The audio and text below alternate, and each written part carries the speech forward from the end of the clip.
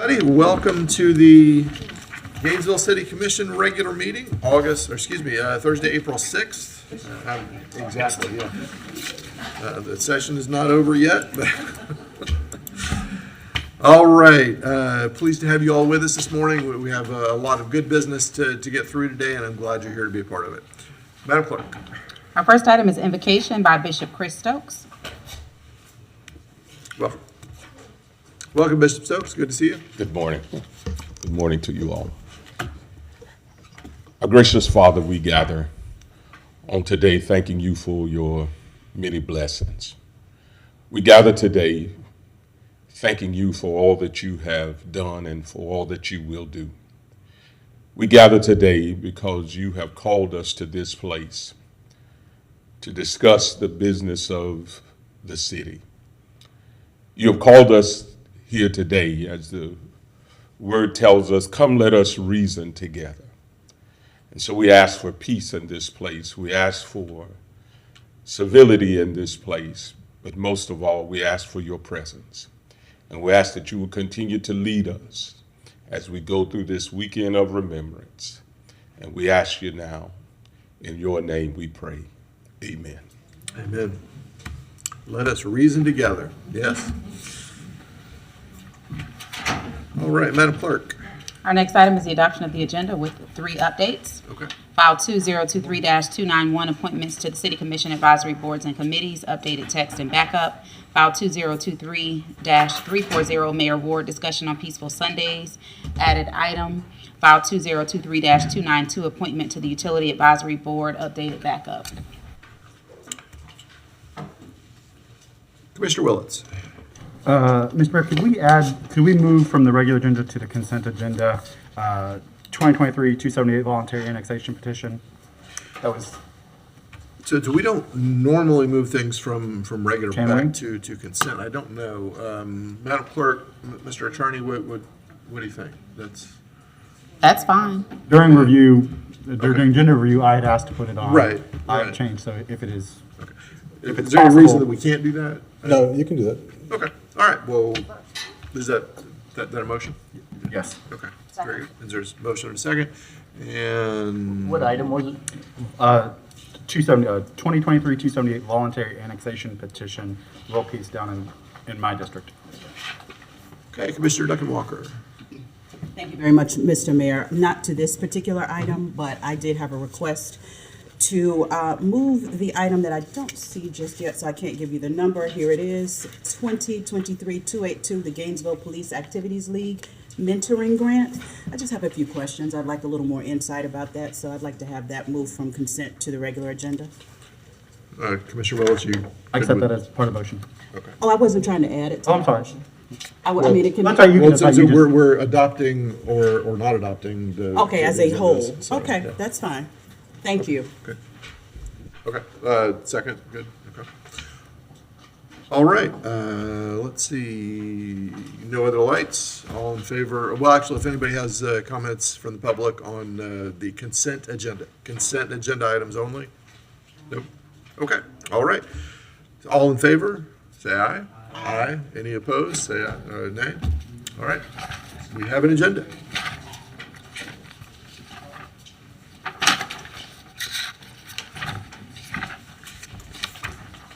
Ready when you are, Madam Clerk. Sorry. But take your time, it's a long consent agenda. All right, our next item is early public comment, and at this time, I don't have any cards. Okay. All right. Our next item is 2023-340, Mayor Ward, discussion on peaceful Sundays, with a recommendation that the commission discuss and take action deemed necessary. Okay, thank you. I added this because I'd had some conversations with Chief Scott and with the manager, and I know that there is always conversation about peaceful Sundays as we move into that season, and I know we've had some emails from folks in the community about it.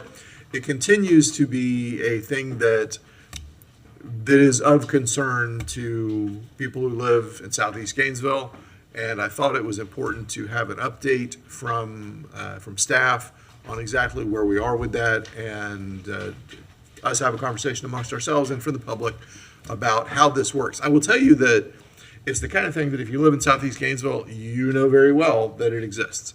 If you live in large other parts of town, you may not even know about it. I had a conversation with somebody and just mentioned it casually, somebody who is pretty plugged into things. And they said, what is that? What is Peaceful Sundays? I said, well, you should tune into the meeting tomorrow because I don't have time to explain it to you. So, at any rate, Madam Manager, if you want to kind of give us a preface, and I know that Chief Scott and our Parks Director are both ready to give us a quick update. Sure, thank you. Good morning, everyone. Mr. Mayor, members of the commission. On yesterday, I did provide an update on Peaceful Sundays to the commission, and so if you don't have it, I have it here. I'll just read into the record because I think that will at least set the foundation for the discussion. As you mentioned, Mr. Mayor, Roxy Gonzalez, the Director of Park, Recreation, and Cultural Affairs, is here, as well as other departments who are involved in supporting the event at the TV McPherson Recreation Center, Chief Scott and Chief Jones. But the memo states that I was providing an update on to the commission regarding Peaceful Sundays at TV McPherson. The Peaceful Sundays gathering is typically held on most Sundays between February and August at the park and draws between 200 and 2,000 people. Historically unpermitted event has been occurring at the park for more than 20 years. I think that it may be 20 years at TV McPherson, but I believe it was at a venue prior to that, and so it probably has a history of more than 30 years if we put it all together. In 2022, Park, Recreation, and Cultural Affairs staff was able to secure for the first time an actual permit from Mr. Brown, who is the organizing host for the Peaceful Sunday event. The event has been permitted over time at no cost, covering the period from February to August, which is a 6-month period in this particular community. Beginning in 2019, Park, Recreation, Cultural Affairs, they hired a security company to ensure the park is safe and that all guests are following park rules.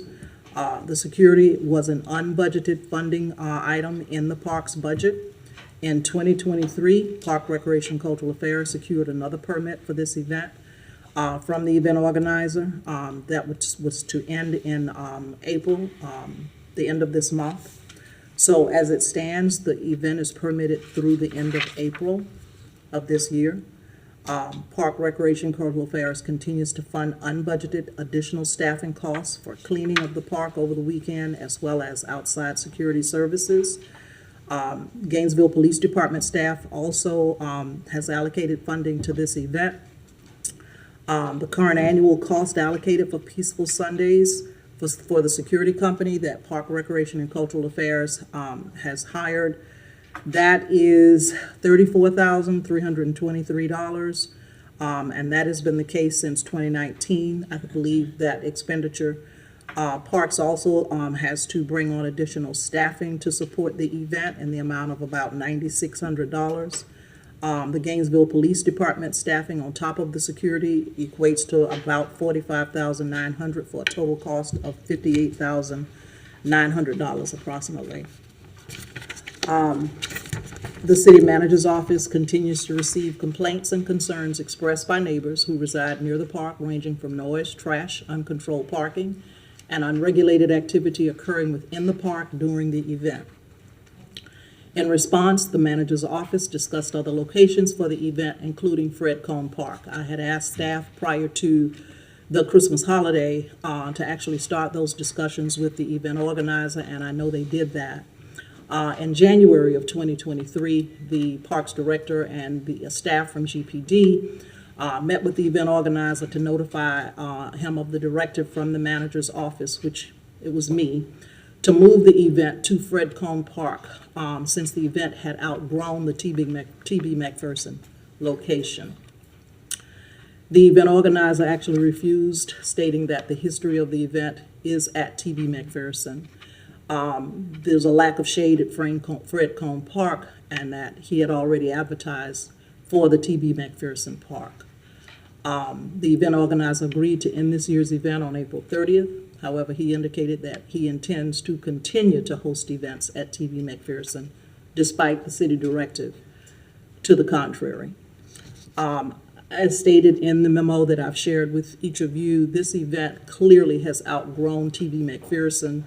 That has been communicated to the event organizer. The alternative location at Cone Park is no longer an option because of the budgetary constraints and the application of cost containment measures across the city operations. And no other city facilities are available to host this event, along with the attendant cost associated with managing it. And with that, just in the record, it's not that I am not supportive of Peaceful Sundays. It just has to be an event that is controlled and that it complies with current city policies and procedures relative to permitting and relative to the event organizer supporting the cost of all the attendant things that come with an event like that. Over the years, for whatever reason, the city has absorbed those costs, and at this point, based on the intrusion in that particular neighborhood, I've been there, I've walked through it, I've enjoyed some of the food, but clearly is not something that I think that that community should continue to endure based on the parking, the noise, the trash, and just the challenge that I see not only the security officers having, but the police officers having, trying to control that event. So that is where I stand on it as manager. Okay, all right.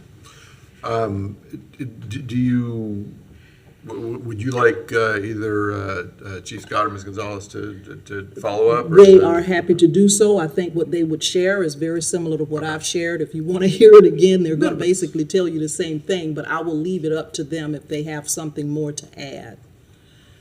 Chief Scott, do you have any more that you'd like to add? I think from the parks point of view, everything is captured here, but, you know, from the GPD angle, you may want to add something.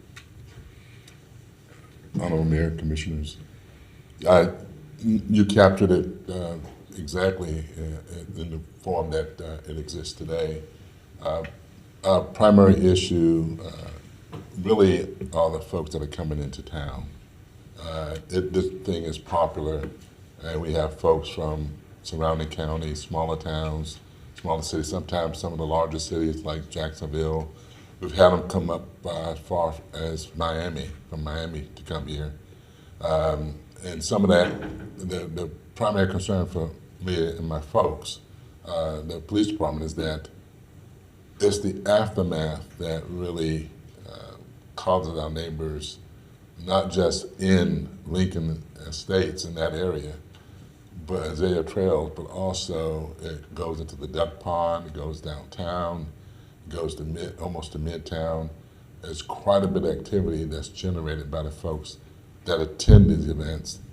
And the actual event itself, the loud noise is the primary factor there. There is some illegal narcotics there, the smoking of illegal narcotics. Our posture is primarily on the exterior of the park. We're looking at traffic. Traffic flow there is a problem. There's a safety issue if emergency vehicles have to get through. But that's the primary purpose for us being there, is to make sure the traffic flow continues. But the aftermath of this event is the biggest draw for us. I mean, we're out until 2, sometimes 3 o'clock in the morning, dealing with the crowds that originate at this event. And on a Sunday night, when you would think that things will be slowing down earlier. And so from a staffing standpoint, it's a challenge for us. You know, and I think if it was limited to just Gainesville folks, it may not be as bad, but the fact is that this thing has gone along and it's grown, and and the folks that we deal with, and the previous city manager was there, and I think this city manager also heard people said they come here because they can't do in their cities what they can do here. That's a quote multiple times that we allow it. And so from a staff standpoint, from the noise complaints that we get, I have folks talking about moving because they can't deal with the repetitive situations where the noise is continually emanating to early hours in the morning. It's a huge demand for our services. Okay, all right, thank you. Roxy is coming forward, Mr. Mayor. Gotcha. Welcome. Good morning, Mayor, Commissioners. Roxy Gonzalez, Director of the Parks, Recreation, and Cultural Affairs. I would like to state in that memo, there's a correction that I should have made before, so I apologize. The total is approximately 89,000 that's spent. So if That's you a actually, huge difference. yeah, I know, but if you actually add the two, it was 88 plus. So I put a 578. But I would like to state that I think it's a beautiful event and it's great, and I've been out there and it's nice. It's just outgrown the location. And then one of our biggest challenges is to get that individual that was hosting it, Johnny, who's an excellent guy, to get him to go through the process of the special event city processes, to get the permits in place, to verify the food vendors. Currently, my biggest concern for the city is the fact that the food vendors are not cleared by the city. There's no inspection that's done. And so any food vendor that goes out there, if there is any food issues with the vendors and the city's liable, it's on city property. I've emphasized that, I've communicated that, but it's just the hesitation in going through the process that becomes an issue. And then ultimately, yes, GPD is a huge help in this process with this event, but it's because it's outgrown the location. So there's parking issues, there's excessive people on the streets.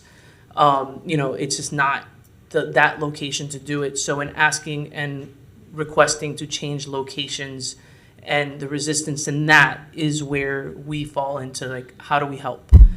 So I do want to state that it is a fantastic event. If we can do more of that, we would. And how? But it's not our event. It's the community's event, and everybody in the community goes through a special event permit process. And this group right here does not. And so if we can figure that out and find a better location that meets the needs, then that's where we stand. Thank you. Very good. Mr. Mayor, if I might just add, so on Easter Sunday, what has happened is the event moves to Citizens Field, and the organizers would need to deal with, and they have dealt with, the school board who manages that space. They require a permit, they require fees, they require insurance, they require security. They require those things before they can use Citizens Field. I don't know that they will use Citizens Field this year. I'm told that they will possibly use an alternative location, but I still believe that there will probably be some activity at TV McPherson, even with another venue in play. The item is placed on the agenda today, at your request. I supported, obviously, the discussion of the item because I wanted to at least get the facts in the record based on what the city has been dealing with. Why it has occurred for as many years as it has without the proper permitting and fees being paid. That's history. I wasn't here, but at this point in time, the event is really too large for that park and for the surrounding community to continue to absorb the kinds of activity that goes on at the event. Very good. Thank you. Commissioner Book. Thank you, Mr. Mayor. So some of the neighborhoods kind of describe it very differently, at least in current terms. Going back historically, it was not peaceful. I can't speak, obviously, for the last 2 or 3 years, but our neighborhoods right along that Southeast 15th Street corridor, North Lincoln Heights, Lincoln Estates, Azalea Trails, and basically everything that forms that East Gainesville Alliance, and the neighborhoods down in the county, both south of this location, have been describing it as other than peaceful. So that also concerns me. I really appreciate the report, Madam Manager, because it does describe some of the collateral impacts like nuisance, noise, traffic blockage to the neighborhoods. And I'm very appreciative of the fact that it describes the fact that the money and the effort and the resources and the safety issue, which is the predominant issue, is the one that impacts those neighborhoods. So I'm looking here and I support the fact that the city cannot continue to provide everything that we provide, and yet we're going to have to be there anyway to manage it, though it's not, let's say, a budgeted item. Thank you, Mr. Mayor. Thank you, Commissioner. So no other lights up here. We have some folks who filled out comment cards. Let's go ahead here for the public, and we'll come back up here. Yeah, sure. Are there copies of the Peaceful Sunday update on the tables for citizens to pick up? They're not, but I can make them available. But you make them available so people will have the information to Right. read. If I can ask staff, who I know is listening right now, Mr. Mayor, if they Yeah, can let's make get- copies of it and thank bring it you. downstairs, please. Very good. Thank you. Do you want to make the quick correction before we photocopy as well to the numbers? I think that would be important. Yeah, okay. Very good. Was that you, Commissioner Chestnut? Yes. Okay, all right, go ahead. Yeah. I have a question for Ms. Gonzalez, or the manager. Yes. We're saying that this event has outgrown TB McPherson.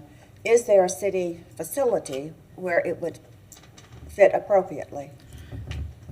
Mayor, commissioners. A city park? So yeah, so we've offered to move the event over to Fred Cone Park.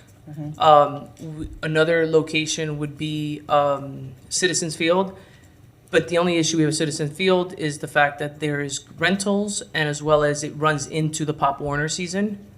So practices and such all kind of go and play there. So it would have to we'd Okay. maneuver some stuff, but we're open for those discussions. Yeah, but at this time, Madam Manager, is the city the operational person group in charge of renting Citizens Field? Today, next year we may be, but are we the persons responsible, or the entity responsible for renting it? No, ma'am, that's the school board. Okay. Yeah, but it's Citizens Park, so right behind MLK, right behind the pool, you have all that field space, and that was The what we soccer would field? suggest. The soccer fields area, that's what we would suggest. But like I stated, is the parking would be the concern, because if there are rentals at the stadium, or there are rentals within the pool buildings, or the MLK, for example, then it would impede on the parking, which would affect those that have paid for the rental space. Right, but that soccer field is also unshaded. Right. So unfortunately, looking at all our parks, We don't have TB one. is probably, TB and then Albert Massey are probably the two most shaded parks I have. Okay, thank you. You're welcome. Thank you, Commissioner. Let's go ahead and go to the public, and then we'll come back up. We'll have Joni Ellis, followed by Donald Shepard. Good morning. Thank you for your time. My name is Joni Ellis. I live within a mile of this event. I live right behind the McPherson Center. We own 25 acres back there. The cost has bothered me for years, that we're paying for this for all these people out of town that don't pay taxes in our county to come up here and trash our city. And I pass that intersection every day, and the trash is phenomenal. I don't know why that isn't factored into the event. I've been told that just by coming here and speaking today, I'm putting my safety at risk, because people involved with this event have friends in high places, state attorney's office, the city, the police department, the sheriff's department. So I think that safety is a real concern. It's not a community event. The community that lives around that park was built for, is in tears. Ms. Mickles was crying last Sunday when she was leaving an event at the church, because the noise and the disrespect to her husband that pool is named after, the man who taught many black children how to swim in that community, was a great educator and had the pool named after him. She was in tears just trying to figure out why people would come and disrespect her husband's name that way in that park. Citizens Field, MLK, right now my understanding is this event will happen this Sunday in Jonesville. The county has a huge facility, the agricultural building. They took over that huge equestrian. There's shade there. They could go there. The event has definitely outgrown the park. I don't care about the loud music. I don't care about them smoking pot. They might have a license to smoke pot. I don't care about that. It's the trash. It's the excessive noise that exceeds the decibel limit of what is stated in some ordinance somewhere that says you're only allowed to have music and things that loud. It's the intimidation of my neighbors in Lincoln Estates when they try to have a voice about this and they get threatened by people.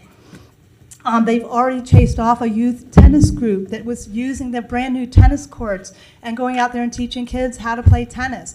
They interfaced with this event on a Sunday afternoon and said they'll never come back, and they've moved across town to the west side. Go figure. So I'm just here to say, I'm a neighbor, I live with this, and it's not okay. If I wanted to have a party in the park, I have to pay money to rent a pavilion, and there's a limit to that, to the size of the number of people. There's a carrying capacity and a limit to how many people you can stuff inside of a park. I think the reason they like it is because when you even walk down private property to try to look in, it's really on three sides kind of guarded by trees, private property, tennis courts, things that you can't go in and see what's going on. I've wanted to go to the event and check it out, but people have told me, don't go. As a white woman and that thing, you're going to be like, you're going to be attacked. I'm going to ask you to wrap up. Okay. So, thank you. And I know somebody who has on video where they say, what's grandma doing here? Oh, we should bash her in the head. Really? That's the kind of people we want in our community? I don't think so. Thank you for your time. Thank you. Who's next? Our next speaker is Donald Shepard, followed by Kendrick Hill.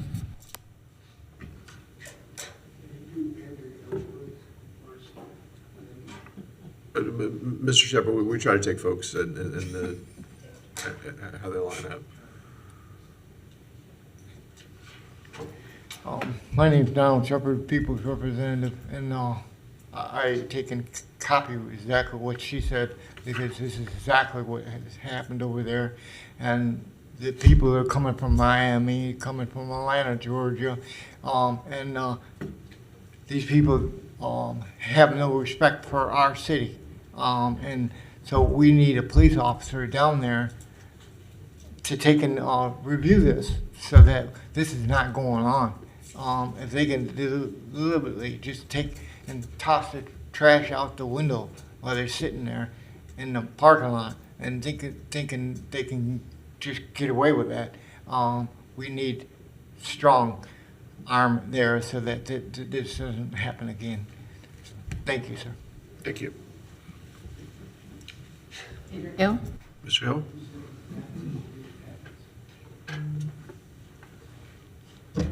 How y'all doing, everybody? I'm actually at work right now, so I had to come here. For the people that don't know about Peaceful Sunday, I've been there since they started, you know what I'm saying? I moved out of town, went to college, came back, still peaceful. I never heard of a shooting, or I don't know what they got going on, but it's been peaceful. A lot of people never been to Peaceful Sunday because, as you know, they say there's no cops down there. I don't know what he just said, but it's a lot of cops down there. That's for one. For two, a lot of people are older, you know what I'm saying? They live in Lincoln Estates, stuff like that. I live around the corner from there, you know what I'm saying? I understand they making a narrative of a whole bunch of people coming from out of town. 90% is from Gainesville. I'm just gonna tell you that. So I'm there every Sunday. I'm helping with the park. We even trying to shift to go to Jonesville because Easter is double the amount of people, and we understand that people that live around there, they're feeling a certain type of way. Now, Easter is way different than the regular Peaceful Sunday. I don't know what kind of numbers they got, but me, I see these people every day. That's peaceful. I don't know about bashing old people in there. My mother goes there. She's 65. And she comes down there, have a good time. The tennis court, I go there on the weekdays, right? If you see the sign in front of the park, it says every day is open from a certain time to 11 p.m. except Sunday and Saturday. Sunday is because we come there, people that want to enjoy the park. I understand, you know what I'm saying, everybody got a concern, but you got to think about this. Peaceful Sunday has actually started from Clinton Porter's, the guy that played football. They had Clinton Porter weekends for 2 years when he was playing for the Raiders, and it was double the amount of people. It was like 4,500 people. They had NFL stars. They had Warren Sapp, all the champions. They all came. They had BET out there, and it was all cool because people need to use the hotels and all that stuff, and the city was banking off that weekend. They made a lot of money. I had a club downtown, the venue, so everybody left the park, go to the venue. All the hotels was filled up. You can actually text like it was a football game. So I've been here for a long time. I never ever seen an unpeaceful Sunday. I understand about the trash and stuff like that. I don't know about too much trash, because they have people that's cleaning up the trash. I help clean up the trash. You know what I'm saying? You come outside, you go, we could all us go right now. I bet there's no trash up there. That's just me, because I go there all the time. I used to put up signs for my club, and then I have to take them down, because Johnny made me take them down at the end of the park. So it's no trash that's stapled on it. What's the name? It's a lot of stuff. So people that never been there, you don't understand. It's more than just, oh, they music, such and such, such. It's the culture. For me, you know what I'm saying? I told you, my mom is there. I feel safe for my mom being there. I can be there, you know what I'm saying? I don't even like being around my mom with people. Yeah, come on, such and such. She's cool. She got her friend. To start wrapping up. Okay. So let me say one more thing. With Peaceful Sunday, I think y'all should come out. Not next Sunday, because nobody's gonna be there, because we're gonna try to divert them to Jonesville. But the next Sunday, y'all should come out. When the old mayor was running, he came out to get signatures. Everybody come out when it benefits them. You feel what I'm saying? Like the mayor came through there with J Long. Hey, y'all sign this, that, sign it. Everybody signed it. It was Let's cool. wrap up, sir. Okay, well, I'm gonna wrap it up and say this right here. Peaceful Sunday is peaceful. Okay, thank you. Anybody else? Yep, last speaker is DeJohn King. Welcome, Mr. Kane. Good afternoon, good morning, Commission. Listen, I want to just talk on the item with Peaceful Sunday. First of all, here in Gainesville, Florida, I'm from here, and you guys know that. We don't have anything for the young people to do. Back when I came up, we had stuff in Gainesville all the time, but now that's why we got all the gun shooting, we got all the violence, because they don't have anywhere to go. As elected officials, it's part of your duty to try to find things for them to do. You may not agree with what happens at Peaceful Sunday, but you know, when my company worked Peaceful Sunday, we didn't have any incidents. We didn't have any fights. And so unless you go there and you see what happens, and you know what happens, you know, Johnny has, a lot of times he doesn't like to come out and talk, but Johnny has really worked hard in putting this together. And I understand that we have some residents that are not happy. I know that the venue has gotten big, but let's find a way to work with him, because we got to have an outlet, guys. You think we got a gun problem now? You wait till this ends. And so I don't understand, but what I do understand is someone like Johnny that has put his hard work into this. I remember when Johnny was just doing this, he was feeding everybody himself. And not one person, nobody from the city has told this man, thank you. All this stuff he's done, he's never asked for accolades. All he said is, give me a space where the people can enjoy themselves. Because remind you, we don't complain about the other sides of town. We pick and choose. And so I think that we need to find a way to work with him on this matter. Mr. Mayor, I think it's very important that you guys as commissioners, you come out and see, and I know some of you have, come out and see what goes on. But we got to have an outlet in Gainesville. And I really think Peaceful Sunday is a great outlet. But I think the thing is, we got to work with him to grow and move it in a capacity where it works for everybody, just not one person. We're all an organization. This is taxpayers' money.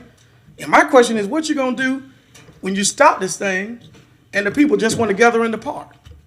Because we don't have an outlet, because we don't have anything to do. So we got to look at all the rims and not just be this way. Because I know when y'all have parties on the other sides of town, I don't ever hear Holly coming before the commission. And to me, this is very funny, because we're having Peaceful Sunday. And I must admit that most of the time, it is Peaceful Sunday. When we had the contract, we didn't have fights. People talked among each other. They had fun. And that's because they felt like there was a space where they could do that. My question is, what space do the city have that they can do that? We don't have it. So we've created a safe space. They know they can go there. Let's continue this, because if you don't, I think we're going to regret it. So we better figure this out and work with them and not against them. Thank you, Commission. Thank you, Mr. Kane. Can I say one thing, please? We don't do that. We don't take two bites at it. I'm sorry. But, we don't come back twice. I'm sorry. Thank you. Commissioner Book. Well, I'm sorry. Was there anybody else listed? Okay. Good, Mr. Mayor. Thank you, Mr. Mayor. So, very quickly, Mr. Hill, Mr. Kane, I appreciate your comments, and actually I agree with many of the things that you said as far as providing outlets, having places where people can come, have recreational facilities and do things. Where this, it kind of comes in conflict is where you have neighborhoods and communities that are right there that disagree with that particular thing, and I respect their thoughts about that also. All I would say is I see that the information indicates, Madam Manager, that we basically have 4 more Sundays, and one of those we're not likely to have much activity, which is this Sunday, hearing Mr. Hill, because most of the folks on Easter will be moving. So that basically gives us 3 weeks to provide some really good education and information, which is where I want to go, is whatever mechanisms that you've directed through Parks and Recreation and Cultural Affairs and Gainesville Police, I support. But secondly, I do want to make sure that we're at least providing the information and education during those 3 Sundays to tell people what is going to happen, so that we're not just on the enforcement mode, we're on the education mode. My guess is that you've already got that lined up, but that will be important to tell them. Thank you, Mr. Mayor. Thank you. Mr. Eastman. Yeah, thank you. Leaping off of what Commissioner Book said, I'm very sympathetic to all the surrounding neighbors. Someone who's got a kid and tries to get them to sleep at 7 o'clock. I can't imagine what it would be like to have that, but loud noise around. I'm also, very sympathetic to the folks that want to have more events for young people. I know as, young people in the community, it's there's not a whole lot of events to go to for that. And I'm sympathetic to the entrepreneurs who, it sounds like, have spent the last 20 years really building this thing up over time and trying to get the word out and keep building it. I think this is, I'd like to see staff continue to work with Johnny and try to get this, try to find a way that they can bring them into something that this would be an event that gets paid for out of it. And I think it's a good opportunity for Johnny and all of them to kind of streamline that business, to see it, find ways to, as I think Roxy pointed out, have the vendors be checked in. I think there's a lot of ways that it can be financially sustainable and work within the city budget, and work within their budget and work within our city budget, and be a way that doesn't impact the surrounding neighborhoods. So I think there's a good way out of all of this, and I'd really like to see that move forward in that way. Thank you. Thank you, Commissioner Eastman. Commissioner Chestnut. Thank you. I'm thinking if the event was moved to Cone Park, where you say you have more space, if in the special event application, we could request tents, because you don't have any shade at Cone Park. Heat intensifies irritability. And so I think it's important to work with the community in terms of that. I think Mr. Kane and Mr. Hill are correct. People need a place to go. They need some outlet. This has gone on for 20 years. Should have been ticketed as a special event. The city going forward cannot afford to put out $90,000 for this. So I think, is it a ticketed event? Do people pay a ticket to get in it? I'm talking to Mr. Hill now. Yep, talking to you. No, it's not a ticket, it's a free park, it's a park. All of my hope is they're gonna take it somewhere else, like we go to, what's the name downtown every day. So come on up here to answer the question, if you would. So, because people at home who may be watching hear a disembodied voice. This is not a ticketed event, it's a free park. They're utilizing the park. My problem is, if y'all take it from there, I'm a promoter. I done heard other promoters talk, we're gonna do it at, that park right downtown, with all the kids, they got the little, y'all spend all that money on? Depot Park, they just go pull up at Depot Park. My problem is people are gonna be people. Okay, well, we at Depot Park, like the police have a problem with them going here. They're gonna go up there and they're gonna do whatever they do at Peaceful Sunday, whereas, you know what I'm saying? Or they're gonna go to West Side, and they're gonna start doing that. Different promoters, not just Johnny. Like they communicate with Johnny because Johnny been doing it for so long. Okay, Johnny, we gonna come here. Instead of saying, oh, let's go to Depot, let's go to West Side, let's go here. Y'all gonna have problems. I'm just gonna tell you the truth. There's gonna be real problems because now you got people that's not used to the music and all that, and the people that's known, they're minorities over there. They don't go over there. They don't chill. They don't party. You gonna see a party. Now you got a party across from the school. People live there. Depot Park. Imagine you got 1,000 people with cars and rims and music, and the kids are, oh my God, they're gonna be running, screaming. You got to think about that. That's what I'm telling you. It's nice where it's at.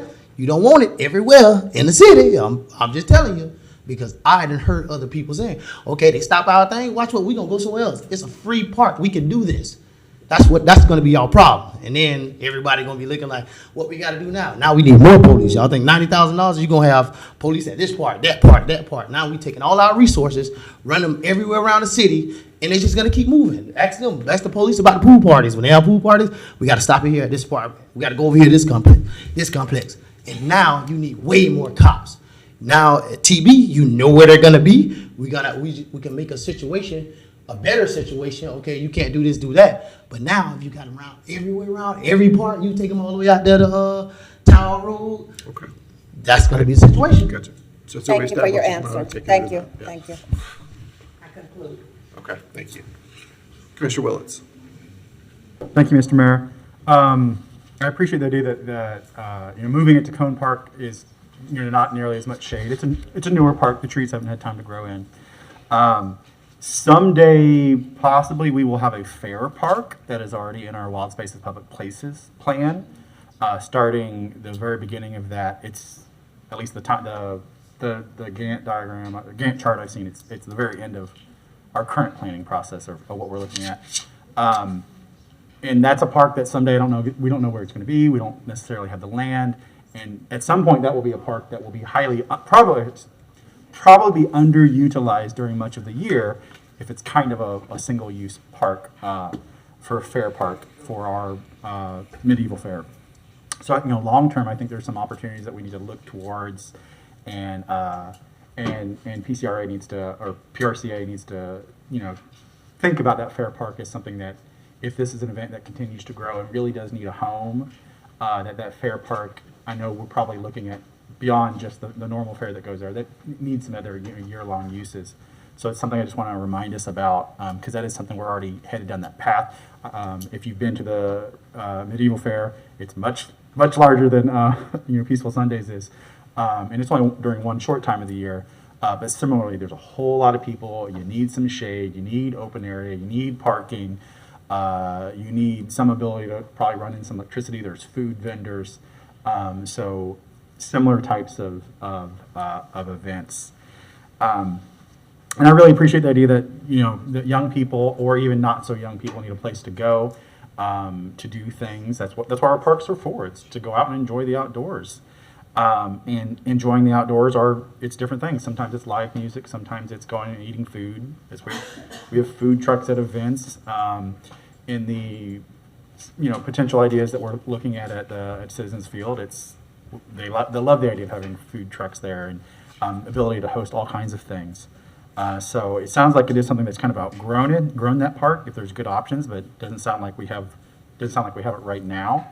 And the fact that Johnny has done so much of this by himself for so many years reminds me of, if you remember Labor Days, it used to be held down. Mama Trish basically did that, one woman show, and eventually, she kind of ran out of steam. But it was more of a typical permitted event downtown, with a lot of community support. So I would like it to go under our permitting system, to get all those kind of things that are needed, to make it, easier and better. I don't like the idea that we have to, I don't like the argument that just because it costs money, it's somehow not worthwhile, because there are other events that the city carries or partners with organizations. The one that comes to mind that is not, there may be some cost sharing, but not, the organization doesn't put it on completely. Pride in October downtown is something that the city partners with, and it's, it's a big event. It's a one, Saturday or Sunday, I think it's Saturday, event. But just because it costs money, I don't like that argument, because it is programming. Just because we don't put it on the community, it's kind of organic. Just because it costs money, I don't think that's a very good argument. But I appreciate that if it's overgrown, if it has become just too successful for that one individual location, and that if we need a better space for parking safety, for the traffic safety around it, and if our police force needs if there needs that, they just need a different space that's easier for them, or that there's more permitting, more communication, that someone in the end is being, held responsible. When Pride happens, someone's got to clean up for it, whether that's the, the city, or whether there are other people who are paid to do it, or other events. When you go through that permitting process, I think it allows a lot more understanding of who's responsible for what truly. So I like that idea, but I don't like the argument that just because it costs money means it's that it's unworthy. Because what it is it's an organic programming that the city doesn't have to put on for people on those Sundays. And Sunday evening may not be when the city normally puts on programming, because some people think of it as for me, right? I go to work Monday morning. It's my downtime. But for young people who are let's say, working in the service industry, restaurant industry, Mondays are days off. So Sunday evening is the beginning of their, some of their days off, right? They may have worked Friday night, Saturday night, and Sunday is for them.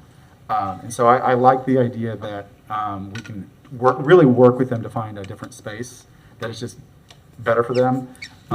It's sad that all of our parks don't have the same amount of shade. Massey Park's got great shade, TV McPherson, preferably in the future, a fair park would have great amount of shade and open space that would make events like this kind of a natural fit. But I don't think the argument that it costs money is a good enough argument, because there are lots of things that cost money that we continue to do. So I don't think it's a good enough argument, but I appreciate the other concerns from the neighbors, from GPD, particularly if it's a place that just does not have enough parking at all. There are other events that they buy their own they rent their own shuttles to make sure they're not overloading one area, or have illegal or dangerous parking. So I appreciate the idea that really supporting them, and hopefully other community members come out and support Johnny. I know they do, probably to run it every day, whether you're helping clean up, helping direct traffic, but hopefully community also stands around Johnny to help pick up some of these pieces so they can help. If Johnny is the if Johnny is the brains, but not the the form writer and the bureaucrat, and he needs some bureaucratic help. And so hopefully people in the community can also help him with that. Thank you, Mr. Mayor. Thank you. Mr. Mayor, Dr. when it's Walker. appropriate, Commissioner's lights are on and I'll wait, but at some point I'd like to weigh in. You can go ahead and do that now if you want. Go ahead. So I've only been here for about 18 months, and when I came in last year, this was on the drawing board for discussion purposes, and because I hadn't been here long enough and had not been able to experience, many things that occur here in the city, the event occurred last year. I live down the street, and I've gone and I have had a good time. It is too large for the space, being honest. It is too large for the space. It would be difficult for an emergency vehicle to actually get in there because of the crowds when they are at peak. It has outgrown the space, number one. Number two, from an equity point of view, just in terms of permitting, it is just come under a permitting, cycle. It wasn't permitted. Should not have been allowed, but it was. And so there is a feeling of entitlement because the city allowed it, but it is not permitted. You have concessionaires in there that are selling food. It's as if the city is sanctioning it, and it is not. And we have to address it. If they go to Citizens Field, they have to be permitted, and they have to have the insurance. They have to pay for police services or security services. It should be no different on this side, because we have to treat everyone who comes in for an event. And this is a special event. If it was a festival like some of the other festivals that the city pays into, all well and good. That's a decision of the commission. This is not that. And so therefore, as manager, I have a responsibility to say, this is where we are. And as it relates to cost, it may not be a main factor, but it is a factor. We have been asked as managers to take a look around and do what we can to contain cost. This is the 58, of course, just applied to Park, Recreation, and Cultural Affairs. When you pull the GPD cost in, of course, it's now approaching $90,000. We've been asked. We're going to have to go through that process of discernment in the budget process that we're going through now. Programs like this will be reviewed and scrutinized very heavily. And so, again, cost is a concern. It may not be the overriding one when you look at quality of life and you are concerned about making sure that our youth, vulnerable as we review the budget, which is frightening, but it's true. We have to weigh this out. This is an unbudgeted item, and it needs to be addressed as to whether it is budgeted and whether this is a program that will be sanctioned by the city going forward, and we now have to find another venue. If that be the case, then direct staff in that way. Right now, I have been asked to contain costs, so that's one factor. I've also been asked to be responsible for the safety and welfare of our community in my role as manager. This event has grown beyond the space that it is currently being held in. I've asked the police department, at least for parking, to try to prohibit parking on a certain side of the street, because one side of the street is city, the other side of the street is county. And you can try to go down that street on Sundays, and sometimes, I'm telling you, you can't get through. That is a concern. That is an issue that we should all be concerned about. And so it's not just about cost, it is about safety as well. I'm not saying that the event is not a good event and that when I go, I don't have a good time. But it is too large for the space, and the surrounding communities are frustrated. Many of them aren't here because they do feel intimidated. I'm just gonna be honest. I know people in the community. I've talked to them, and they don't want to be in the space here because they don't want to feel as if they are raining on a parade that others enjoy.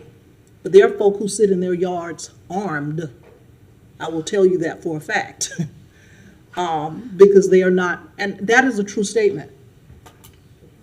So I'm just saying, we do need to be concerned about what's happening here. And from a manager's point of view, I have not come to the board with a recommendation. It is an action that I have taken. If I'm asked to do something different, then so be it. Thank you, Madam Manager. Commissioner Duncan Walker. Thank you very much, Mr. Mayor. I purposely sat back and wanted to make sure that I listened today.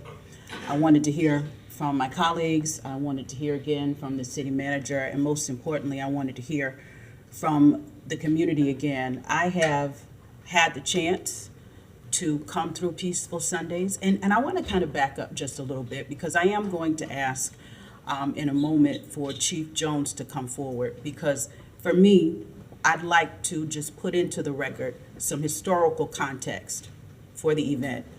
But as you come, I want to just say this. For me, it is incredibly important, especially now, to make sure that we have things for people. And I will specify young people. There's a huge age range of folks that go out to Peaceful Sundays. But things for young folk to do. We understand the importance of that in combating violence. And I will say that I want to see this conversation go beyond today. Because I think that this conversation right now is almost one way. I'm hoping that we can convene a round table where we can sit down with promoters and people who are involved in the Peaceful Sundays event, because I'm encouraged by the idea of Black men saying we stand against violence. How that can be illuminated, how that can be supported, is something that is of interest to me. How the city might be able to get behind that is something that I am interested in exploring. I think, though, that that begins with a conversation that is not particularly this one, but where there is an organic sharing of ideas in a very intentional space, and the community has an opportunity to voice their concerns and their issues to us outside of a commission meeting that's very formalized. I want to remove this barrier and say, let's everybody have a conversation. I understand the concerns of the community. I understand the concerns of the promoters. I've had conversations with Johnny. He's told me that he is not going to continue the event after the 30th. people will continue to gather in the park. It is a public park, just as every park around this city is a public park. But I am concerned with the conversation and with the possible movement of supporting what it means to really bring about peace.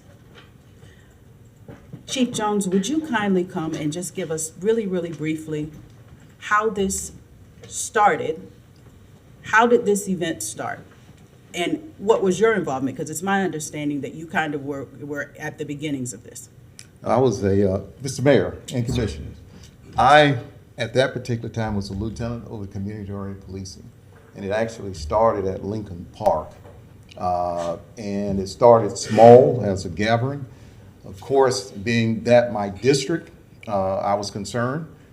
Just anything that was going in my district, it be a soccer game or a peaceful Sunday or whatever, that is my responsibility to ensure the safety of all the residents. It actually outgrew Lincoln Park. I think the late Bishop McKnight came before this very commission and said, I'm having 6 o'clock services at the Church of God by Faith, and I'm having competition with noise. And then it moved down to McPherson. As everybody has said earlier, this program started smaller, but then it began to grow. It began to grow. My understanding is you have only 88 parking spaces in the McPherson ground. And you have in excess more than 88 vehicles that park there. And so there goes the 15th Street. Chief, I'm sorry to stop you, but really what I'm asking for from you is more of the social history of the event. The social history of the event, as far as violence, I can remember one homicide where early on, and we had to shut it down then, but that's been over 20 years ago. But as far as going up to present day that I am familiar with, and Chief Scott can tell you, you know, you may have some arguments, but other than that, it has not been for the size, the violence inside, like fighting or shootings or stuff like that. Did it grow out of this idea or out of a situation that had happened in the community and there was a response or a desire to actually be peaceful? Was there an event that occurred, a crime, a killing that occurred initially that kind of spurred the impetus to create I really the can't say, but Okay. I do know that there was a lot of effort after the homicide that they had it, and that was at McPherson when we had the homicide, that we were going to be peaceful. The reason that I asked that was because that's what I hear from a lot of individuals that have been a part of growing the event or making the event into what it is now. And that is something, like I say, that I'm interested in, because anytime I see people, particularly young folk now, who are making conscientious efforts to divert violence, that is something that I want to find ways to support. Okay. I hear it has outgrown its location. Yes. I hear that. Yes. I hear that. I wonder, and I'm sorry, I'm so sorry that Johnny is not here with us today, because I would have appreciated being able to hear from his mouth, you know, any type of way that he would be workable or amenable to how this can relocate, how this can, you know, how we can continue to make sure we are serving everybody in the city of Gainesville in a fair way through the use of our public parks. Okay, okay. The parks in the east side of Gainesville, in my district in particular, have always suffered in terms of the equipment, in terms of the parking, everything. Our parks are just older. They're antiquated. And a lot of them are on that, thank you, Chief. A lot of them are on the wild spaces, public places list, and they need attention. I think this is one of the times where we can see that. It's not. TB It's not is on the list. not on the list? It just had an update. Not on the list? It just had an update. It's got. I'm sorry, who can, no, I need to hear from Roxy, please. Roxy, TB is not on the list? Mayor, Commissioners, it's going to be put on the next set of lists that we will bring in front of commission. It was on the wasn't list at one previous- point, wasn't it?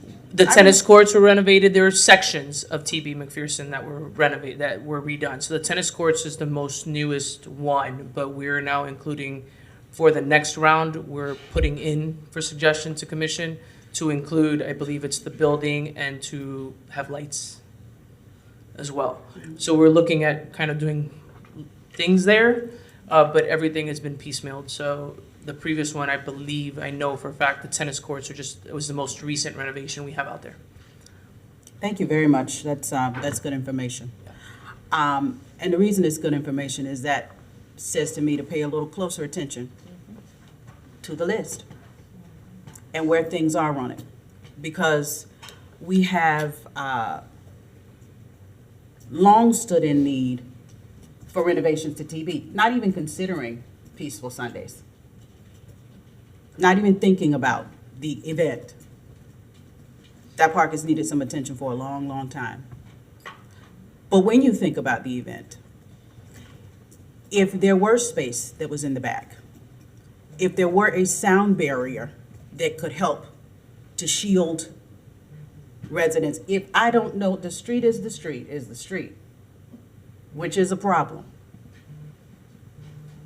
But what I'm suggesting is that how we enter into these conversations, I think, is important. We have to have, and I don't mind leading that, but I'm going to put on the table that I want to see a round table discussion, first of all, because I think it's essential that we have this conversation with the community.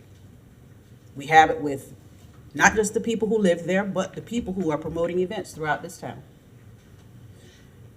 And that we really, really get laser focused, and I'm going to take responsibility for this, on the parks in East Gainesville that need attention.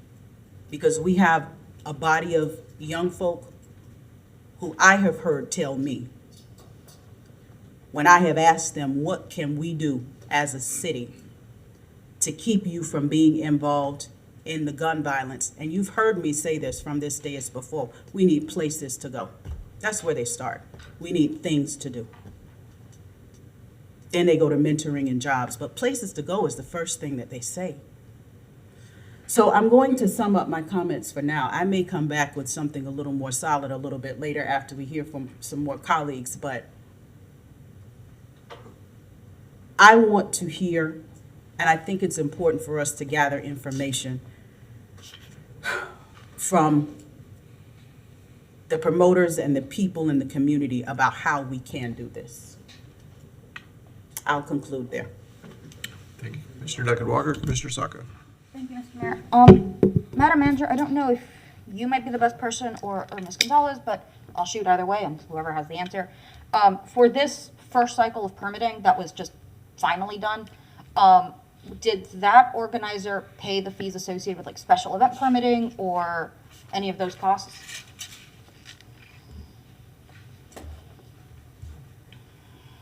Mayor, Commissioners, no, there are no fees associated to it. So all we were able to do is get the park reservation permit so that Phil completed, but it hasn't been handled as all regular special events throughout the city where there is a certificate of liability for the event host, where they fill out the permit, there's a permit fee, and where within the permit they pay for the services. So if GPD has X amount of staffing out there that's paid for, the security that's required or implied or needed or whatnot.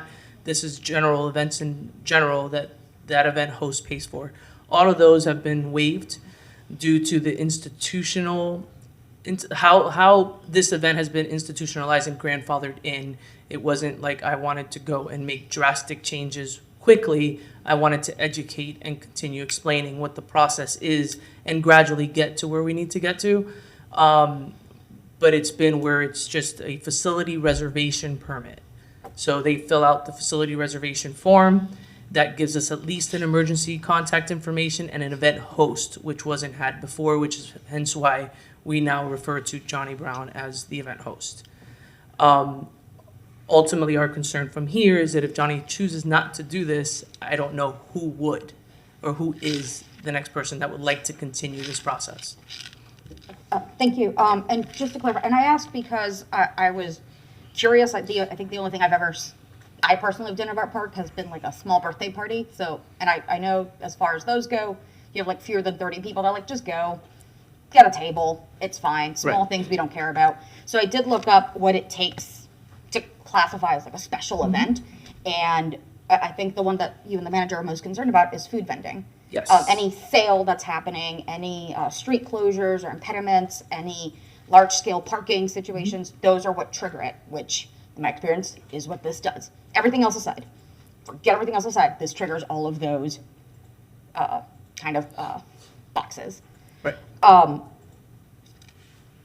And I saw the fees associated with it because they are meant to mitigate that, including the GFR safety inspection that kind of goes through it to make sure whatever you're going to do, there will be enough space, there will be egress, the street closure if it's needed, like it accounts for all of those. And I ask this to Commissioner Willett's point, and I think the manager kind of covered it a little when we said like, yeah, when we partner, we assist with that, we give in kind, we donate some of our staff time, but there are still costs and fees that these organizers put up front and try to compensate at least part of it for what we do. It sounds in this case, as we try to gently move this towards an objective and professional relationship, we are trying to gently do that, and we just weren't going to get past where we did. Or there was no incentive or desire to move past where we were. Right. Okay. So I think thank you, Roxy. I think just to really echo the manager at this point, it really does become an equity issue of if anybody else tries to bring in, if I try to have a party for my kids that I mentor, if I try to have a party at the park, I was like, I want a taco truck to come by and be part of the party. I have to get a permit because I'm bringing in food sales. I'm bringing in noise or something that's going to have utilities. I have to get special use. It's the same as anybody else. If Pride is going to happen, they have to go through this permitting again. They have to tell people, they have to pay for some, at least in part of those services. It comes down to a safety and equity issue. Everybody else has to do it, regardless of what park it is. And yes, the parks are free for general everyday use. All of our spaces, most of our public areas are free for everyday general use. This is not general use. So I think the way the manager and staff were trying to approach it in a very gentle, moving towards the right direction way was the best way to do it, a slow educating way to do it. And that's as far as we can ask them to do.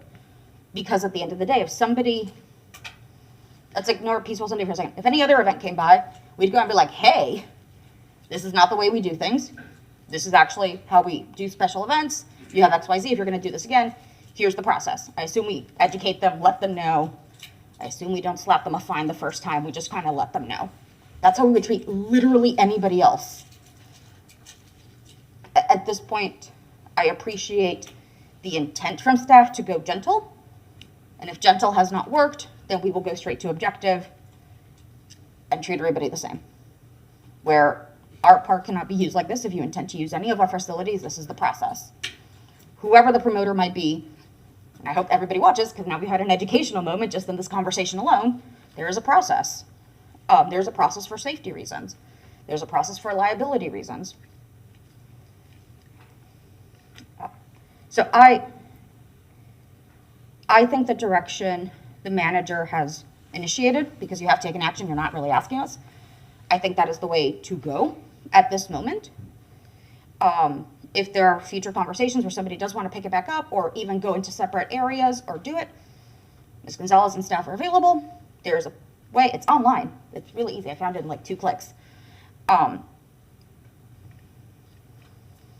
We don't have this arbitrarily. We have it for safety and liability reasons because we don't want anyone hurt, because we don't want a fire engine to get stuck, because we want GPD to know this is an area is actually going to be closed off and try to take that road later. So we can give ample warning to neighborhoods like, hey, by the way, there'll be a party or wherever. So we can actually close off the whole park if it is reserved. So incidents like the kids with the tennis court don't happen. Like, hey, the whole park is actually reserved for a special event. no, like general public is not available to do that today. And we do that for other stuff. We've done it for Depot, we've done it for Bo Diddley. Special event, it's kind of cordoned off, someone's paid for exclusive use of the space, sorry. And we do that fairly regularly, but someone has to pay to remove the general use of the general public. So at this point, I support the manager's actions. If other organizers want to come forward and talk, I'm sure our staff is more than willing and able, but at the moment, I think this is the best action moving forward. Thank you, Mr. Mayor. Thank you, Commissioner Sacco. And Commissioner Wiltz, I'll get to you in a second. I'm going to do my way in on it. A question earlier was from, before we started the meeting was, why is this on the agenda? Why was the tree thing on the agenda a couple weeks ago? I think it's important for us to have conversations about things that are real in our community and that are controversial in our community. It's easy to not do that. It's important that we, as the commission, as the elected representatives of the community, have the conversations. That does not make getting it done easier, but this is a reality of a community that has growing pains. We used to be a much smaller community not that long ago. There are 145,000 people in the city of Gainesville and another 100,000 or so who consider themselves part of the city of Gainesville. And as we get bigger, as we grow, we're going to experience things like this that outgrow spaces where they have been, that don't fit in places where they have been before, because we're growing. So we should be prepared for this kind of discussion as we do, and the opportunity to understand what we're talking about instead of it just being hearsay in the community. Because there's been a lot of hearsay in the community since as long as I've been a commissioner. Some folks saying this is great, we love it, we're having a good time, and other folks saying, oh my goodness, what happens if the ambulance can't get to my house? And everything in between. So it's important for us to have this community. I like the idea of having a larger discussion where everybody who's involved with it can have a seat at the table to have the discussion. Ultimately, though, it comes back to us and through the manager. But I think it's important that we have these discussions about things that are difficult, because we will ultimately get to a better place as a community by doing that. We know the realities of this. It's simple. The space is not big enough. The neighborhood is not big enough for it. So where would we move forward from that? Well, we're having a great big conversation and have set aside quite a lot of money to talk about Citizens Field and MLK, the 8th and Waldo area. That's really the kind of place that would fit something like this, with vendors, with space for music kind of preset, as opposed to a neighborhood park that is just ball fields and a place for the neighborhood to be. I'm not saying that's where it has to go, I'm not even suggesting it, but it sure does lend itself more to the sort of thing we're talking about. So as we prepare for that, as we go through the design process, perhaps this is the kind of event that we could look at as eventually modeling for that. Now, that doesn't help in the next couple of years. But as we model going forward what we want our community to be and the public spaces that we offer and pay for with public money, this makes a lot of sense to consider as a test case for how we build that in. Just a thought on that. Very clearly, though, a neighborhood park is not a great, that is served by a 2-lane road, is probably not the space for an event that has a couple thousand people hanging out fairly late into the evening. That would be true of our other neighborhood parks as well. So I am supportive of the manager's work on this through parks, through GPD, not in any kind of punitive fashion, but in a way that says, hey, we have an issue, we ought to meet it head on, instead of hoping nothing goes bad. I certainly don't want to get the call that GFR couldn't get an emergency truck into an adjacent neighborhood because there was a lot of traffic going on that 2-lane road.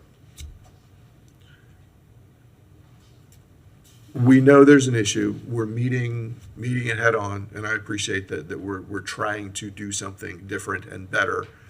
Just because something's been in a space doesn't mean that's where it has to be forever. It doesn't mean that it's even a good place for it. You could probably have a better event at a different facility if we talk about it honestly and we work through it as a community. So those are my thoughts for now. I appreciate everybody putting up with my conversation and for having it on the agenda and facing it. It's not easy, and I appreciate that everybody's willing to meet it. Commissioner Willits. Thank you, Mr. Mayor. I wanted to just kind of clarify a little bit. When I said that, just because it costs money doesn't mean it's not worthwhile. I support the idea of what bringing it under permitting, and some of that ends up being that the event, the organizers, they pay for something, right? Even when the city partners with things, those organizations, they pay for something. And I support that in general. If it's a big event, it goes on for multiple weekends, it doesn't take all that much fees or fundraising or your food vendors, Pride had 4 food vendors. I know because I helped recruit one of them. I said, it's going to be worth your while. There's only 4, and there's going to be thousands of people. And I think they charge them $200 or $250. That's what the vendors to the organization, and that helps defray the cost. And I know they did well. Frenchman's, they sold out of food twice over at Pride this year. And they thought we weren't going to come back for Pride after pandemic, and it turns out we did. So I support the idea that somewhere that there's cost kicked in. But the idea that like anything that costs money is not worthwhile, I think is I don't like that argument particularly. But going forward, the kind of cost of this, for a full season, what is this compared to the idea? We've talked about a new holiday parade in Gainesville, yet we have a budgetary issue looking into next year. Though this current year is on this fiscal year, whatever Peaceful Sundays is for next fiscal year, as would be the holiday parade. So when we talk about what we can afford and what we can't afford, why can we afford a holiday parade but not something that goes on outdoors, and it's just a different event, perhaps for different people, different times of year, different places, different programming, our programming versus someone else's programming. So there are things that we spend money on, and so I just, particularly the money, I think that's, to me, not the greatest argument, as opposed to all the other arguments we have heard, and particularly, the neighborhood, too small. I wish Fair Park was already built. If we had it built and it was ready, we'd say, hey man, next year, Fair Park, and there'd hopefully be a great space, but we're just not there yet. Thank you, Mr. Mayor. Thank you, Commissioner Chestnut. Okay, thank you. I just want to be clear on the direction that we're giving the manager, because I'm not clear.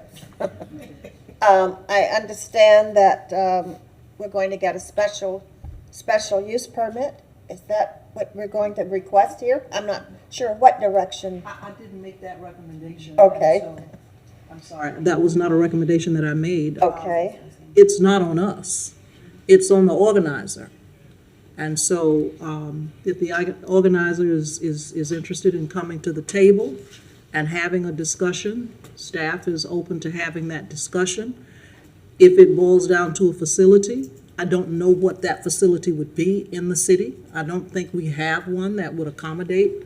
But again, park staff can speak to that. But right now, I'm not suggesting that we have a special use permit, because I don't know that we have a facility to accommodate the event. So at this point, then, we really are not giving any direction. At this point, that's what I'm trying to get clear. That's true. Okay, so, all right, so clearly, there's no direction at this point. Madam Commissioner, may I just say one? We have no funds budgeted for a parade. I just wanted to make that clear. Right. There's been a request for us to take a look at what it would take for a parade. We have not come back to the commission with that information, but we have not budgeted funds for a parade. I just wanted to make that clear. But just to the parade, because I don't want to dwell on it, but the parade, we're raising money, just like with Pride, and having vendors, and you pay a fee to be in the parade, but that's being handled through trying to raise funds to support it. I am, and to follow up on what the mayor was saying about Citizens Field, Citizens Stadium, this would be the appropriate place once we get Citizens Stadium renovated, whatever we're going to do there, but I think this would be the perfect complex for this event because we would have parking, we would have space, and it could, it could accommodate it. But today, I'm not sure that we're saying where this is going. We're not saying anything. Okay, I just wanted clarity. Thank you. Thank you. Commissioner Eastman.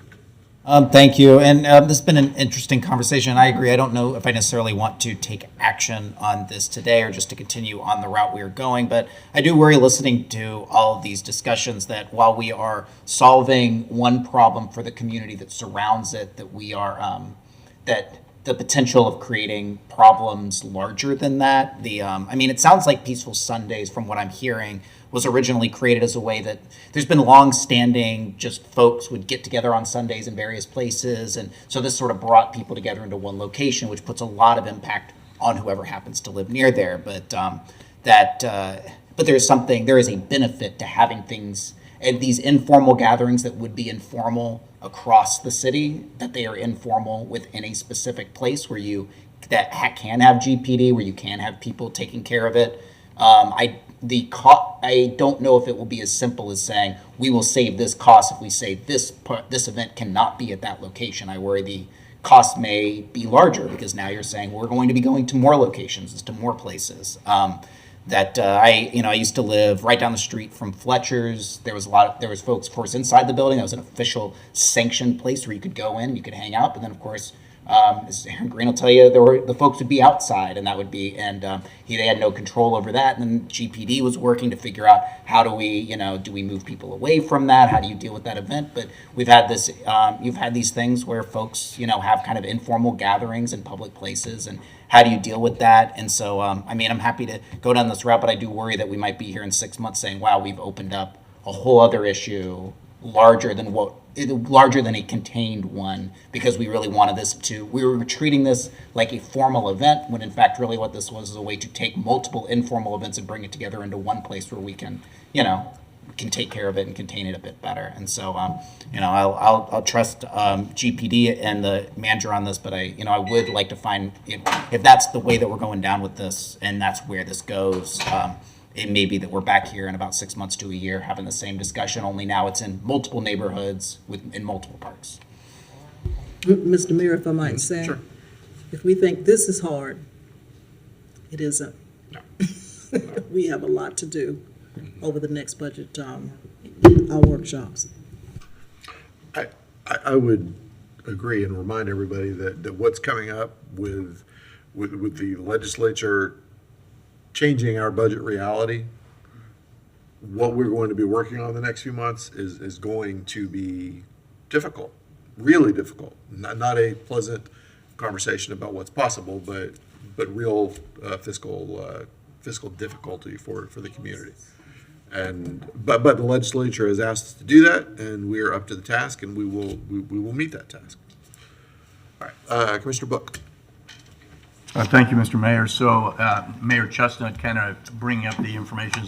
Are we clear as some of the direction that's been provided, or simply the direction that's been provided the other way from the manager's office? And I actually think that's what I've heard, is that the manager's action plan through several of our city governmental entities is to inform the neighborhoods, attempt to work with the organizers, which has actually already been done. And that may continue. That's clearly the Madam Manager's prerogative, but without much success there. And to use Parks, Recreation, and Cultural Affairs and the Police Department, we have a few weeks of time of action that they're going to both provide information, take some enforcement, take some education, and attempt to work that way. And then I agree wholeheartedly with Commissioner Sacco's actions, and thoughts, which deal with the fact that and echo the city manager that Permitting is permitting. There's money being made at this particular place. Not a money issue, so I don't speak about it, Commissioner Willis, from that perspective. But it is very, very different from the way that other events have been done there. And we do have to deal with the public safety and the neighborhood impacts. Mr. Mayor, I really do appreciate you putting it on the agenda. I feel like it was inappropriate. We clearly got feedback. I'm sure my colleagues did too. And that tells us that this was something worthy of discussion at the city commission level, because it's certainly impacting, again, those neighborhoods. So I appreciate it. I'm fully supportive of the action plan that I've heard from the manager's office. Thank you, Mr. Mayor. Thank you, Commissioner Book. Commissioner Duncan Walker.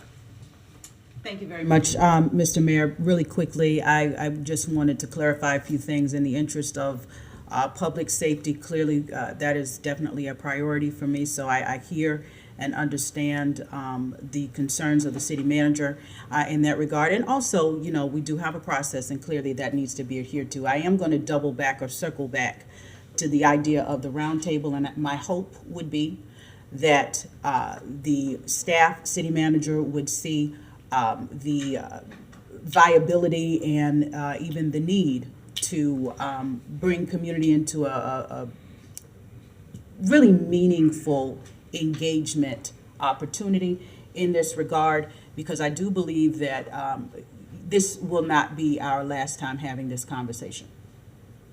This will come back around in one form or another, and I think we have an opportunity to bring the community into whatever the solution will be. I also think we'll be better off if we include the community in that conversation, because then we have truly invested them in this process. And we know what it feels like when folks, you know, are left out or excluded. We want to make sure that the citizens of Gainesville are included in our processes. So I'm hoping, Madam Manager, that as you move forward with this, that a meaningful community engagement experience will be something that you're able to do. Mayor, I will do that, Commissioner, and I want to make sure that we know that staff did reach out to Mr. Johnny Brown. We invited him to the meeting today. He said he would not be present, but we wanted to make sure that he knew that it was on the agenda earlier in the week, so that, you know, if he wanted to attend, that he could, and so we'll leave it there. But we will follow up with the roundtables. Thank you very much. I conclude. Thank you, Commissioner. Thank you all. I appreciate the level of thought and discourse. I know that this is not a new item for anyone, including those of you who are new to the commission. You've heard about this. You're aware of it. It's time that we had these discussions, and I appreciate the manager's office, the manager for moving forward and keeping us fully informed. And I want to remind everybody, the manager's office is pretty darn good at this stuff. GBD is pretty good at this stuff. Parks is pretty good at this stuff.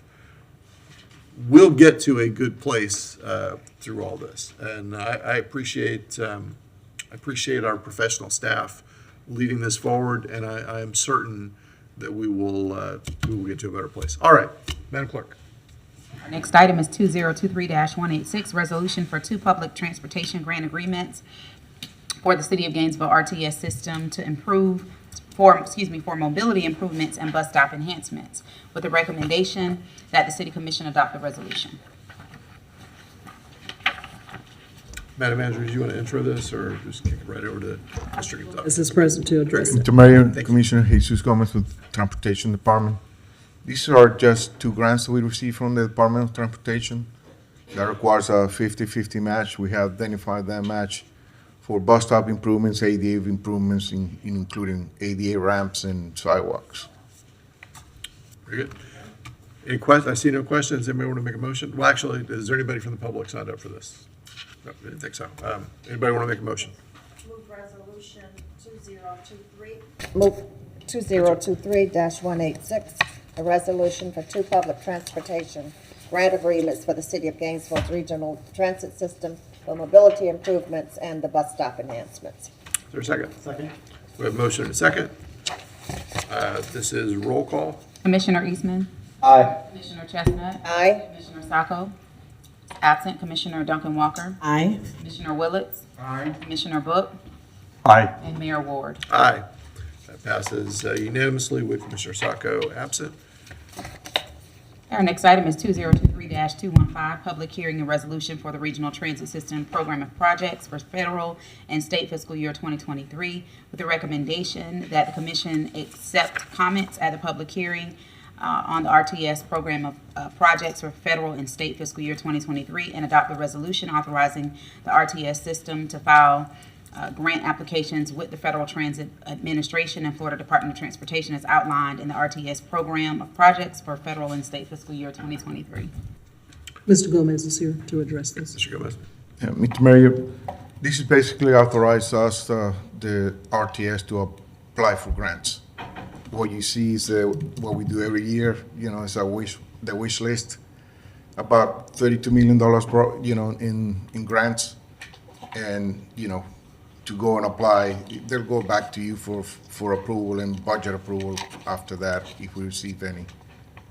So that's our requirement, that's on the NTPO list. You approve it through the NTPO, you approve through the Transit Development Plan, so you're gonna see it if we get those grants coming back to you for approval. Very good. Thank you. Commissioner Duncan Walker. I move item 2023-215. Is there a second? Second. Motion and a second. No one from the public signed up for this one? Okay. All right, this is also a roll call. Commissioner Sacco is absent. Commissioner Oh, I'm Willis. sorry, hold on. Apologies. Commissioner Book had a question. Sorry. Yeah, no question. I don't know if this sounds like a commission type of comment, but RTS and the director are grant obtaining machines. That's what I want to say. And given our, our financial situation and uncertainty and things along the lines, just the fact that we're able to obtain these funding streams from other areas that really help us with some of the things that are very meaningful is really important. So I appreciate that very much. Absolutely. Thank you, Commissioner. And somebody last year at one of the candidate forums said, well, what the city needs is to start going after some of these federal grants, because there's grant money out there. We don't have anybody who approaches grants at the city of Gainesville. And I just had no idea how to answer that, because we have, as you said, a grant-seeking machine at the city of Gainesville. Doesn't mean there aren't more things out there, but we really are, again, pretty darn good at this sort of thing. So thank you for that. I appreciate you bringing it up. Commissioner Eastman. Yeah, Jesus, I'm always surprised by this number, and I don't remember it off the top of my head. What percentage of RTS's total budget comes from our general fund, roughly? Well, you include gas tax, it's about 5%. So, and one of the things I want to do coming into office is try to get, it's having a good bus system gets more cars off the road. It is incredibly efficient. It is, and it doesn't cost a lot of money for your bang for your buck. I don't think we're in a place right now where I'm going to be able to fight over general funds money to get more money into things like RTS. But it really makes me happy to hear that, that we do such a good job of it. That our contribution is is a relatively small percentage of it, and what a good job you guys do over there. So thank you. Thank you, Commissioner. Commissioner Willits. Mr. Mayor, I want to add to the love fest here because I will complain about all kinds of things about RTS that are like the app, routes, buses, and I will continue to talk about how when we reduce services, we reduce ridership, and then you realize to increase service, lower wait times to get people to come back to it. I will complain about a lot of things, but I want to appreciate your leadership, Madam Manager, the work that is done to go after grants, and thank you, Commissioner Eastman, for reminding people. It is funded by a lot of different ways, but it is not just straight up, out of the property tax we collect. It is really from a whole bunch of sources, and sometimes the public doesn't know that. They don't realize how much UF puts into it. But thank you for all of your work. Thank you, Commissioner. All right, now let's do a roll call vote. Commissioner Sacco is absent. Commissioner Willits. Aye. Commissioner Book. Aye. Commissioner Eastman. Aye. Commissioner Chestnut. Aye. Commissioner Duncan Walker. Aye. And Mayor Ward. Aye, that passes unanimously with Commissioner Sacco out of the room. All right. Our next item is 2023-319, resolution for grants related to Hurricane Ian, with a recommendation that the commission adopt the resolution which authorizes the city manager or designee to execute and enter into agreements, grant applications, and any other necessary documents with the Florida Division of Emergency Management for Public Assistance and the HMGP related to Hurricane Ian DR-4673, subject to approval by the city attorney as to form and legality. Thank you, Madam Clerk. Mr. Mayor, Mr. Singleton, the Director of Public Works, is here to address. Very good. Welcome, Mr. Singleton. Good morning, Brian Singleton, Acting Public Works Director. This resolution is related to approval to enter into grant agreements and grant applications for Hurricane Ian that occurred last year. When there is a declared state of emergency, FEMA makes funding available for the recovery of costs for standing up to the event for items such as your EOC and sandbagging operations. And then there's available funding for mitigation projects. So this is a resolution so that we can enter into those agreements and apply for those grants. Very good. Thank you. I don't see any lights for questions. Anybody have a motion? Okay, thank you. Commissioner? I move item 2023319, resolution for grants related to Hurricane Ian. Second. All right, we have a motion and a second. And do we have anyone signed up for this? We do. We have Donald Shepard for public comment.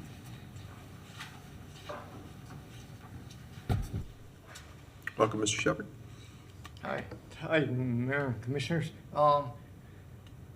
This here is a very needed thing, and I feel that grants are very needed in our funding for this area. I don't know if it ever grant money been used in this. This is under your field and hers, and the commissioners. I think that we're going to move forward with this fast. Governor Santos has already looked into this, and there's assistance there. And so I'm going to leave it in y'all hand and promote the rest of my time. Thank you. Great, thank you. Thank you. Anyone else? Okay.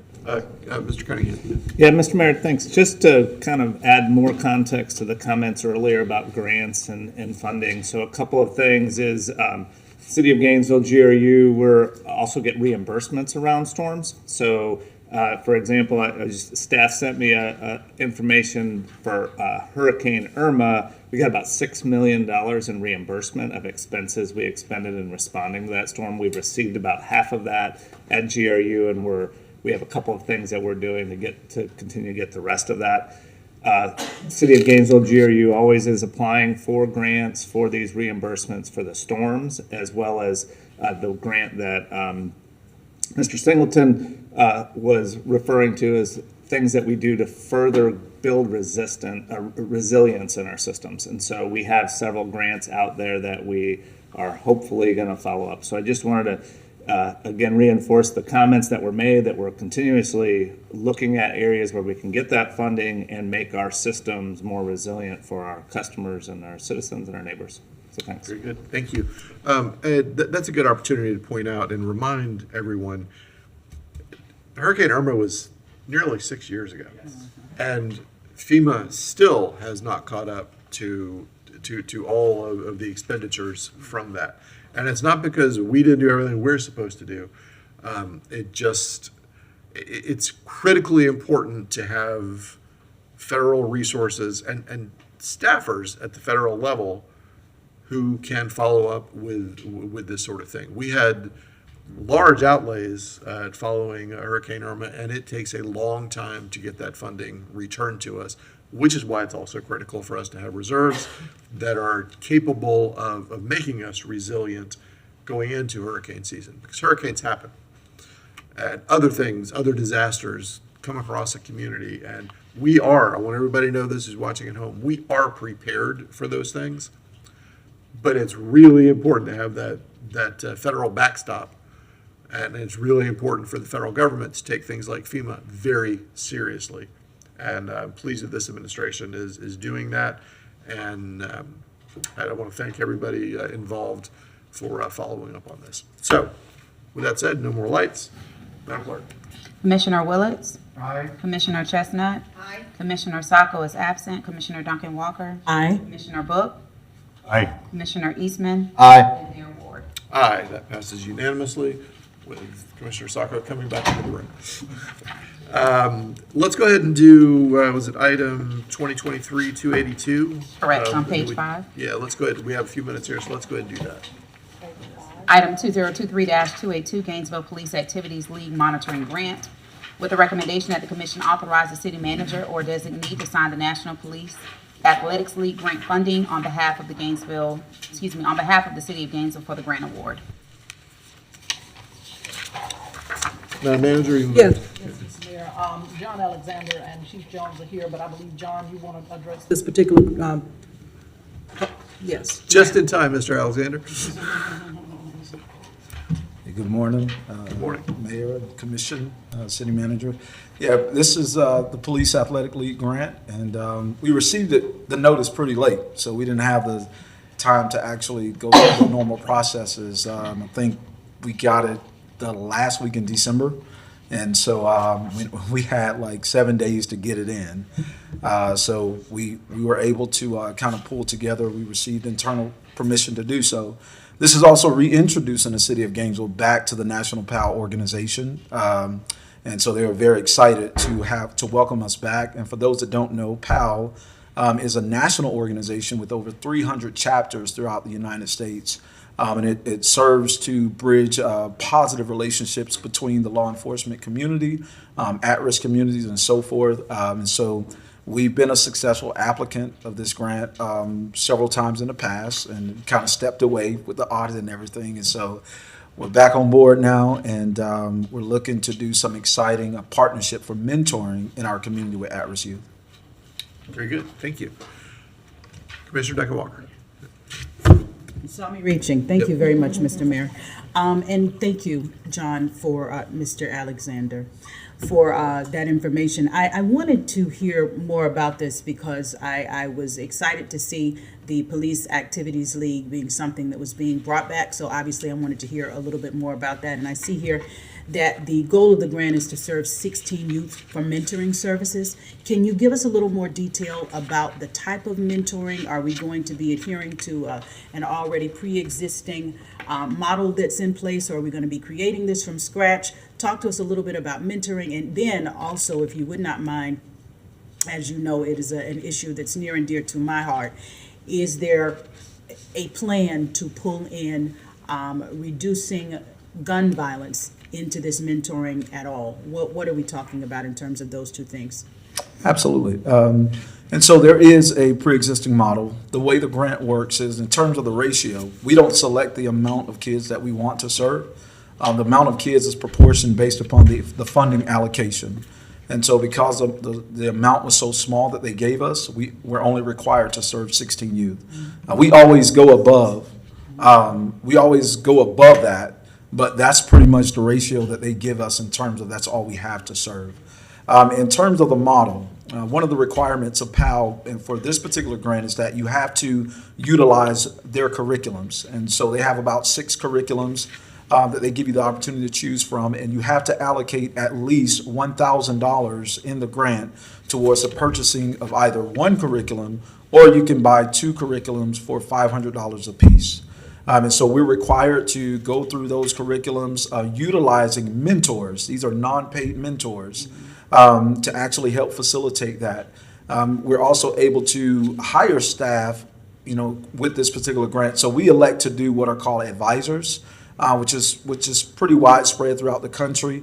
And all they simply do is come on for a couple of hours a week and just kind of help and make sure that paperwork and documentation is aligned with the grant requirements. In terms of the mentoring model, this particular grant gives you the opportunity to construct whatever it is you feel that is sufficient for your particular area. What we've decided to do is, in some cases, have a one-on-one model in terms of mentoring, but in other, do what is called group mentoring, which they really like that in our application. And so partnering with existing organizations such as the 100 Black Men, which is fairly new and brought back here to our county, partnering with those particular agencies to come on board and be non-paid mentors. And so, and this, in addition to that, it is co-ed. And so one of the things we did, just FYI, a couple of summers ago, is when the Boys and Girls Club moved out of Woodland Park, and they just took the services over to the Northwest, we actually took the PAL program inside of Woodland Park, and we operated and gave the young people an opportunity to have something to do throughout the summer there. And so we'll be doing some of the same services, primarily in the Duval area as well, working there to provide mentoring. Wonderful. So you'll be inside Woodland Park this year? No, that was something that we did. That was an example of how we utilized a grant in times past. And they kind of reached out and we partnered with them to offer services in that area. Where will you be this year? Between the Reichert House, Duval, and some of the other sites that we've selected throughout the city, we're kind of doing a model where we're kind of taking some of our services kind of on the road, getting outside of the four walls. And so, but primarily when you start looking at the Duval area, towards the back where the community center is, we'll be doing a lot of work back there in that area as well. Okay. Thank you very much. I'm really looking forward to this. One thing, so in the application for this grant, I'm assuming that there is a piece that's going to require you to collect your data and provide them with, feedback with regards to how that goes. And if you don't mind, I certainly would like to see that, because these are the types of mentoring efforts that I'm particularly interested in. And, as summer approaches and as we face the challenges that we are facing budgetarily, understanding things that we had hoped to do but might not necessarily be able to do, it's good to see that this will be happening. I know you said you're going to do more than 16. Do you know how many more than 16? That'll be based upon the capacity that we can handle. But we oftentimes, when we go and do these types of services, you have the kids on the outliers just looking in and wanting to be a part. And so Absolutely. We'll just have to play that by ear, but make sure that we don't overcapacitate ourselves to where we can't effectively render what we said we were going to do. For sure. Well, thank you very much. I thank you in advance. I look forward to keeping up with and you providing us with the outcomes for this and seeing this again next year. Thank you very much. I conclude. Thank you. Commissioner Buck. Thank you, Mr. Mayor. Mr. Alexander, it sounded like you kind of got that question related to venue kind of figured out. I will tell you that Duval Elementary has a lot of vacated space at the moment that's even not being used by some programs that were just there. I simply just offer that in the event that you run into some logistical issues. Thank you, Mr. Mayor. Thank you. Let's hear from the public. Do we have anybody signed up? Nope. Okay, great. Does anybody want to make a motion? I move that we accept the Juvenile Justice and Community Services Program Mentoring Grant, Is there a second? or Police Activities League. All right, so we have a motion and a second. All in favor, say aye. Aye. Any opposed? All right, that passes unanimously. Thank you, Madam Clerk, and we are adjourned until 1 o'clock. Thank y'all.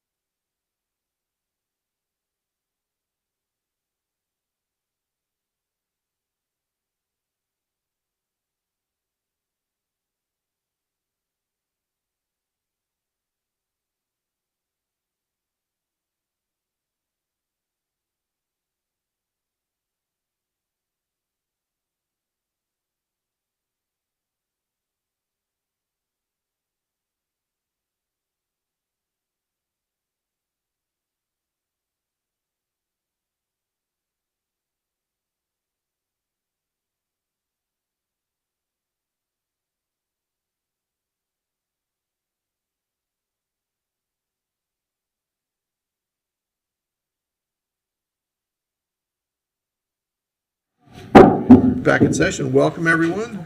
I would, before we launch into what's next, I would remind everyone that if you are here to do public comment, either for early public comment on agenda items or general public comment, please do fill out a form, bring it up to the desk here, and we will get you lined up to speak. And Ms. Filer is unable to join us today for the history moment, but we do have a little fill-in plug from the clerk's office that is related to history. And if Ms. Filer is able to make it later, we will move that history moment in as may have the opportunity. So.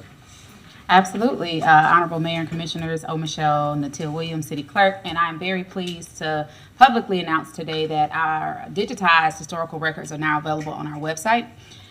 We have, over the last couple of years, we've been working on digitizing clerks' records. And of course, as you all know, that our office maintains city commission records in perpetuity. So I'm very excited that now all of our city ordinances, resolutions, and other documents such as proclamations are now available on a publicly searchable portal. And you can get there by going to our website, clicking on government, filing down the city clerk, and then you'll see the prompter right there that says search public portal. So we have documents that go all the way back to the 1800s. I'm really excited about that, and then we'll continue to add to it as we go. Excellent. Thank you for that. We've been working on that for many years, and getting to that point where it's publicly announceable is exciting. So thank you. All right, let's go ahead and get started with early public comment. I will remind you that early public comment is your opportunity to talk now about anything that's on the agenda later that you can't stay for to talk about when the item comes up. But if you talk about it now, then you can't talk about it later. So that's how that rule works. Do we have anybody for that, Madam We Clerk? do. We have Ms. Tana Silva. Okay. Welcome. Thank you. I want to talk about the Weyerhaeuser petitions that are tonight. And I'm sorry, I send these things so late to y'all to have no chance to really look at it, but I wanted to just go over real quickly what I sent last night, plus some other comments. And I looked at the staff's land use and zoning workshop presentation of February 20th and saw that the land development regulations address some issues that don't seem to be very salient in the petitions for Weyerhaeuser, and that is stormwater management and drainage, protection of environmental resources, adequacy of public facilities and services, traffic and mobility. And could I have the overhead, please? And also in that presentation was this image of what's called traditional zoning, urban sprawl, car dependency, strained infrastructure, and emergency services. And the caption under it says, we're waiting for the city to come to us. And I would say that's, in these petitions, that's exactly what they're asking for, because when you look at the map here, you can see this is the last residential street before the Weyerhaeuser properties. It's all green. There's nothing for miles, and that's the very definition of sprawl. Also, I pointed out that the plan board denied all 3 Weyerhaeuser petitions in September, but I think that the members asked why their recommendations aren't most salient, rather than staff's. The staff analysis for that plan board meeting in September fails to address the state required points or support the petitions, even at a lower intensity than now.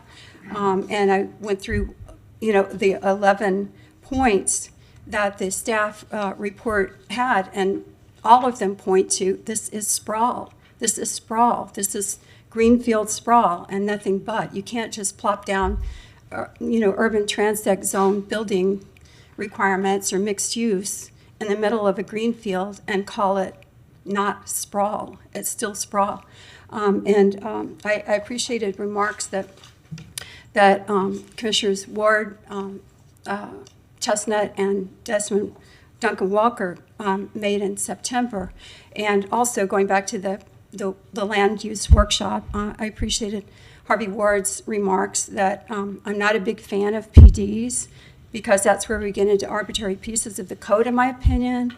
If we want changes, we want certain things to be happening, et cetera. So to do that with code so that you don't have to go hire somebody who knows all the secret passages to get a PD brought to the city commission. I would like to see our code be predictable, useful, something that works for our community. We continue to add PDs. Rather than a block here, add a block and a half there. I mean, this is certainly more than a block or two. But anyway, the point is that rather than just wait for individual PDs, to make it a more comprehensive thing as is required, actually, by the state. And also, I would just like to, I'm out of time, sorry. Well, are you speaking of two items? Oh, no, just Weyerhaeuser. But, Right, that's two. yeah, I just different- wanted to That's two items. You go up to 2 minutes over. Yeah. okay, thank you. And so after that October vote on the proposal, Tim Martin of the Sierra Club wrote a compelling opinion piece in the Sun, and boy, do we miss those. And he concludes with this: city staff and some on the commission have argued that they are compelled to add planned development at the site, or else they will be subject to legal action by Weyerhaeuser, which has already unsuccessfully attempted to sue the city after commissioners voted down the 2019 proposal. We do not agree that the landowner has a winnable case to sue should the city decide to keep the property as agriculture or de-annex.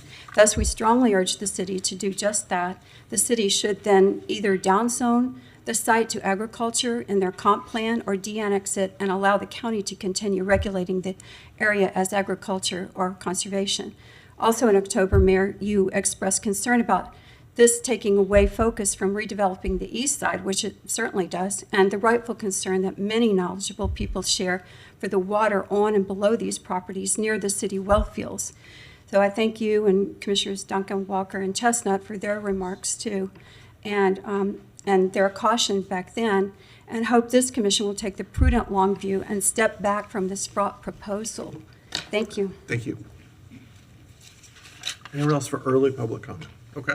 All right, that brings us to general public comment. And again, it's 3 minutes. And if you're not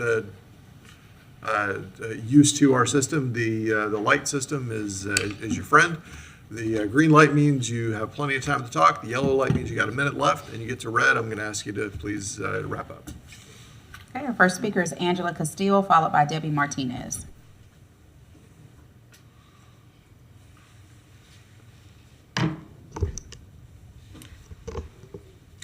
Good afternoon, Mayor and Commissioners. After sending an email for request for general public comment to be extended in anticipation of people that may show up to speak about the issues with the new system for GRU. Anyway, while it is normal in the process of changing systems, but my response to that is that I do know that there are usually bugs, and learning a new system can be pretty aggravating as well. However, Thursday, Friday, Saturday, and Sunday to check for bugs, knowing there would still be some bugs Monday and Tuesday, would have given that extra time, and by Wednesday the major issues should have been fixed. Monday there was a line wrapped around the building and as expected.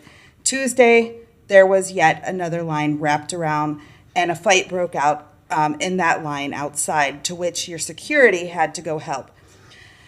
What I witnessed on Wednesday when I went up there was a much smaller line, but still people were not happy, on top of not being able to view bills, and not just us customers, but customer service as well. And these customer service workers are having to look at two systems to find where the problem may be. Customers are getting email saying that their bill is available to be viewed online, and when logging on to view that bill, it is not there. We are expected to pay our bills online, but yet we are not getting our bills on time. This system is supposed to be far better, since it is up to date and can provide for many different things, these customer service reps have dealt with far more this week than the normal week. Maybe consider doing something special for them. Maybe consider doing something special for the security as well, and the ones that man the phones. While I was there on Wednesday, the first time, there were about 250 customers on hold from what I was told, far more than normal. So your whole customer service staff need to get a big thank you from you all and management of GRU. I think maybe even a proclamation for customer service, period, would be great, but not handed to Kinzon, but handing it to the staff itself. Let me end by asking, when is this anticipated to be fixed? When will we receive our bills? And for the ones looking at being shut off because they couldn't pay their bill before cutoff, and the lobby and drive-through can only take cash. I know I was told there would be no cutoffs for the next 2 days, but why hasn't that been made clear to the media? Thank you. Thank you. Martinez, followed by Bob Chuning. This is General. Excuse me, Debbie Martinez. I have always said there's nothing wrong with making mistakes, but it's not okay for you to ignore them. We have not had a city commission majority. We're missing someone, I'm going to miss her.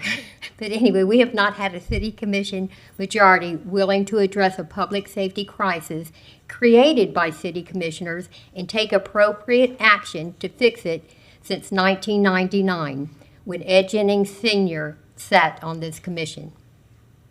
Now, once again, our city is facing another public safety crisis created by the former city commission majority, championed by Mr. Ward, and perpetuated by this current commission majority. I'm talking about the recent irresponsible reversal of our open container ordinance that now allows young people and others to walk around our streets, downtown, and throughout the entire city drinking alcohol, attracting more teenagers than ever downtown. You don't have to have a PhD in psychology to understand why downtown has become a haven for sexual predators and other violent criminals. You made it impossible for our police department to protect our youth in our community. If former Commissioner Ed Jennings Sr. was here today, I believe he would be advocating for reinstating the open container ordinance back to the original pre-pandemic ordinance in its entirety and put an end to exploiting our youth for profit right now. That's the District 1 City Commissioner I knew and loved. There is nothing vibrant about our downtown with large numbers of young people walking around drinking alcohol, with all the aggressive panhandlers and violent crime in and around the bars downtown. The City Commission majority drove our utility and city finances into the ground, and now it appears as you all are hell-bent on running, our City Commission majority is hell-bent on running our public safety into the ground next, and it's shameful. Thank you.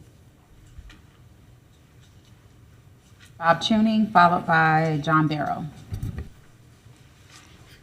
Good afternoon. You all have sworn an oath to be fiscally responsible to us, the citizens and taxpayers. How did that work out for you? More importantly, how did that work out for us? You've embarrassed us all the way to the State House. You made us a target of JLAC. You made us a target of the state legislature. You and your predecessors did this. JLAC stepping in is a rarity, yet you caused it with eyes wide open. Don't blame this on Chuck Clemens or Keith Perry.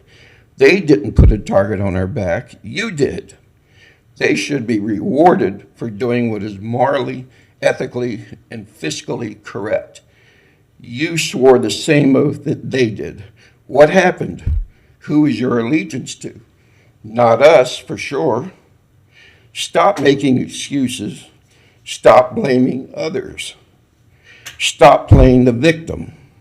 Stop making us ashamed of you.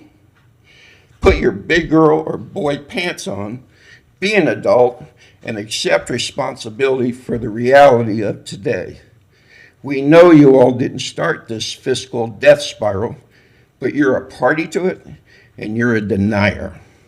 Stop it, admit it, and move on. Help fix it. We, the citizens and taxpayers, deserve your absolute best effort. We also demand it if the city is to survive. No more excuses. Do what is right. Give your allegiance to all of us. Stand up and make a difference. We will love and respect you for it. And this thing of wanting to hire a law firm as soon as you got back from Tallahassee, what is that? That's money you don't have. That's our money. And you want to hire a law firm to defend you against our state legislature? I don't get it. Thank you. John Barrow, followed by Tana Silva. Welcome, Commissioner. Good afternoon, Commissioners, Mayor. John Barrow for the record. I'm here to speak to you about a couple things this morning, or this afternoon. One, I want to congratulate you and celebrate with you on this evening's proclamation for Tree City USA, the Arbor Day Foundation. I think that's a pretty important thing for our community to celebrate and acknowledge. Part of that acknowledgement and celebration, though, requires recommitting to the ideals of the Arbor Day Foundation and the Tree City USA program. And that leads to my second thing I wanted to bring to your attention. I think I've brought it to some of your attention, but I want to make sure the full commission knew about this. If you haven't heard, there's many of us that are concerned about the plight of what we're calling the Harry's Heritage Oak Tree, which apparently you guys a couple weeks ago voted to allow staff to go ahead and remove. A lot's happened since that vote. A lot's happened over the weekend and the first few days of this week. A number of us have been talking and working on some ideas of ways to save that tree and also provide a safe pedestrian environment for all users of downtown and downtown sidewalks. So we're hoping that you'll take some action either today or tonight to formally ask the manager to not move forward with any plans of removing that tree at this point while we can work with you on those plans. We're trying to work with you in a collaborative effort and want to celebrate with you tonight's important moment of acknowledging our Arbor Day designation. So look forward to seeing you tonight for that. Thank you. Thank you. Tana Silva, followed by Ernesto Martinez.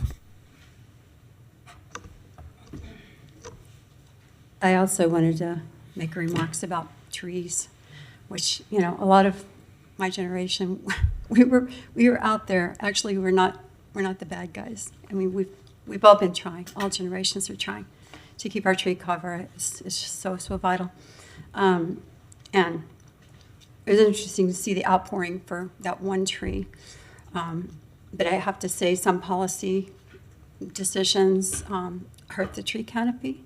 And one of them, in form-based code, a lot of the buildings are right up to the sidewalk, right up to the street, and they're eliminating a lot of street trees, which, as we know, are an important factor in pedestrian walkability and shade and so forth, plus all the other good environmental qualities that trees bring us. In Pleasant Street and Fifth Avenue, we've had some of the oldest trees in the city that predate the city be cut. One of them, it just breaks my heart to go by it. It's actually a house by a developer for his family home, and it comes right almost to the street.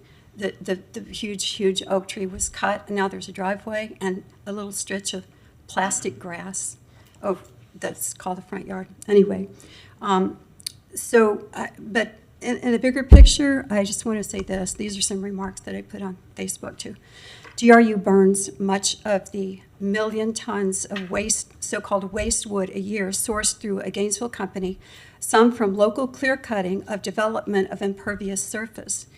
The company's quality control inspects 30,000 diesel burning truckloads a year there. Could I have the overhead, please? these are, yeah, those are just, a citizen went and took pictures, and as you can see, found 36 semi-truck deliveries in 2 hours and 17 minutes at Deer Haven, and that's just some. Anyway, so the company's quality control inspects 30,000 diesel burning truckloads a year there, per the Bioresource Management website. TV20 last year, when fuel prices jumped, had a story about a wood chipping business whose owner said one chipper burns 44 gallons of diesel an hour. So natural gas wasn't the only driver of cost. And the PBS documentary Earth Emergency on climate feedback loop said temperate forests are a last stand, so to speak. And releasing the carbon sink from the soil and the trees when they're cut down and all. And it showed biomass as part of the problem, a big part of the problem. I realize this isn't a popular viewpoint here, but aiding clear cutting and burning trees is inconsistent with being a tree city, in my opinion. The fairgrounds was clear cut, Celebration Point was clear cut, and now is impervious surface with stormwater runoff and heat reflection, all of that. Anyway, and et cetera, et cetera. So, you know, let's look at that. The cost actually in terms of money and in pollutants is pretty big. So Gainesville can do better. Speaker is Ernesto Martinez.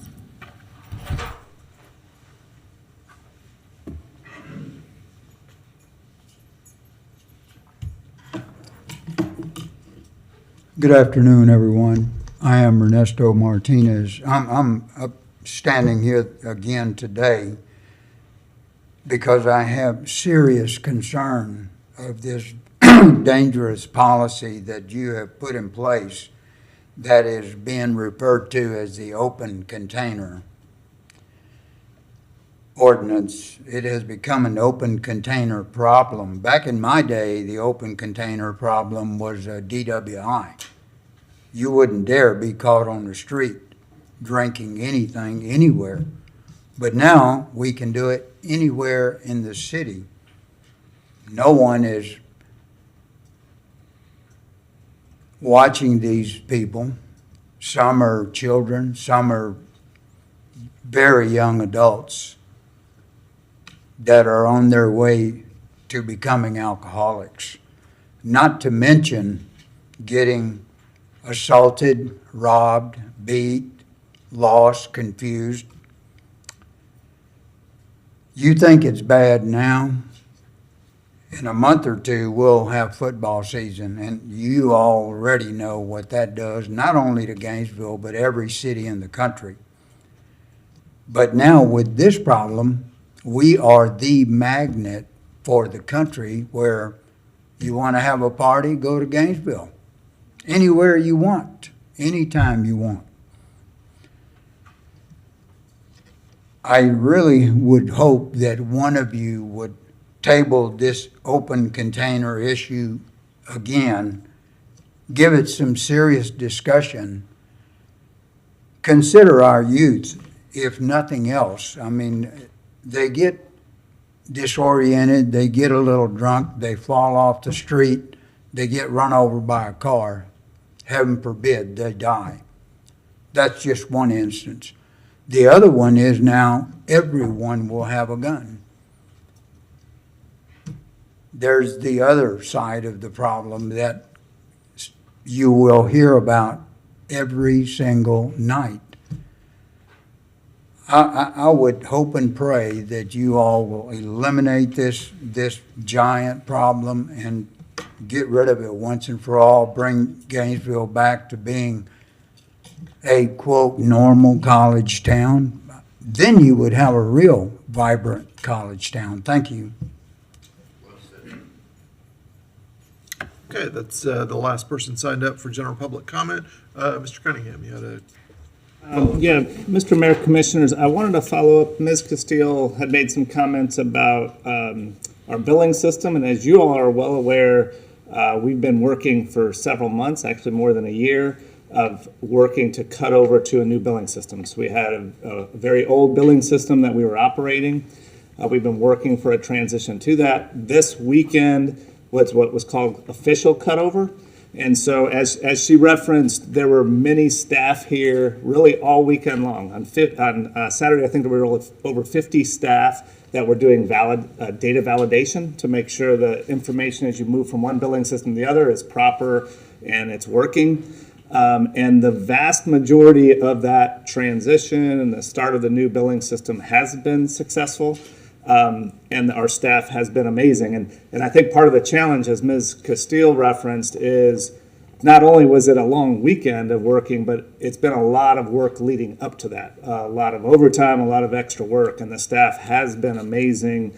Kenzan Hutchinson leading that group has done a really good job, but not everything has been perfect. Again, the vast majority things are working, things are like that. But there was referenced, email did go out that had talked about your bill and getting to your bill, and you would click on a link and you didn't get to a bill. And so that's something that's one of the things we are addressing. We have a list of items that are called like minor defects that we're working, and we still have our staff as well as some of the consultant that's helping us do this transition, helping us work through that. And then the last piece of that also is that our staff has been being trained on a new system, and as all of us know, anybody that goes into a new computer system or some new software or even updates on your phone, you first get in there are some challenges, and you have to navigate your way through that. And so staff is doing that right now, and some of that is frustrating for anybody, and I think there's some frustration there, but they're ultimately what we see in systems like this and what the industry sees is, kind of a ramp up where it's a little more difficult, and then you're going to see that diminish, and you're going to see greater advances and tools that are new tools and technology that can be used and leveraged that are better for our customers ultimately. So we're kind of in that phase. I wanted to give that overview. That doesn't negate when a customer does have a challenge. For that customer, that's very difficult, and we realize that, and we're trying to work through that with customers. But I just wanted to kind of give that overall explanation. In addition, Mr. Hutchinson is here that he can answer questions or provide further detail than the summary that I provided if we want to discuss that, or if there are any additional questions from Commission. Anybody have any questions regarding our new system? Okay, no lights. I do have a question for you, Mr. Cunningham, just to clarify something. My understanding is that as fuel for the Deer Haven Renewables, we do not clear cut. Correct. Is that accurate?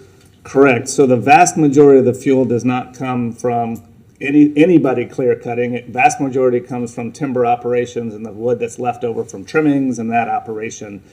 Some fuel comes from when development happens, and there are properties that are cut down. We're not doing that. A development is happening, and we're just utilizing the waste wood from that for the biomass plant. Okay, thank you.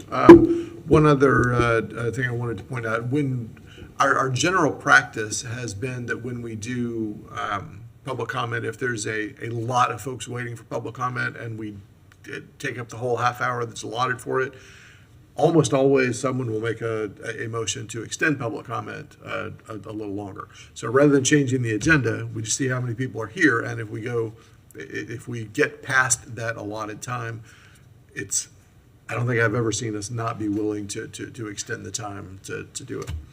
And that may be really amusing to some people, but I think the record will bear that out. So, yeah. Make sure that I'm clear for our staff is the GRU staff just did an amazing job. Again, Yes. Not just this weekend, for months and months and more than a year of all the things you need to do while you're doing your full-time job. You're also looking at transitioning to a new system. And so I do want to just make sure that's acknowledged. Kenzan's role in that, it was key, very important in leadership, as well as George and Walt and several people that all kind of came together to make that happen from a leadership standpoint, but then also the folks that were actually boots on the ground getting it done have done a tremendous job. And their job's not over today. So they're still going to be learning the system and making sure we're leveraging all of those things. So it was just a job well done by all that have been, that participate in that. So thanks. So, Mr. Cunningham, how many folks do we have in customer service total working right now? Oh, Kenzan probably needs to give me a more exact number. Thanks, Mr. Hutchinson. Mayor and Commissioner, Kenzan Hutchinson, Chief Customer Officer, somewhere around about 48 to 50. Okay. At some point, Madam Clerk, you're in on this too. At some point in the next meeting or so, next regular meeting or so, I would love to see if we can get an opportunity in the evening around proclamation time to have some kind of recognition here at a meeting for as many of those folks as could be here. They have been working lots of overtime and working real hard to get us to a good place with a difficult situation. And I think that hopefully this will make their job easier in the long run and better service for everybody. But if we could get a gathering of folks, maybe out on the steps at proclamation time, either the next meeting or the one after that, I would really like to be able to do that, without exception. And Mayor, just so I can clarify, so customer service, customer service is considered just the call center folks and the lobby folks, but there were more people involved with the project, and so it's more than that as it relates to outside of customer So let's service. get the folks who were a part of the transition and who are working to bring the system forward. We'll do that's a lot of people to do in here, but we could do it at proclamation time out on the front steps. I think that would be appropriate and fun. So, Absolutely. okay, Commissioner Book. Thank you, Mr. Mayor. You actually read my mind. I was attempting to kind of formulate what might be a way to recognize, and your suggestion you made is better than the one I was going to make.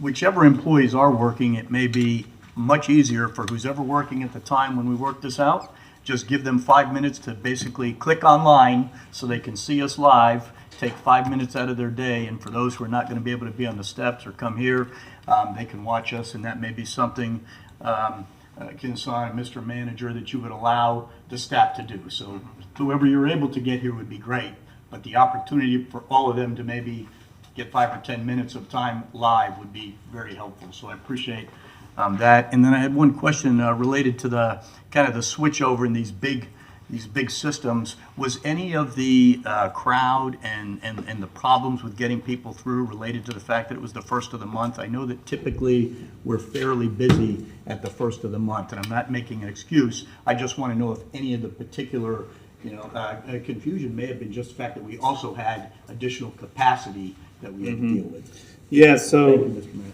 thanks, Mr. Mayor. So, yeah, in talking with our leadership staff and other folks, first of the month is always a busy, and just seeing it, being at GRU, the first of the month is always a busier time, both in the lobby and the drive-through. And then in addition to that, this Monday, it being the first of the month, we had also closed the office on Thursday and Friday. So you had people that were even additional people kind of ready to go. So Monday was extremely busy and backed up, as was mentioned. But a lot of that is the first of the month. Some of that is also the cutover and folks learning the system. But a lot of that had to do with the timing of the first of the month as well. Very good. Thank you. Good. Commissioner Chestnut. Thank you, Mr. Mayor. I was going to also ask for a way to honor the customer service folk and the excellent job that they've done in preparing us. Really, the preparation and getting that information out to the public ahead of time was also very good, and then follow through. And maybe later this evening, Mr. Cunningham will talk about the fuel adjustment and the reduction. I took that flyer to my church on Sunday and almost got a standing ovation when I said your rate will be reduced. So I think if you would share that with the public later this evening, perhaps. Very good. Thank you. Yeah, thank you. I'll mention the tree. We are, certainly everybody, say again, nobody wants to cut the tree down. Nobody thinks it's a good idea to take trees down. That's not what we're here to do. We like the trees. We like the trees.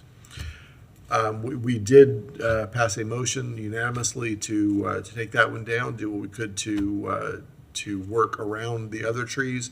I know there are other ideas in motion, and we'll continue to have those in motion. I do want the community to understand very well, though, that this was not something that a decision that staff came to easily or quickly. That there was lots and lots of work that went into getting where we are, lots of work getting to where we are, and there's been a lot more work put into it. What may seem simple, and you all know this in your own walk of life and whatever you do for a living, what seems simple to folks who are not spending the time behind the scenes to do it, often it involves a lot of the cartoon of the duck paddling like crazy underwater and everything seeming completely serene above water. There's a lot of work going on that gets us to where we are. It is not as if staff just said, let's take that tree down. Didn't happen like that. And I think we all know that when we stop and think about it. Everybody cares about downtown. Everybody cares about how we're able to maintain what's here and improve it on a consistent basis. And I assure you, staff continues to work on that. I'm sure there'll be more information forthcoming. For now, that's where we are on that. So I see no other lights. Madam Clerk, let's move on into the afternoon's business. Our next item is 2023-292, appointment to the Utility Advisory Board with the recommendation that the commission discuss the appointment and take appropriate action.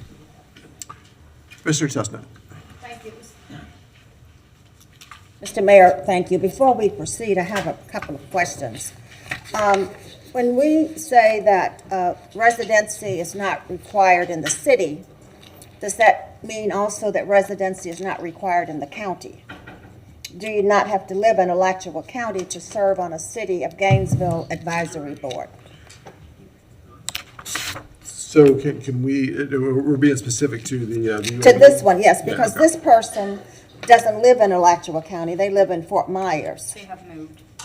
No, they will, April 17th, they'll live in Alachua County. But as of today, as of this appointment day, they are not a resident of the City of Gainesville. So it's my concern is that we appoint people who are residents of the city or the county. The second thing is that, That's a good catch. yeah, I hope that we will re-advertise this application, because I personally am looking for people with professional experience in utilities, or some background in utilities. I think it's important as we go forward from JLAG and other entities that we look very carefully at the professionals that we appoint to particularly this advisory board and their experience. So it is my hope, and I will make a motion at the end, that we re-advertise this position and that we look for people who are residents of Gainesville, Florida, Alachua County. Thank you. Thank you. Commissioner Willets. Thank you, Mr. Mayor. First of all, do we have our applicant here today before we do much more talking? Okay, because that would, yes. Can we, before we do much more talking, can we first have just this applicant before we? Sure. I just prefer to hear before, when we say things like don't have professional experience, but there's some board experience on it. So can we, Absolutely. that would be my request.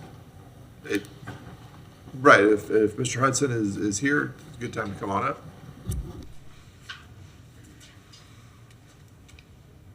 Good afternoon. Does this 3-minute clock apply right now? So try to keep it within, I can talk it's quick. not a regular public comment, but yeah, try to keep it within bounds. Yeah. So, my name is Scott Hudson. My driver's license still says I live in Fort Myers. I first came to Gainesville in 1978, 1979 to get my commercial and instrument pilot's license here at the airport. I'm working currently as a builder in Fort Myers for the last 7 years and a project manager. In 1982 through 1990, I was elected to our board of directors in northern Michigan called Cherryland Electric Co-op. It's also a public utility similar to this. It's not quite the same. This is a municipal, and that's a cooperative. There's no GFTs related to the cooperative. To just respond a little bit, I applied today. I'm renting a house effective April 17th. I took out my GRU account about 2 hours ago. And I'll even throw in, while I was standing in line, there was probably 7 or 8 people there. I have been to the building a few times, but I was kind of woke up because I heard a bell ring, and I'm thinking, what was that? Is it my turn? And I was like number 6 in line. In the 30 minutes I was there, starting a whole new account, 4 times, people were hitting the bell on their way out saying they really liked the service. So I know it's a tough job. I have been involved with electric utilities, something similar to what you guys are doing now. When I first, as I've been looking since January for a place to rent for a year, and then I intend to build a net zero solar house here, it took me a long time. And as I'm meeting people, they're saying, well, the worst thing about Gainesville is GRU. And they would go on and on and on. And I think generally, they don't understand. It's a super complicated, Tony, I mean, you all know very well. When I moved into my place in northern Michigan, the board of directors of 7 different co-ops had agreed to buy a 20% amount of the Fermi 2 nuclear plant that Detroit Edison owned, because we needed more generating capacity. And I was kind of prejudiced against nuclear for different reasons. But then I became involved. I learned that it was going to bankrupt us. So there's another cooperative called Wolverine Generation and Transmission. It's a power supply. And so what we did, the whole story, whether this 3-minute thing is not going on right now, is Martha Drake was a lady probably in her 80s, and she had been on the board of a neighboring co-op, part of this whole purchase. And because at the time I was an air traffic controller, and I got elected, and I met Martha, and we were kindred spirits, people suddenly, they listened to me, I think, because I was a man, and they listened to me because I was an air traffic controller and a pilot, so they thought, oh, well, he must know what's going on. I think, my opinion, is, at least with cooperatives, there's a utility advisory board, I think, similar to the situation here at the city, is most of you people are probably not utility experts. And most farmers, members of the boards of directors of electric co-ops, they don't know either. So when Detroit Edison came to sell $1 billion job, and this is 1982, people said, well, they must know what's going on, so okay. I asked the question there were 50 people at the meeting. Has anybody here even been to the Fermi 2 nuclear plant that was under construction? Nobody had. $1 billion, no one had even visited. So Martha and I said, let's visit, let's ask. So we did. We became more educated, and 7 amendments to that contract. Later, the Edison had bought our $1 billion debt, which we would have lost, and it saved our co-ops. So I have not worked for a co-op or an electric utility, but I'm aware of it. I'm a builder. I deal with that all the time. I've been on planning commissions in 2 cities for 12 years. So all the intricacies that are involved with any kind of development, be it a house, a tree, or you name it, I've been around the block on that. I just think at the Utility Advisory Board last week, I've been attending, and I spoke for the first time, this is the second time I've ever spoke, is what happens on the second planning commission in Pontiac, Michigan, and this is in 2011, the governor had appointed an emergency manager for Detroit and Pontiac and Flint Water, and Saginaw. So we, at the planning commission, we had a case come before us. It was to rezone a piece of property that was light industrial to heavy industrial. This was proposed by the emergency manager. And often on planning commissions, and I don't speak for you guys, what the city, what the staff recommends, that's what generally is, that's what happens. And so I discussed it, and since that property was an industrial, light industrial, to be changed to a heavy industrial for a garbage transfer station, since all that had happened, there was residences and senior citizen housing all around the area. So it unanimously was defeated, and it stayed light industrial. 2 weeks later, the emergency manager, who has all the power, simply rezoned it. I'm really concerned what's going on in Tallahassee these days and throughout the state, as far as, is there going to be an emergency manager appointed? I went to the state representative's office trying to learn the details. You might know more than I do, but it was pretty closed mouth, and whenever it's revealed, the essence of the bill, I'm really concerned. So I appreciate the fact that you want a local person. In fact, I'm from Pontiac, Michigan. I was next door for 9 years on that planning commission. When I was appointed by the emergency manager, I said, well, I'm not sure I should do that. I don't live in the city. He said, no, it's okay. You've got the experience. And I was from years before from that city. So I guess I'll say I agree with your comment that you want a local person. I have half of my belongings in storage in Gainesville right now.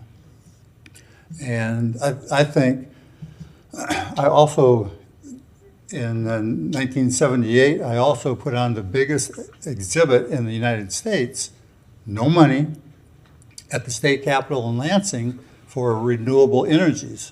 So we had 50 exhibitors there. The governor came to speak. We had legislation passed to encourage that kind of development.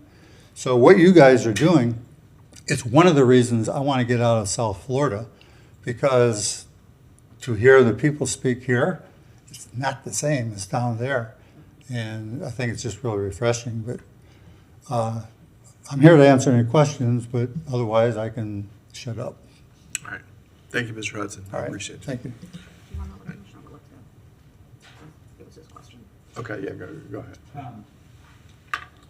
Thank you, Mr. Mayor. So I wanted to have him have a chance to come up. And then before we get too into it, I appreciate his application and interesting experience. I don't think we're quite like Michigan. I don't think emergency managers are quite the same, the legislature or the governor handing down. So hopefully that is not what we're talking about.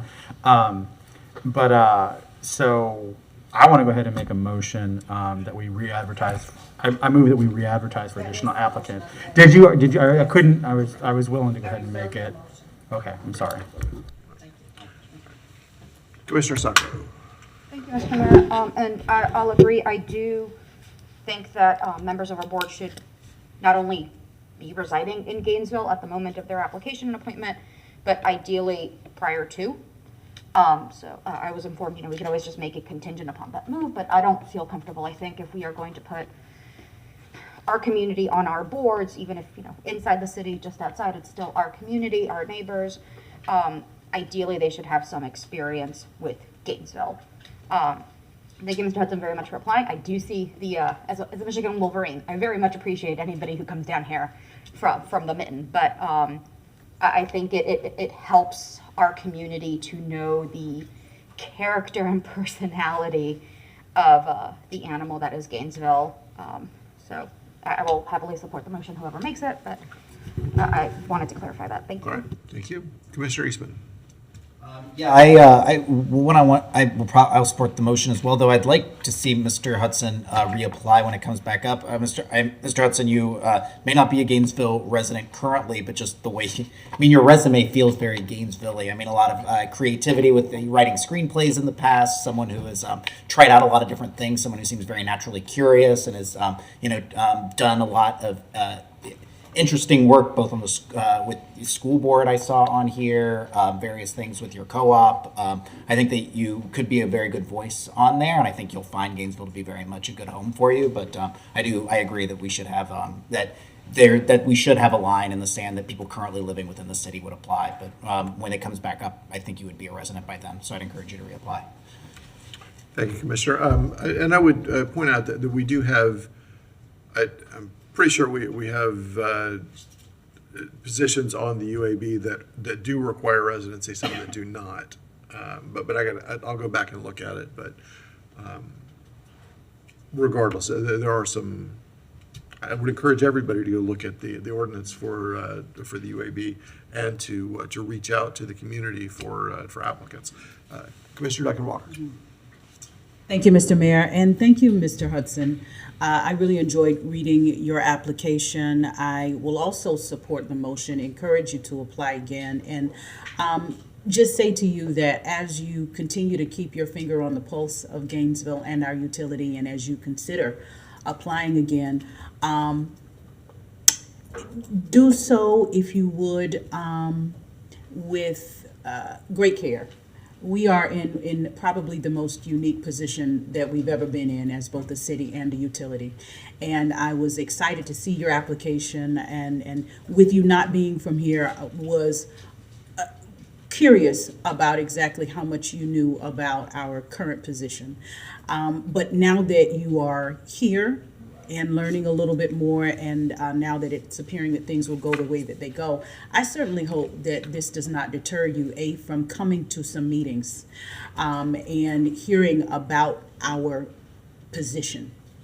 Because what could have initially been an attractive thing because we are a municipal utility, we're in a delicate position right now. And so the challenges that we face are going to require a lot of different stuff, let me just say it like that. We're a little limited in some of the things that we'll be able to do, but I look forward as well to seeing you reapply, and I certainly hope that this does not discourage you. Continue to keep your finger on the pulse of what's happening here, and give this another shot next time. Thank you so much. Thank you, Commissioner. Commissioner Chestnut. Thank you. Mr. Mayor, and welcome to Gainesville, April 17th. And I too hope that you will continue to be involved and reapply. At this time, though, I make a motion that we re-advertise this position for the Utility Advisory Board. Second. Okay. So we have a motion and a second. Let's do hear from the public if we have anybody signed up. Shepherd? Mr. Shepherd. My name's Don Shepard, and I thank you for this opportunity to speak about this, because this is a very critical element of our foreplay for our future. This man has the experience. This man has one of the greatest resumes that I've seen, and I think it'd be a big, huge mistake not to accept him on the board. With the knowledge he has and what he can do for us, it'd be our advantage to have this man in our pocket, or as that's just a saying, in our pocket. I didn't mean nothing by that, Mayor. That this man, I say we need to swear him in now, because who knows what other opportunities he may have in his pocket to take and go elsewhere. But a man with this kind of knowledge and experience, it'd be, as everybody knows, Nathan Scott was another man that we lost in this area. Has the experience, and Nathan Scott tried to be on that board, didn't get accepted. Why? I still wait to hear that answer. But I asked to vote for that. Speaking about utilities, I would like to ask about that, if I may. I'd like to know how come I got a thing on my bill that says that I have money that I paid years ago still there. And our former commissioner Mr. Cunningham's job, that he took and said it would be put back into our bill. I haven't seen it, but yet I'm getting charged late fees for last month. Last month was paid 2 weeks in advance of the bill time due. And so I'm still wondering, where is there a billing situation, which we talked to the person on the phone, and they said, well, it is what it is. No, it's not. It needs to be corrected because we owe maybe $113 on our electric bill, if that. And I'm a person that likes to have things paid off now, not to wait till tomorrow. They need to be done now. I'm a fax person, and I take and ask for this to be looked into in my behalf and refunded back to me. I think that the act of the senator taking, excuse me, my time is up. Do I continue talking? No, Mr. Second, Brown, let's please. make sure somebody gets with Mr. Shepherd. Yep. We'll have somebody get with you on it, okay? Okay, so my time's up. So. Yes. Yeah. Thank you, sir. Thank you. Okay, before we go to the vote, we have no other lights, but Mr. Hudson, I would say yes, please do reapply, if you will, once we have your, what I hope is a more permanent address for you. So, all right. I have a permanent address. It's not available for 17. I understand. I was figure of speech, but yeah, thank you. All right, all in favor of the motion to reapply, say aye. Aye. Any opposed? All right, that's unanimous, and we will get that moved through. Okay. Our next item is Resolution 2023-280, Resolution for Resilient Florida Grants, with a recommendation that the Commission adopt a resolution which authorizes the city manager or designee to execute all agreements and any other necessary documents on or behalf of the city with the Florida Department of Environmental Protection for Glen Springs Creek Restoration Project and Vulnerability Assessment and Adaptation Plan, subject to approval by the city attorney as to form and legality. Mr. Singleton. Very good. Good afternoon, Brian Singleton, Acting Public Works Director. We applied for 2 Florida Resilient Grant applications and were awarded 2 grants. One of them is for Glen Springs Creek Restoration. There's a failed stormwater pond in Royal Gardens off of Glen Springs Road. The grant for that is 50% match. It'll be funded with our stormwater management utility. And then we received a $400,000 grant for the updated vulnerability analysis and adaptation plan. That study will be done in conjunction with the county and GRU. It'll span upon our vulnerability analysis to mitigate climate change. We're coming up with strategies for that and some conceptual projects. So this resolution is for us to enter into those grant agreements. The plan is 100% funded by the grant. Very good. No questions? All right, anyone from the public have any questions? Okay, all right, can I get a motion? I move 2023-280, Resolution for Resilient Florida Grants. Thank you. We have a motion and a second. I still don't see any lights, so all in favor, say aye. Aye. Any opposed? There's the roll call. Oh, I'm sorry. Call the roll then. Yes, sir. Commissioner Duncan Walker? Aye. Commissioner Eastman? Aye. Commissioner Chestnut? Aye. Commissioner Book? Aye. Commissioner Willets? Aye. Commissioner Sacco? Aye. And Mayor Ward. Aye, that passes unanimously. Thank you. Our next resolution is 2023-304, resolution authorizing the current refunding of the variable rate utility system revenue bonds 2020 Series B through the issuance of variable rate utility system revenue bonds 2023 Series B, with a recommendation that the City Commission approve the resolution authorizing the refunding of the $105 million 2020 Series B bonds through the issuance of the 2023 Series B bonds to be purchased by TD Bank in the principal amount of $105 million, and amend the underlying fixed to floating swap on the 2020 Series B bonds with Goldman Sachs to change the index on the swap from LIBOR to SOFR, sure, and the percentage of the index. In their 3/28/23 meeting, the UAB did vote unanimously to advise the Commission to approve the staff recommendation. So, Mr. Mayor, Mark Benton is here to address both this issue and the next one, agenda item. And so Mark's got a short presentation, and then we can answer any questions. So just up front, Mr. Benton, welcome. Is this new debt? I'm not. You notice that I wanted to get to my no new debt slide as fast as I could. No, the two resolutions that are in front of you this afternoon relate to refunding and renewing existing variable rate direct placement issues, the three that you see on the screen there. There is no new additional principal outstanding. There is no new debt. You may recall back in 2017 when we acquired the Deer Haven Renewables facility, we issued two series of variable rate debt. One was $150 million in Series B direct placement bonds with Wells Fargo. One was $115 million in Series C with Bank of America. Like I said, these were variable rate series. We ultimately mitigated the interest rate risk associated with those variable issues through fixed to floating swaps. They were 3-year agreements. They expired in November of 2020. Accordingly, back in 2020, our financial advisor did a solicitation to banks to take proposals for renewing or refunding that debt. The results of that solicitation were $45 million of the 17Bs stayed with the original bank, Wells Fargo.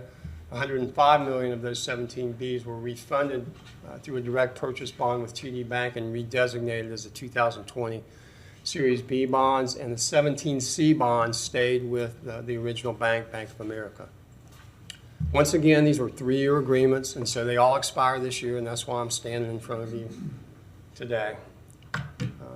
In January, PFM once again did a request for information. We sent it to 15 banks asking for proposals to renew or refund. We had 7 responses, and based on the evaluation of those responses, Truist Bank had the top-rated proposal on both the 17Bs, the $45 million, and the $115 million in Series C bonds, and then TD Bank held on to the 2020 Series B. They had the highest-rated proposal there. There's one twist to this transaction. The proposals that we got on the bond to refund the bonds this time were priced against the SOFR index, the Secured Overnight Financing Rate Index. The swaps that supported those bonds that we entered into several years ago that I mentioned at the outset of this presentation were priced against the LIBOR index.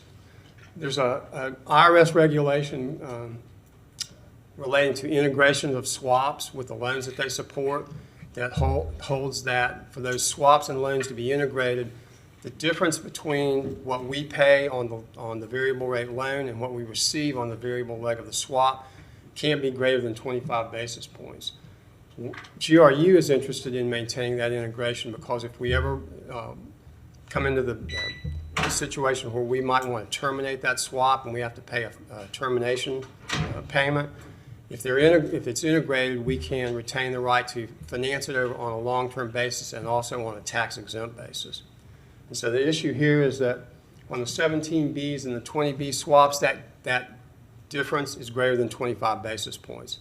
So in the language in the resolutions in front of you, it not only authorizes the refunding of the bonds, as I mentioned, with Truist and with TD, but it also accounts for amending that underlying swap, changing the basis from LIBOR to SOFR so that we can keep the swaps and the loans integrated.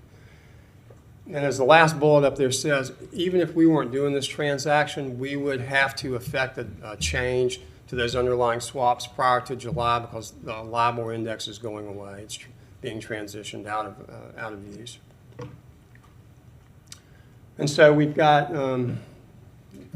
2 resolutions. The first one that's in front of you right now is on the 2020 Bs, and our recommendation is that you approve the resolution authorizing the refunding of the $105 million in 2020 Series B bonds through the issuance of a variable rate direct purchase agreement with TD Bank and the amendment of the underlying fixed to floating swap, changing the swap from a LIBOR index to a SOFR index. Okay, any questions about that?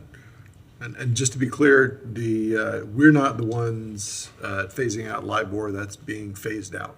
No, you're absolutely correct. That process has been in place now for more than a decade. The LIBOR, the London Interbank Offering Rate Index, was found to be more easily manipulable. There were some bankers that had run afoul of the regulations, and so the transition from LIBOR to a new index has occurred over the last decade. There were literally trillions of dollars of instruments that were indexed against LIBOR, and so it's been a very long and slow process. It's confusing Brits. Yeah, all right. Commissioner Sacco. Are we finished? Sorry, it was like, Well, are we going to go through the whole thing? Well, I'm done. This is the recommendation for the resolution that you're speaking to now. The next one, I've got another slide for the. Actually, before we make a motion, let's hear from the public if anyone's signed up. Yes, we have Donald Shepard. Mr. Shepard.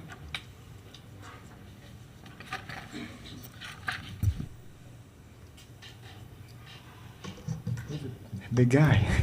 Donald Shepard here. What I want to know, if I could get a copy of what he has here, one. Two, is that I would like to know why that they have went all this time taking out loans. What did they resolve from it? I'm not seeing no resolving. They have put a lot on this primary mayor's shoulders and the mayors before. Keep putting it on somebody else's shoulders. This needs to stop. I mentioned this to the senator. This looks like to me, this is just a can been kicked down the road, which has been mentioned in this meetings prior to you being our mayor, Mayor Ward. Why is it one person would take that responsibility that was his and put it on the former mayor-to-be shoulders? I couldn't do that. It's called spitting in the face of the next person next to you. No, you can't do that. That's not business world. Why is it that the person being in charge of this, why is it they think or have a thought of making this kind of transaction to save the next person's back or reputation? This has dirtied the reputation of the people on board now as commissioners because their names are tied to this. It's on the front page of this agenda. I ask our senators and congressmen to take and look into this and come to a resolvement, because we don't need to put this on another mayor or another staff of commissioners' backs and make them worry night after night how we're going to get from point A to point B. This is where I say help us to do better. Thank you. Thank you, Mr. Shepard. And to alleviate some of your concern, I hope this is what we expected in 2017, that this debt every few years needs to be renegotiated essentially and passed again. So it is not a surprise to us, and it's part of what we're doing. We do have a great plan in place to defease the debt. We're adding more plans to get rid of the debt as we go, but this is part of maintaining what we have.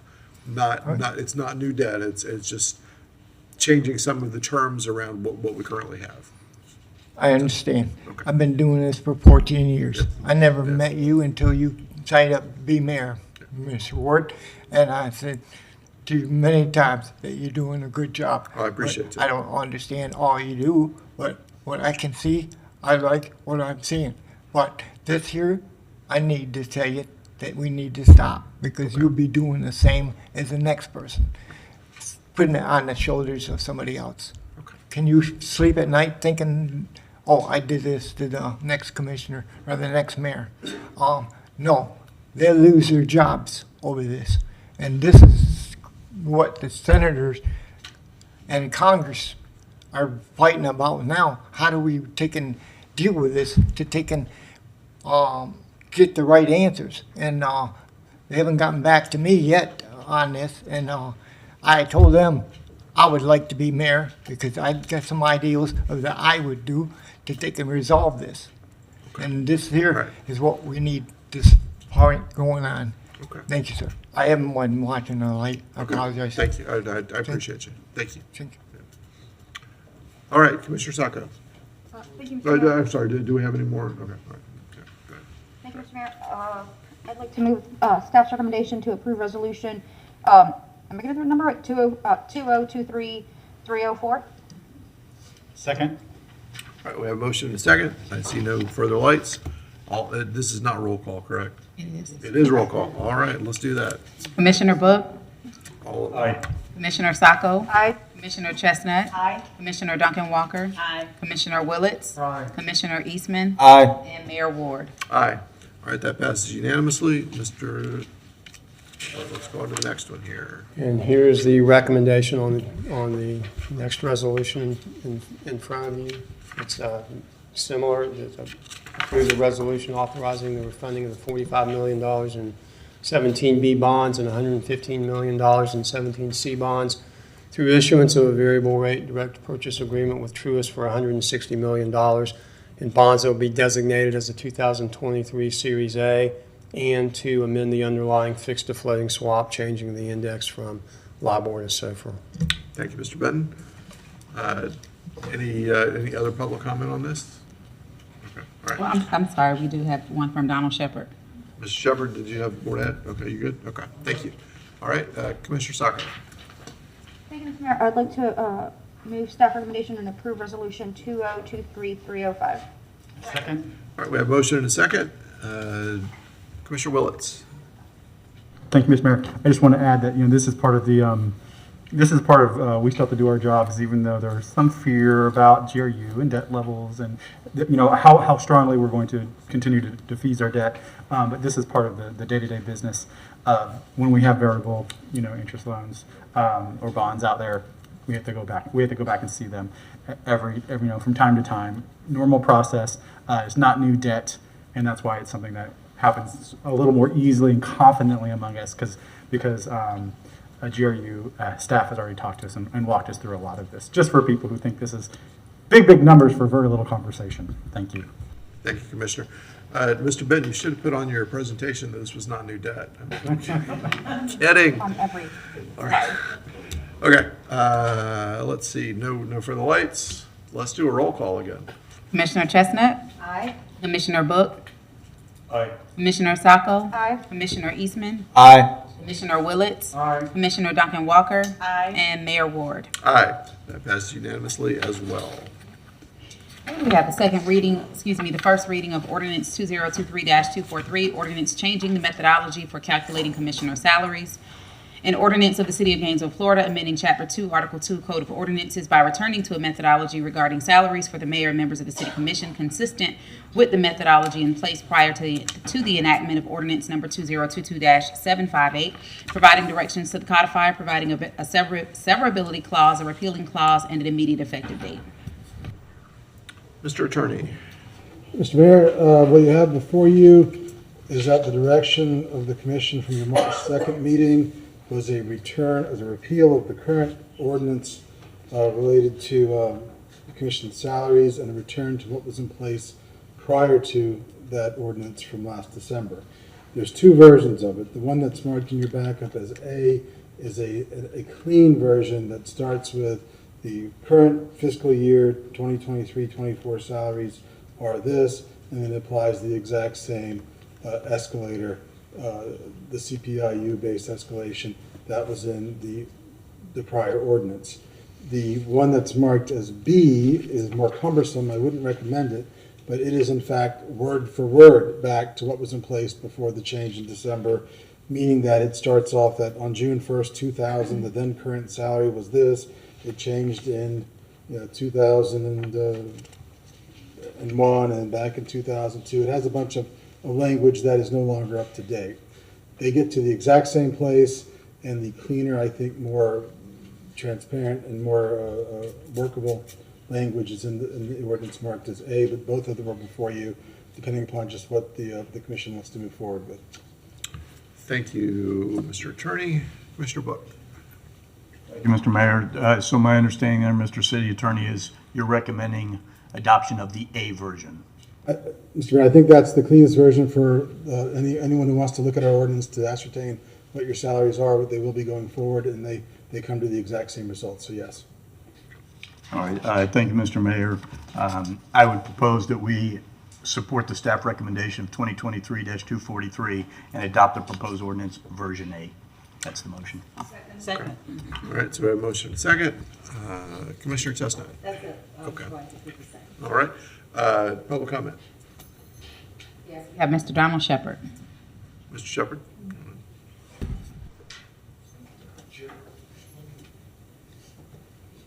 Okay, what agenda are we on now? I've lost track. We're at 2023-243. When you get old as I am, you can take and laugh. The last item on the afternoon agenda here. Okay, listening. Okay, Top of page 13. okay. Like I said, I've been thinking a lot about what's being said, so I apologize. Okay, that's all right. But I thought we were at the proclamations. Nope, we're not there yet. We don't get there till 5:30. Okay. So I'm lost. So It's okay. I'll recite my comment on Okay. that. All right, thank you. So the only thing I would say about this, seeing no lights, is that I do hope that we reconsider this in a couple years.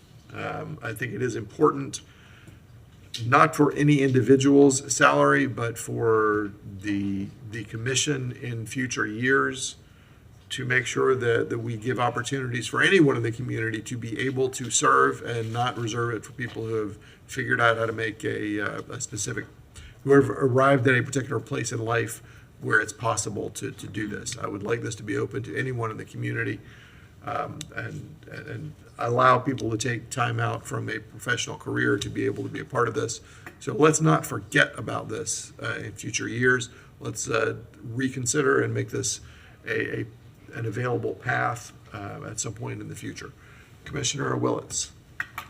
Thank you, Mr. Mayor. I wanted to speak to this a little bit before we continue moving on. I oppose this this ordinance, this measure.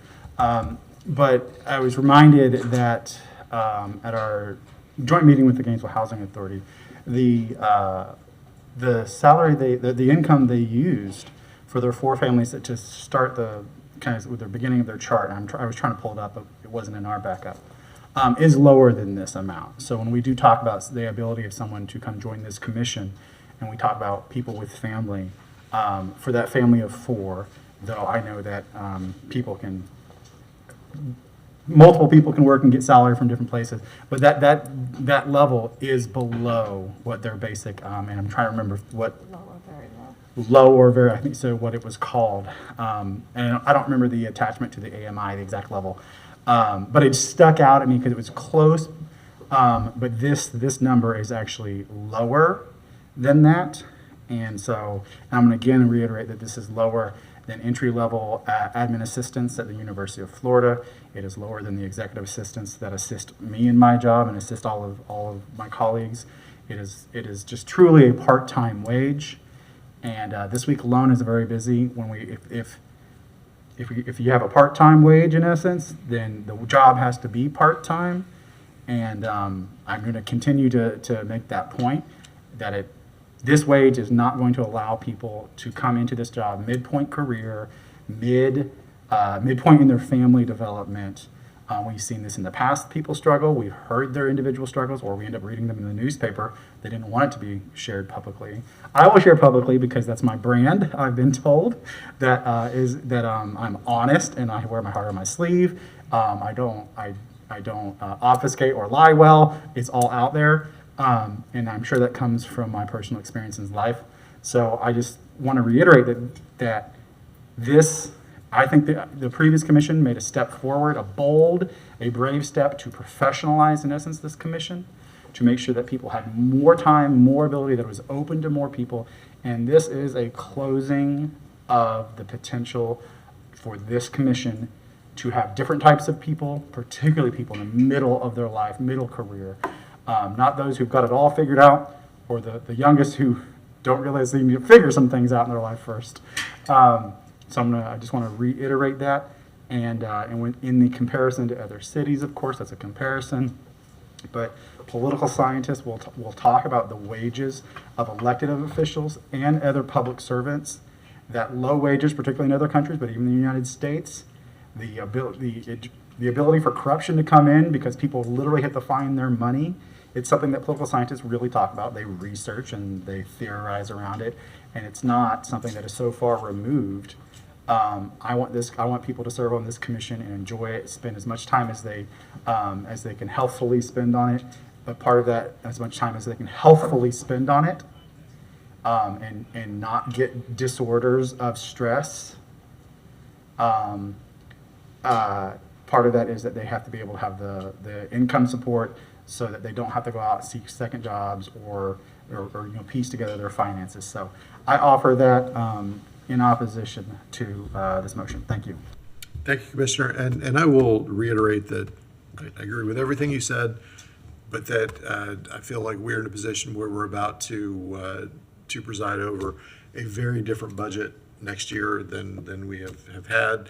And I'm not comfortable taking the kind of raise that we contemplated coming into effect next year when we were asking folks to compromise otherwise. Just I agree with everything you said.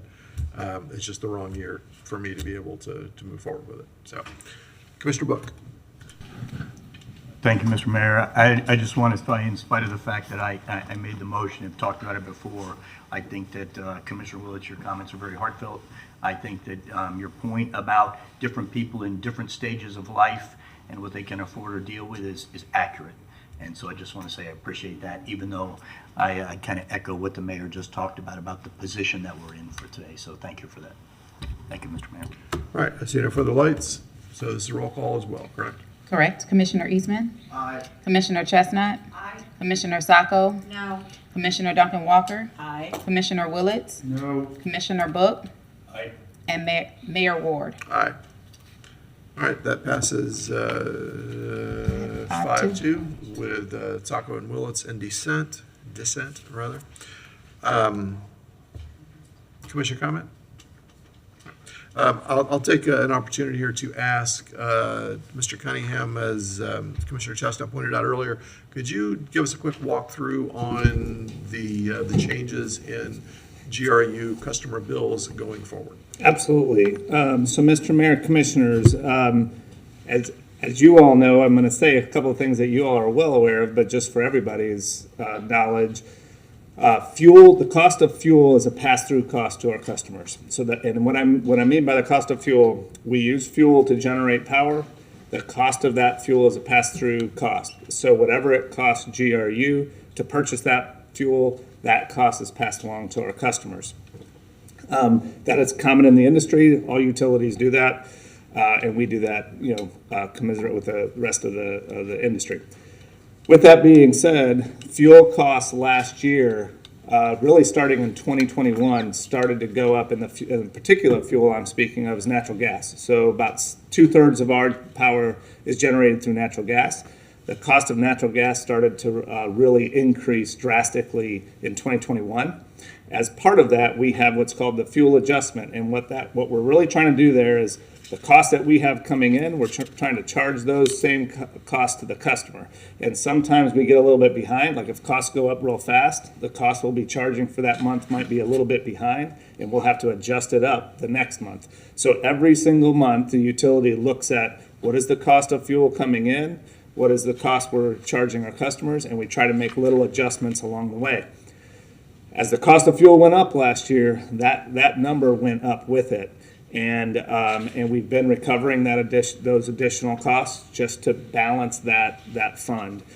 Starting April 1st, 6 days ago, we were able to bring that back down pretty significantly, bring it down what we call 15 mils, which the easiest way, I know when we talk about customers' bills, is talk about 1,000 kilowatt hours. So on a 1,000 kilowatt hour bill, that's about $15 a month.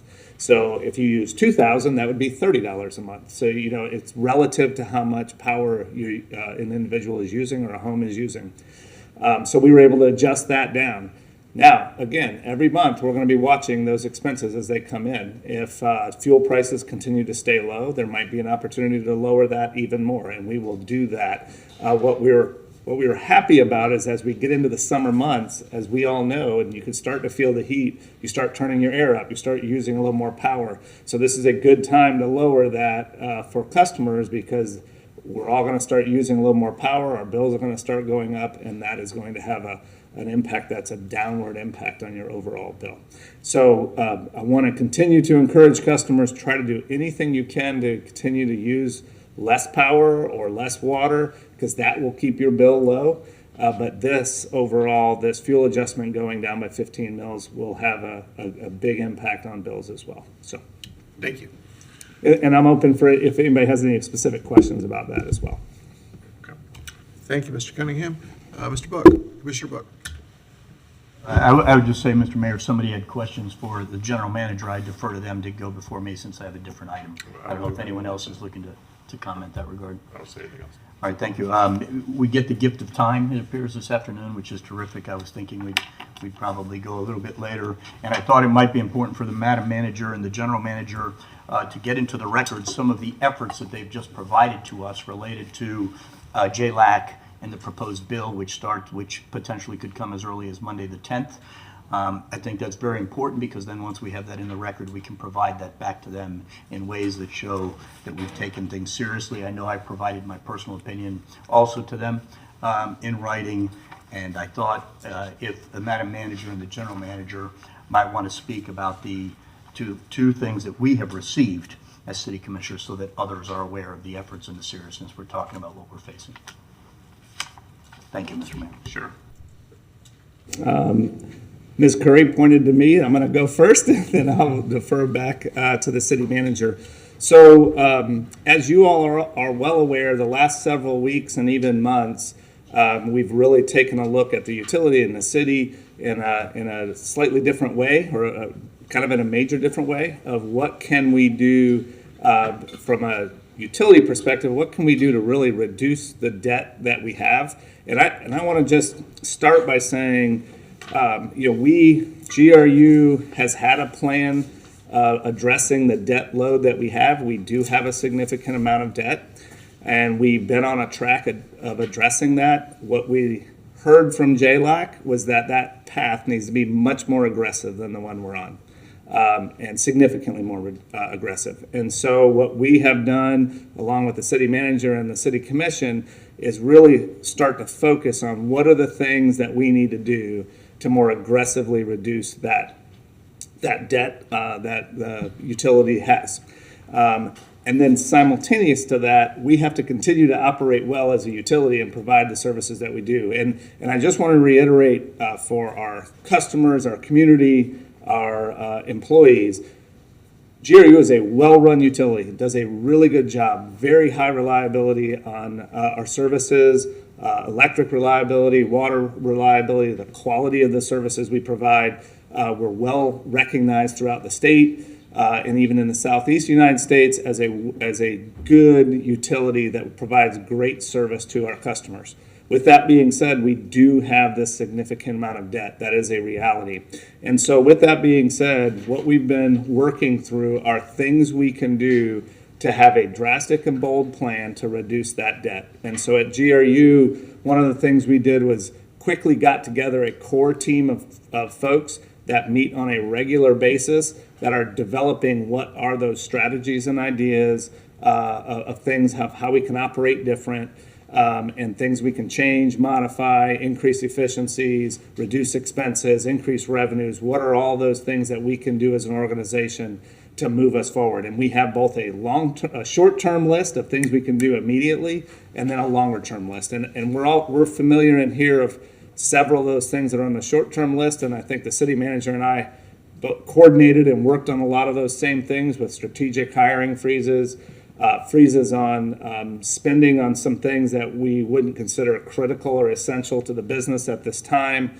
And so we've slowed those things down for this current year and what we're doing right now. We're addressing what those things look like in future budgets and looking at everything we do in our budget of where can we reduce expenses, where can we increase revenues, and where can we continue to pay down more debt. So there's several things we're doing there. In addition to that, coming April 13th, the city manager and I will be bringing a joint presentation to the city commission that really talks about both of the things that were in the JLAC, or were in the state auditor's audit, and that were discussed a lot at JLAC. And those two things are GRU's debt and a plan for the debt, and number two is a formula, a way to calculate a GFT that is repeatable and not just a number. And so we've been working on what that formula would look like, and we're going to be bringing that April 13th at the General Policy Committee to the City Commission. And that also then ties into the debt reduction. So how we're paying down that debt, part of that will be that reduction of GFT. A big part of that will be the reduction in that GFT payment of being payment more quickly to pay down that debt. So that has been our focus and continues to be our focus. A couple of things I will add to that as well is I have spent the last several weeks traveling to Tallahassee. I've met with almost all the members of JLAC and all but one of our local delegation. And the three things that I shared with them during those meetings were, one, how seriously we're taking the JLAC direction and the things that they brought up, and when I say we, the general manager, the city manager, the mayor, and the city commission are taking these things very seriously, and we're putting in plans that are good for the city of Gainesville and the utility. Talked briefly about the local bill and some of the language there, and that we are trying to work to help to ensure anything in that local bill that it will continue to have the city and the utility operating healthy into the future, and that we're trying to provide information there. And then the last thing I did talk about with all of them was the Origis contract, the solar contract that was brought up. We had approved it, and then after the JLAC, we brought back and pressed pause, and we've been working with each of those members of working through what's in that contract, so there's a broader understanding of that. And so those three topics I address, again, almost with every single JLAC member, as well as almost every single person in the local delegation. I'll be providing more information on that as I finish that up back to the commission. But probably the biggest next step that we have is the April 13th General Policy Committee, where we will be talking about the ultimate financial goal of where we're headed with debt reduction, as well as the general fund transfer calculation and what that will look like going forward.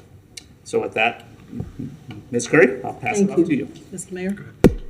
And in response to general government and how we've been addressing the cost containment measures that we shared with the commission about a month or so ago, one of the first things that we did because of the reverberations from the whole JLAC process into our workforce, the unsteadiness and uncertainty around that, we worked with the communications director really to start inside GNV messages to try to make sure our employees understand the process, the timelines involved, and any ideas that they actually have as we work towards presenting a balanced budget to the commission. So we are very much in touch with trying to make sure that we can address rumor control and just the information that's going out to our employees at this time. We did say to the commission that we would institute a strategic hiring freeze, and for general government, it has to be done. It's not just words. I want to make sure that we share with the commission the fact that we have clearly taken this seriously. I think since March 1, we have actually frozen 40 positions, 39.5 positions. Those positions equate to about $1.5 million if we roll in, and that's just on the general fund where this impact is actually going to occur. But RTS is also important to that as well. We've frozen 11 positions on the RTS side. Those positions equate to a little over $895, just say $900,000. These are positions that we have been interested in actively recruiting for. So we are actually rolling back already operations in terms of our ability to hire positions. In terms of frozen positions for the general government side of the house, it's about $2.4 million that we've frozen already in positions. That will likely roll into the budget process for '24 and will represent a savings that we will need to realize in order to balance the budget. We continue to closely monitor and review filling any new vacancies, of course, and departments have been instructed to submit justification for filling any new vacancies. There's a form that has to be filled out. It's tedious, it's annoying, but we're going through that motion to make sure that we are deliberate about filling any positions that are out there. On the fiscal operations side, P cards, we've limited one P card per department. We have made some exceptions.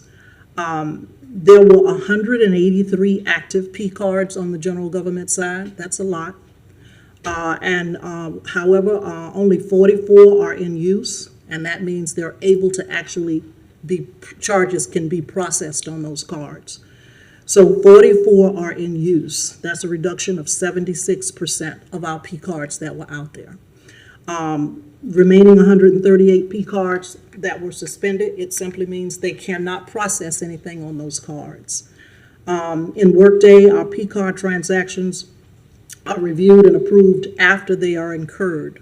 So what we've tried to do in retrospect is staff is working to transfer the P card expenditures to purchase orders, which is the way it really should be. That should be the option available, not the P card first. Relative to the budget process for 2024, we are obviously going through the reviews with all of our departments. We've put some committees with people on those committees that will give that extra level of scrutiny. We have what we call a continuous improvement review committee. It is comprised of the finance director, the HR director, the OMB director, who right now is Steve Arvell, serving in that role, along with several other of our players from the manager's office and across the departments. When department directors submit their budget, they have to now then go through another level of review before it actually comes to me for final review and recommendation to the commission. We also have a revenue estimating conference. This is a process that I know the state has used. We used it when I was in Miami and served on the oversight board for Miami. You actually sit and go through each one of the revenue sources and try to make sure that you have combed every opportunity out there relative to revenues. Some of them we will probably take a look at, won't be able to implement within the 24 fiscal year, but hopefully maybe going forward we can actualize some of the revenue opportunities that will be brought to the table. On the Auditor General side, the Auditor General will come in July. We know that. He's asked us to be prepared to respond to information requests prior to him hitting the ground in August. And so what I've actually done with our internal control manager is have that individual, his name is Cesar Leal. He works for both the finance director and me, but he has put together a committee that will act as if he is the state auditor general, and he goes into each department that has a finding, and he is updating me on where those findings are. It was 18 of them. The big ones for GRU, debt defeasance, of course, and the GFT to general government, but there were many other findings on the general government side that needed to be addressed. And so what I did in the memo that was distributed to you yesterday was I went through each of the findings. I won't go through them here, but basically what I am sharing with you is where we are with those findings at this point in time. I've given them a deadline. If the report reveals, as we reach that deadline, that we're not where we need to be in some of these areas, then it will dictate a decision from me on what I do with that, and I'll of course keep the commission apprised. There are several budget development meetings that will need to occur in order for this commission. I know we have new commissioners, but I want to make sure that in addition to budget briefings that will occur on the 4th floor in our conference room with each commissioner, on what we are doing relative to the recommendations that I will come to the commission with. I want to sit with each commissioner on the fourth floor with the department directors to make sure that you as commissioners understand what's in those operational budgets based on my recommendation. Obviously, you will have the final decision, but in terms of your ability to make the best decision that you can make, I want you to have that opportunity with us on the fourth floor to actually know what's in those budgets before you make those decisions. There will be a budget workshop, not a, but several. The first one will be on May 2nd. That workshop, we will talk about the framing around the 24 budget, the revenues that go into it, the big picture expenditure outlook. And at that first meeting, that first workshop, we'll also talk about the Fire and Rescue Department assessment rate. You talked about a methodology for fire and rescue a couple of weeks ago, but we didn't set the rate around the new methodology. So we will need to talk about that on the 2nd. And while we're doing that on the 2nd, it would be appropriate for us to look at the fire department's operational budget, because that's what it's going to be working with, that budget. On the 17th, we'll have more department presentations to the commission. Those will be additional departments. On the 25th, we'll have additional budget presentations. Those presentations will include the recommendation from management to the commission. You will, of course, still have the opportunity to give input and help to shape those budgets. We'll have more budget presentations, meeting departments here, making presentations to the commission, not in gruesome detail, but based on the general categories of personnel services, other operating, any capital, any special projects or enhancements, which I doubt will be many at all under the circumstances. But we will be doing that on, I'll just say May 2nd, May 17th, 25th, and on the 14th. On the 15th, we will start getting into some heavy decision-making, because on the 15th, we will need to have the fire assessment preliminary hearing. On the 20th of July, we will need to set the maximum millage rate. And on the 21st of August, we will be taking a look at the 24 revenues and expenditures just in terms of total. And then on the 7th, we will start to take a look at the final hearing for the fire assessment. We'll be taking a look at the tentative fee and rate changes, which we call Appendix A. We'll be taking a look at the tentative millage rate, which would need to be adopted by resolution. And at that meeting on the 7th, we would need to approve the tentative financial operating plan by resolution. On the 21st, that is our final meeting. That's the second public budget hearing. And we will be setting the final Appendix A fees and rate changes and the final millage rate. Based on the discussions out of JLAC and around the meeting on April 13th that Mr. Cunningham has talked about, we will be presenting to the commission a methodology, a formula that would drive the general fund transfer or government services contribution, a new name that we've kind of come up with to get away from GFT in terms of branding. But one and the same, we'll be talking to you on the 13th about that formula that will drive that number, which is a major revenue number for our general government general fund budget. If we were at zero, I'll just use this as an example, the cuts could be as deep on the general government side as close to $38 million. Just if we were where we are today with no millage increase, services continued as they currently are, the cut could be as deep as a $38 million revenue hole that we would have to fill on the general government side. And so it is not a light exercise. It is a real exercise because it involves livelihoods, it involves services, it involves jobs. And so I want to be as deliberate as I possibly can in the review of that budget. And it may be more laborious. I know it'll be more laborious as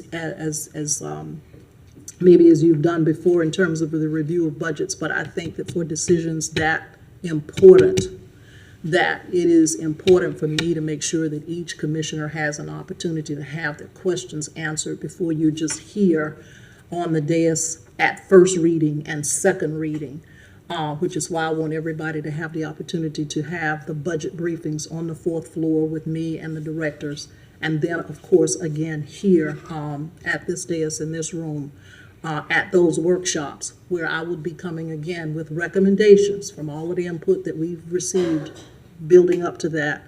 And then, of course, continuing to refine based on questions, based on priorities, based on collective decision-making that would drive the first and second reading.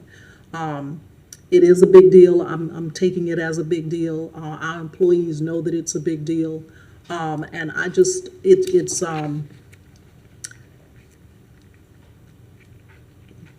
going to be a sobering, experience.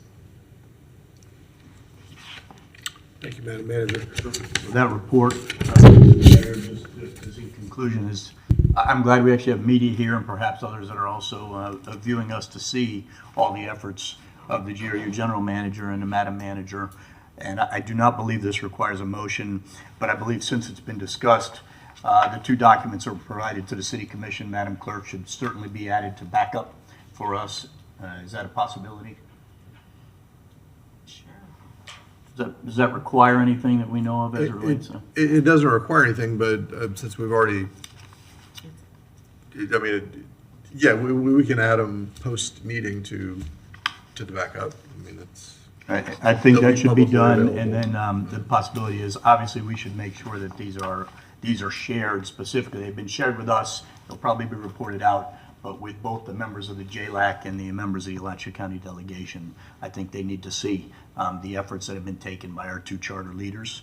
I'll just leave that at that. And then as far as the calendar that's presented out, I would just ask that we put that we schedule that in ways that maximize engagement. So that's both the communication piece and the times, and defer to the leadership of how to do that, because you have a really robust budget calendar. I think that will be excellent. And I'll conclude with that, Mr. Mayor. Thank you for the reports from both Madam Manager and the GRU General Manager, and I think they'll be helpful to the members at the state level that are probably seeing what we're doing. Thank you. Thank you. To follow up on that, before I get to you, Commissioner Willits, I do see your light there, but let me add a couple of things to that. For context, $38 million, and that is a worst case. That's from a zero transfer. That is an absolute worst case.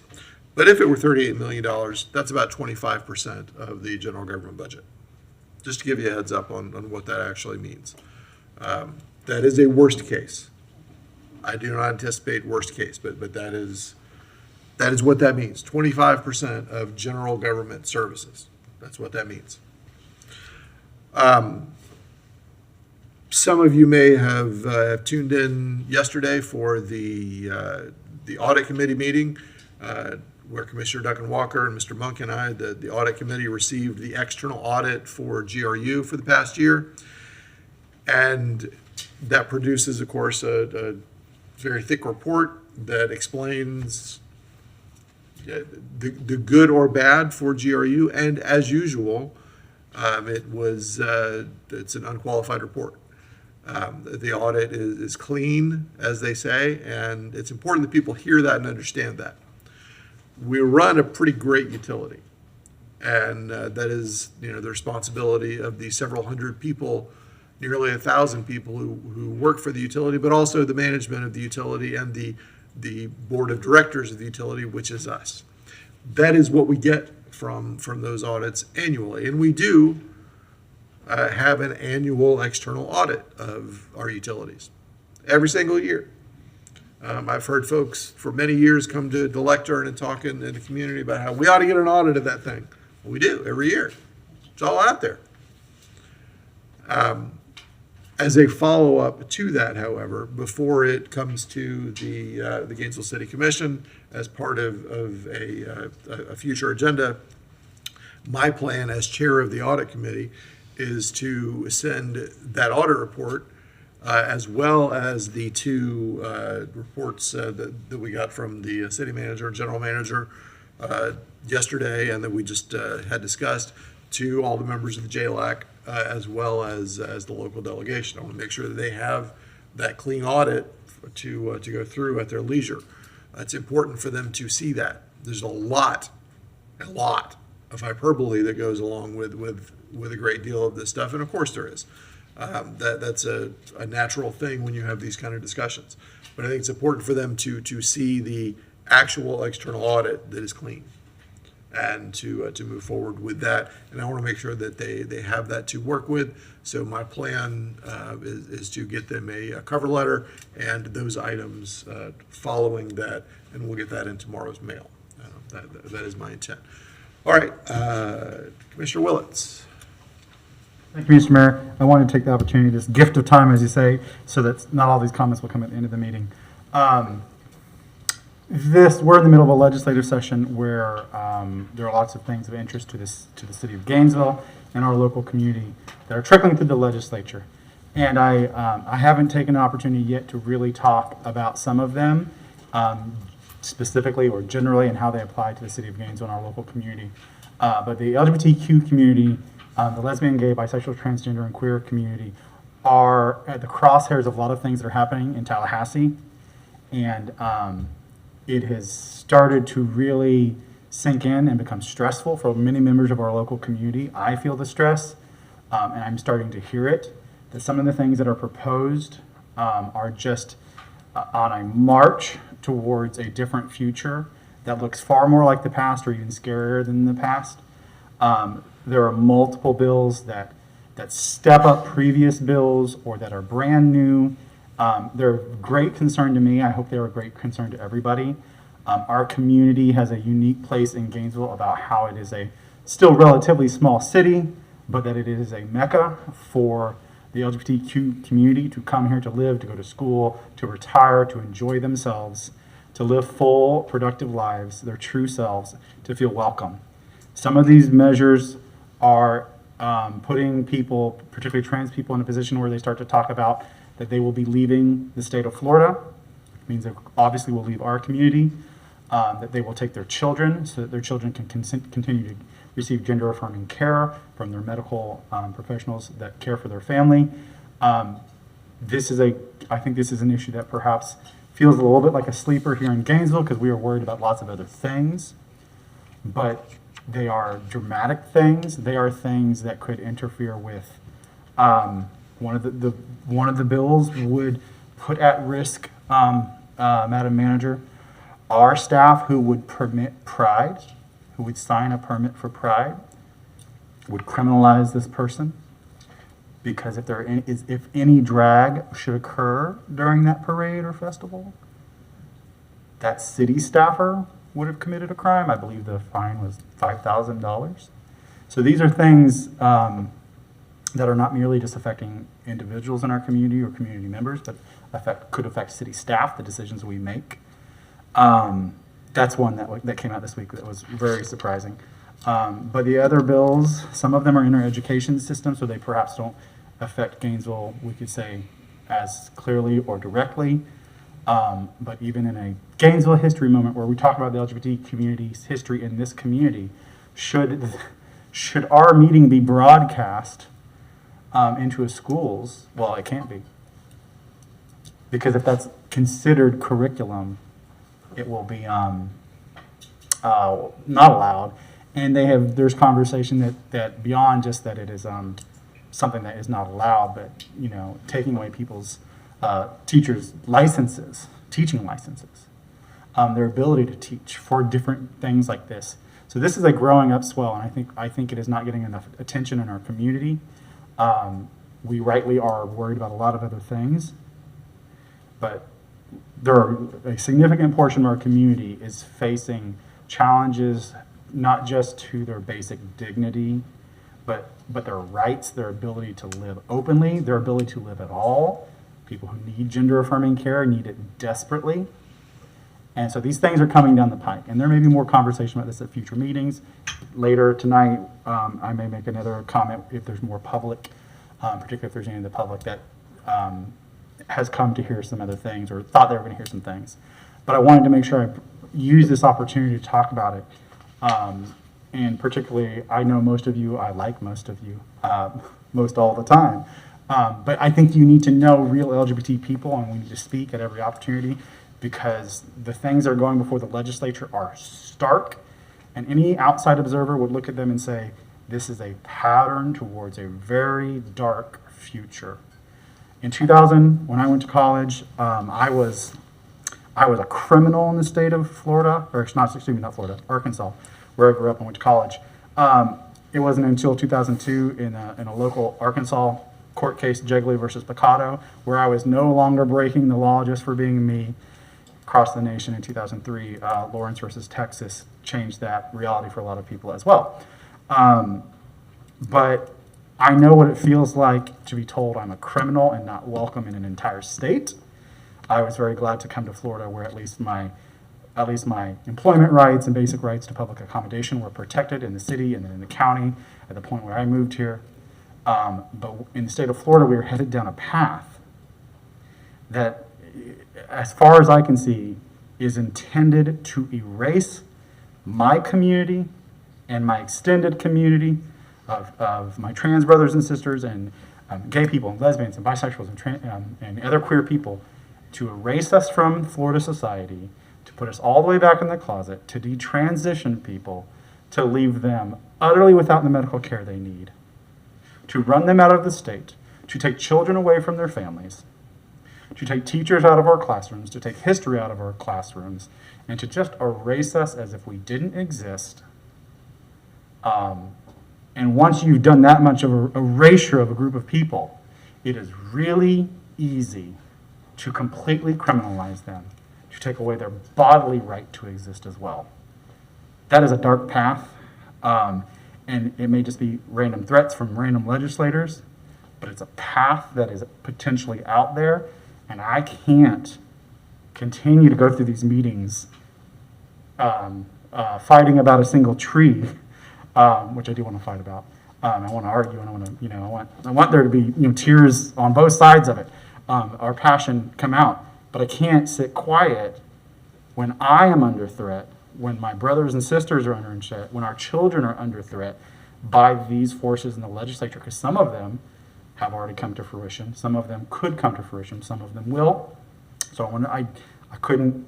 I'm entrusted, perhaps not directly, but at least I believe, representation by the LGBT community in government service is not nearly as rare as it once was, but in the state of Florida, at least by the Victory Institute, there are 41 out elected officials in the state of Florida for, 22 million people, tens of thousands of elected officials, and there's 41 of us, and I'm one of them.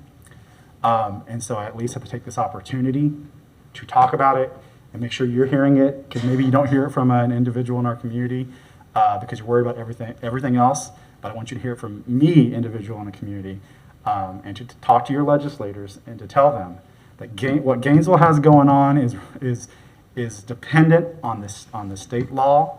The success of this community and the wholeness and health of all of our community members is impacted by what happens in Tallahassee. To tell them and to make sure that your support of our community is not just in words, but it's in actions and deeds, political actions and deeds, because the fight that is before us is not just words and feelings. It is the power of the government intruding in people's lives, and also potentially in our local government. So I wanted to talk about that now, less so this evening, but it's important to me. It's important to a lot of people in our community. I don't speak for all of them, but I can't, I didn't go through the things I went through in life to not absolutely take advantage of the opportunity of the mic in front of me to talk about these things and to alert the public, to alert our city, to alert even our staff should one of these bills pass and we have to figure out how we approve and permit Pride. I wanted to make sure people are aware of it, and that as testament to my own self, but also part of my community that I hopefully speak in support of, at least, that I take this opportunity to speak. So thank y'all, and I still think we're gonna have a lot of time, left over. Thank you, Commissioner. I appreciate you speaking up, and I'm glad you're here and that you have a microphone. Seeing no other lights, I'm going to ask a broad question, and I'm sorry to put you on the spot about this, Mr. Attorney, but that has come into my mind here, and we do have a little bit of time. Do we have, to your knowledge, any restrictions on use of the City Hall Plaza for peaceful demonstrations after dark? I don't want to take a look at it specifically to answer you conclusively, but I think it's included within our list of city parks. Okay, So the city parks aren't open after dark. gotcha. I know that, and it was been some time ago now that, you know, Occupy Gainesville had events, and I think Representative Long had an event years and years ago where he had like a camp out to draw attention to homelessness, and so there was some sort of permitting offered, I believe. Those were both a long time ago, but in general, I think the parks are closed after dark, with the exception of pass-through traffic. They're not staffed. Yeah, because they're not staffed. It's not an open facility at that time. So if someone were to request a permit to have an event here, could we, on the steps, for instance, could we permit that, or would that have to be a special vote of the commission, or is there? Yeah, I don't know what the process would be. I mean, that's certainly under the control ultimately of management and at the direction of the commission as well. So what the process would have to be to accommodate that, we could look in and report back.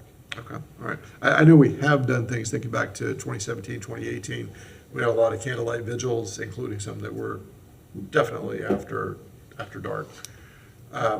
So I would like to get clarification on that, given events at the Tallahassee City Hall this week. So Let's take a look at it and report back. I appreciate that. Okay, no other lights? Okay, we are adjourned until 5:30. We do have a whole lot of proclamations, and I think they're going to be fun. I think it's going to be a good evening to get started with.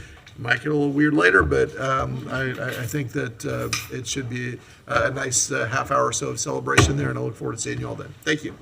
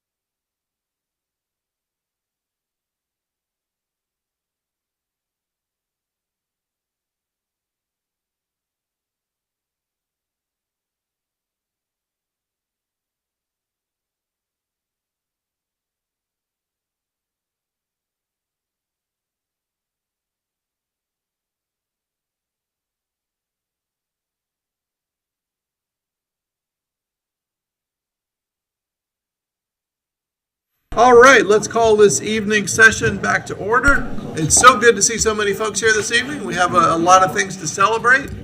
But before we get too far into the proclamations and such, we're going to invite the Metcalf Elementary School Safety Patrol to help us lead the pledge this evening. I want to thank Principal Robinson and Coordinator Nunez and Officer Davis for being here with them. Welcome. I like them safety patrol belts. Y'all looking sharp.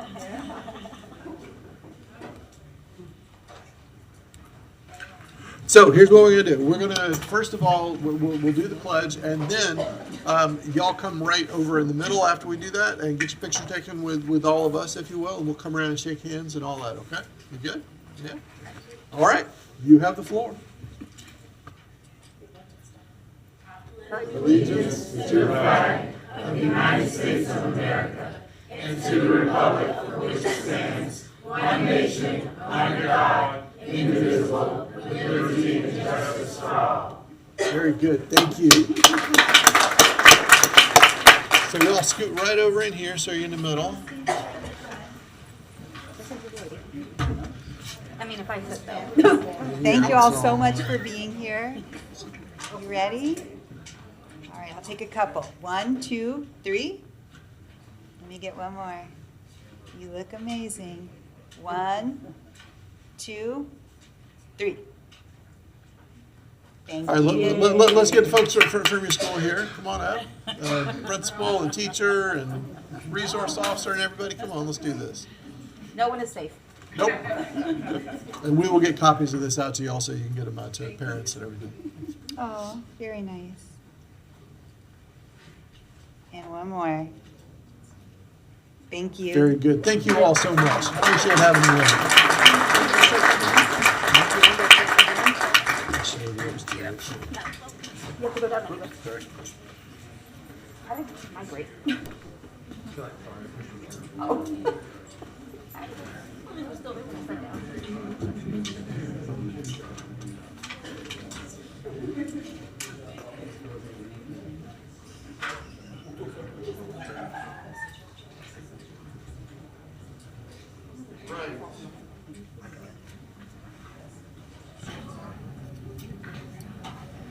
We have just a couple of proclamations here this evening. All right, who's here for Water Proclamation or Water Conservation Month? Come on over, y'all.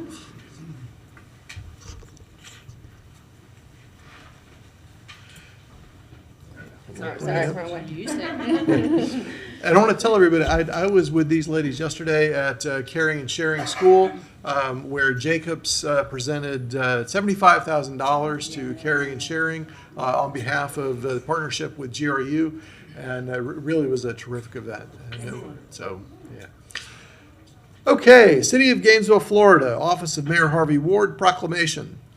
Whereas clean, safe, sustainable water resources and supplies are basic essential needs of every living creature, and whereas the state of Florida, St. Johns River Water Management District, Swanee River Water Management District, Florida section of the American Water Works Association, Alachua County, and the City of Gainesville are working together to increase awareness about the importance of water conservation, and whereas the City of Gainesville and the state of Florida have designated April, typically a dry month when water demands are most acute, Florida's Water Conservation Month, to educate neighbors about how they can help save Florida's precious water resources.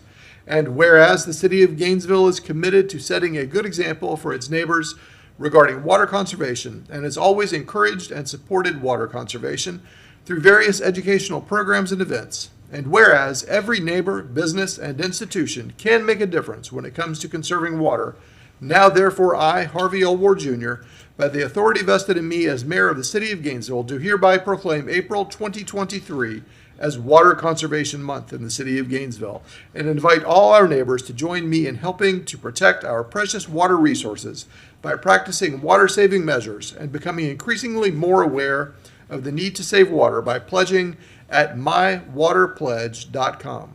And witness whereof I have hereunto set my hand and caused to be affixed the official seal of the City of Gainesville this 10th day of March, 2023. Harvey Ward, Mayor. Very good. Photos here.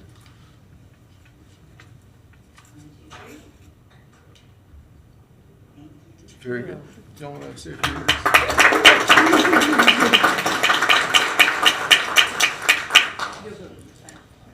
I just wanted to say a few words. I first want to say thank you to Mayor Ward for declaring April as Water Conservation Month. And I also just wanted to say a big thank you to our community, because without our community, water conservation wouldn't be successful, because it really takes each and every one of us coming together to make an impact. So thank you.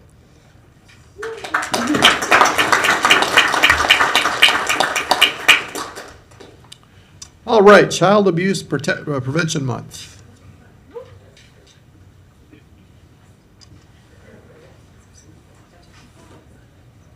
Welcome.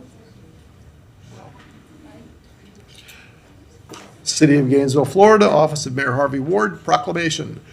Whereas Alachua County's future prosperity depends on nurturing the healthy development of the children currently residing in Alachua County, and whereas the abuse and neglect of children can cause severe, costly, and lifelong problems, including physical and mental health problems, school failure, and criminal behavior, which affect all of society. And whereas research shows that parents and caregivers have social networks and know how to seek help in times of trouble, are more resilient and better able to provide safe environments and nurturing experiences for their children. And whereas individuals, businesses, schools, faith-based, and community organizations must make children a top priority and take action to support the physical, social, emotional, educational development, and competency of all children. And whereas children deserve the opportunity to grow and thrive in healthy environments, free from threats of violence and harm. And whereas during the month of April, public and private sector agencies, child care professionals, child advocates, and residents will be increasing the public's awareness of child abuse and neglect prevention. Now, therefore, I, Harvey L. Ward Jr., by the authority vested in me as mayor of the city of Gainesville, do hereby proclaim April 2023 as Child Abuse Protection Month in the city of Gainesville, and invite all our neighbors to join me in recognizing this special month. In witness whereof, I have hereunto set my hand and caused to be affixed the official seal of the city of Gainesville, Florida, this 16th day of March, 2023. Harvey Ward, Mayor. Thank you. Thank you.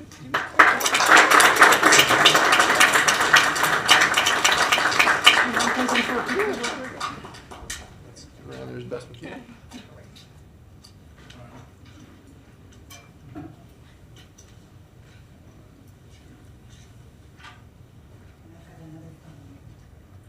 One more phone.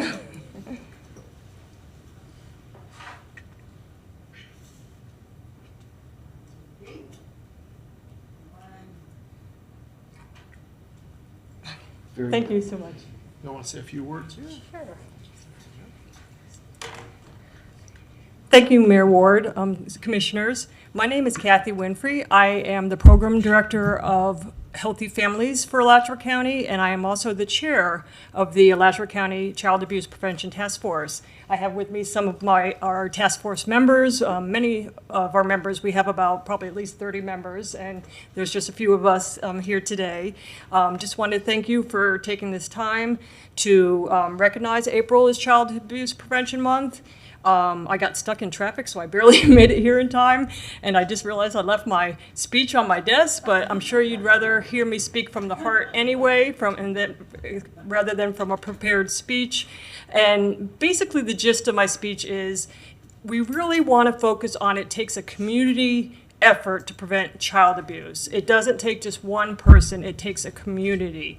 And we all need to work together to help prevent child abuse and neglect in our community. Some of the things the task force has been doing this month to recognize Child Abuse Prevention Month is we planted over 1,000 pinwheels. You might have seen them in front of UF Health Hospital. If you haven't seen them, drive by. They're beautiful to see.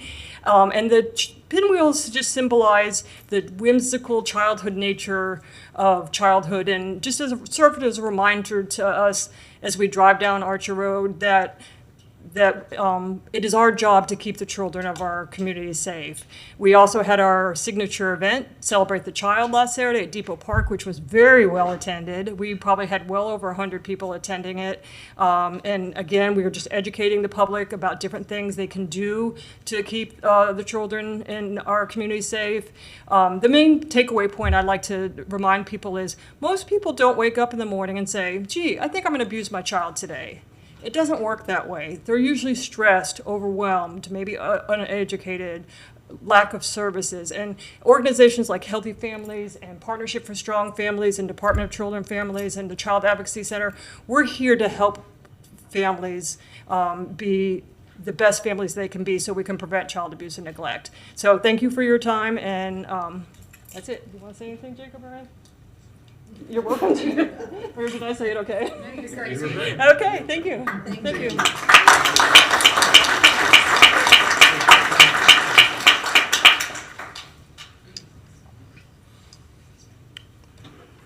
All right, National Healthcare Decisions Month gave me a lot of text here to read, so bear with me. Who's here for that one?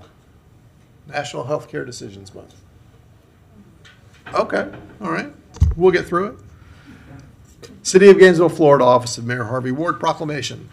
Whereas National Healthcare Decisions Day is recognized across the country on April 16th, it is designed to inspire, educate, and empower the public and providers about the importance of advanced care planning, to raise public awareness of the need to plan for healthcare decisions, especially those related to end-of-life care and medical decision-making when patients are unable to speak for themselves, and to encourage the specific use of advanced directives to communicate these important healthcare decisions.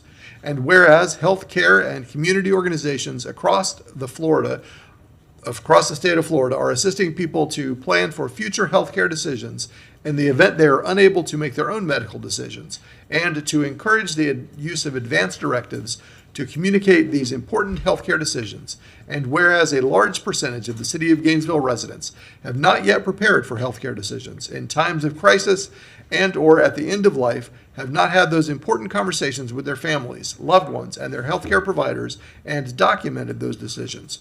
And whereas it is likely that a significant reason for this large percentage is that there is both a lack of knowledge and considerable confusion in the public about advanced care planning and advanced directives.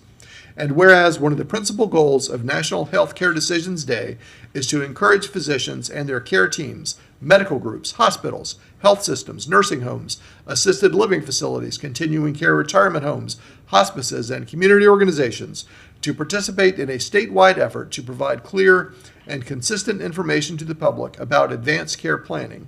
And whereas Community Hospice and Palliative Care of North Central Florida, UF Health, and other healthcare organizations and community groups have endorsed this event and are committed to educating the public about the importance of discussing healthcare choices and executing advanced directives. And whereas the COVID-19 pandemic makes advanced care planning even more important with every age group being impacted, and 840,000 deaths and counting in the United States attributed to the virus.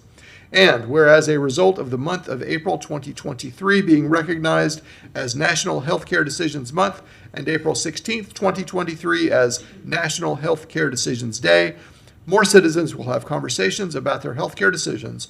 More citizens will execute advanced directives to make their wishes known, and fewer families and healthcare providers will have to struggle with making difficult healthcare decisions in the absence of guidance from the patient.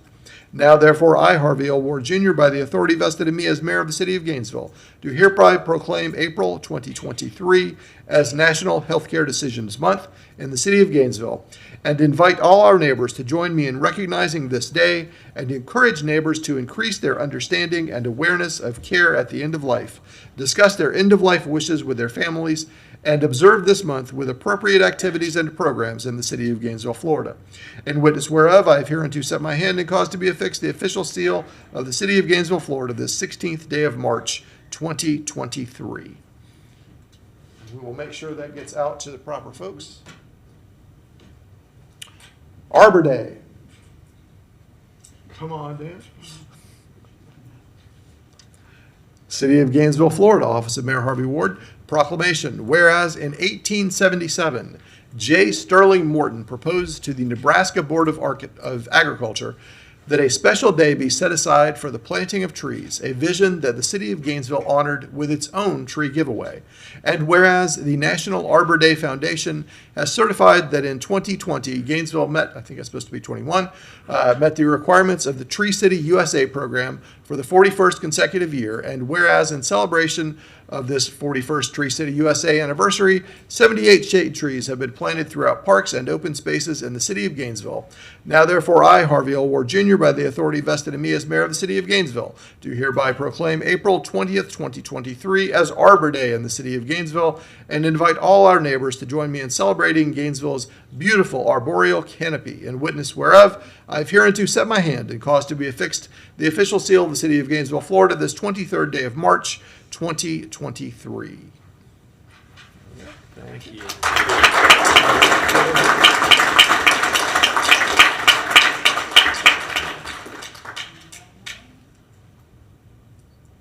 Very good.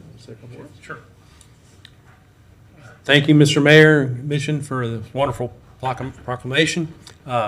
It's a pleasure to serve you as your city arborist and urban forestry section to help out the tree canopy and trees in Gainesville. We will be celebrating Arbor Day in a continuing fashion on April 22nd at TB McPherson Center with a tree giveaway. All here and all who are listening are invited to attend. We'll have a nice get-together from 9 a.m. to 12 noon. Y'all have a great day.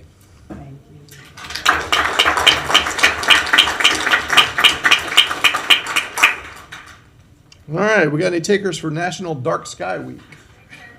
Come on down. There you go. And Madam Clerk, we have a left behind phone here that I'll bring up when we come up. Would you put that there, please? Thanks.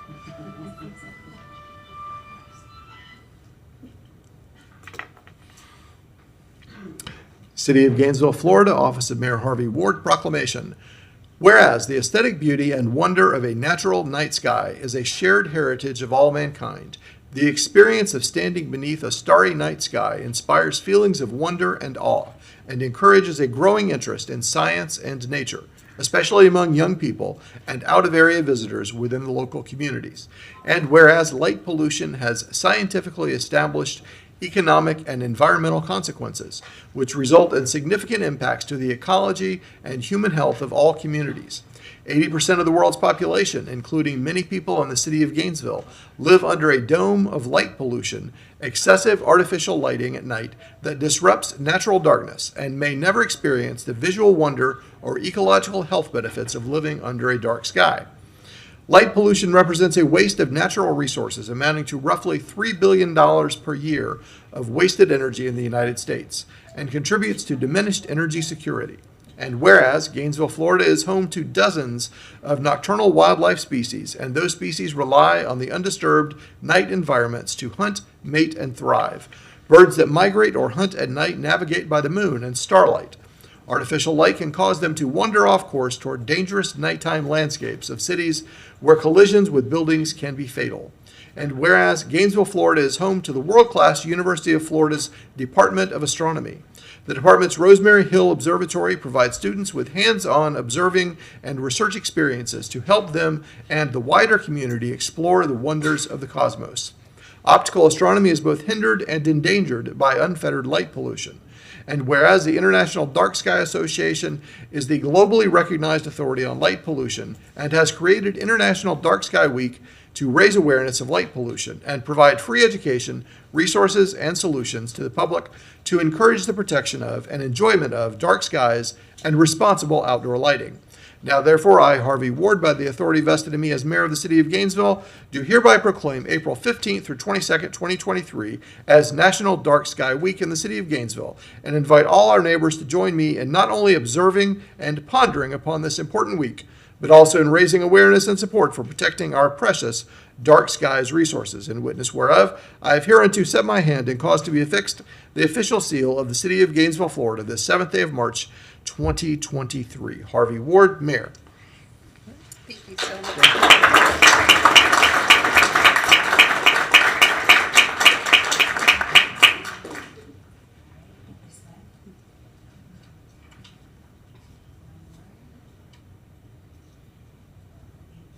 Thank you. You want to say a few words? Absolutely, thank you so much. Sure. Well, I wanted to thank Mayor and the City Council for proclaiming International Dark Sky Week. It's a very near and dear week to my heart. Not only am I a delegate to the International Dark Sky Association, but I'm also a nurse for my day job. I work here in Gainesville. I'm an amateur astronomer and also a nature lover. And so dark skies are very important to all the things that I love. And so I just wanted to say thank you to the council. I also wanted to let you know for International Dark Sky Week this year in Gainesville, we'll be at the Santa Fe Teaching Zoo for the Party for the Planet on the 15th and 16th. Dark Sky Advocates will have a table out there exhibiting and talking about the importance of the night sky. Thank you.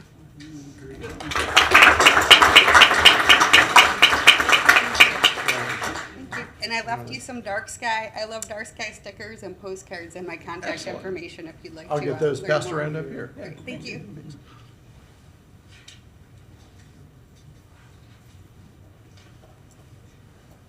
National Public Safety Telecommunicators. There we go. Welcome. I'm glad y'all are with us this evening. I will tell you that my first exposure to government was when my dad worked as an operator at GPD, answering the phone before there was a 911 back in the 70s. So y'all have a special place in my heart. City of Gainesville, Florida, Office of Mayor Harvey Ward, proclamation.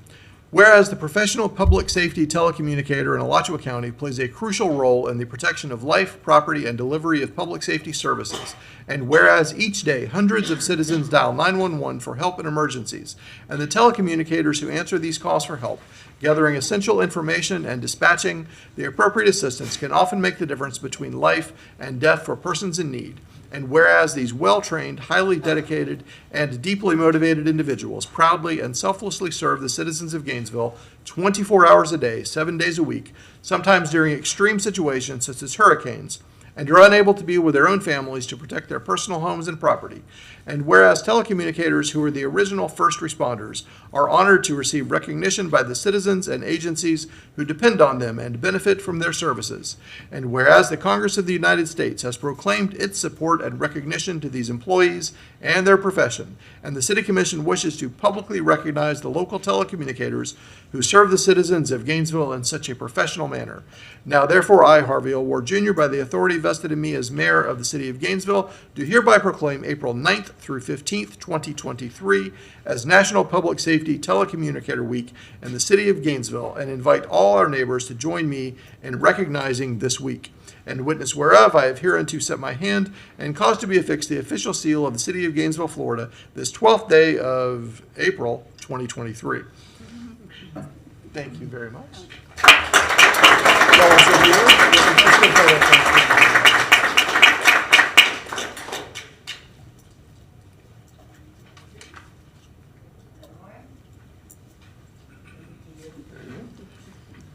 Pass this along. Good afternoon. My name is Samantha Richardson. I'm a master telecommunicator with the Alachua County's Communications Center. On behalf of all my coworkers, I would like to thank Mayor Harvey Ward, the city commissioners, and the City of Gainesville for taking the time to acknowledge National Public Safety Telecommunicator Week of 2023. We greatly appreciate it, and thank you.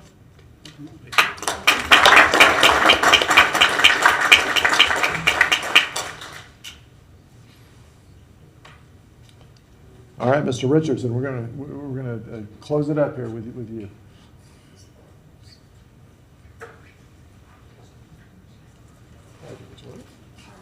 Good to see you, man. City of Gainesville, Florida, Office of Mayor Harvey Ward, proclamation. Whereas Art Speaks GNV, Inc.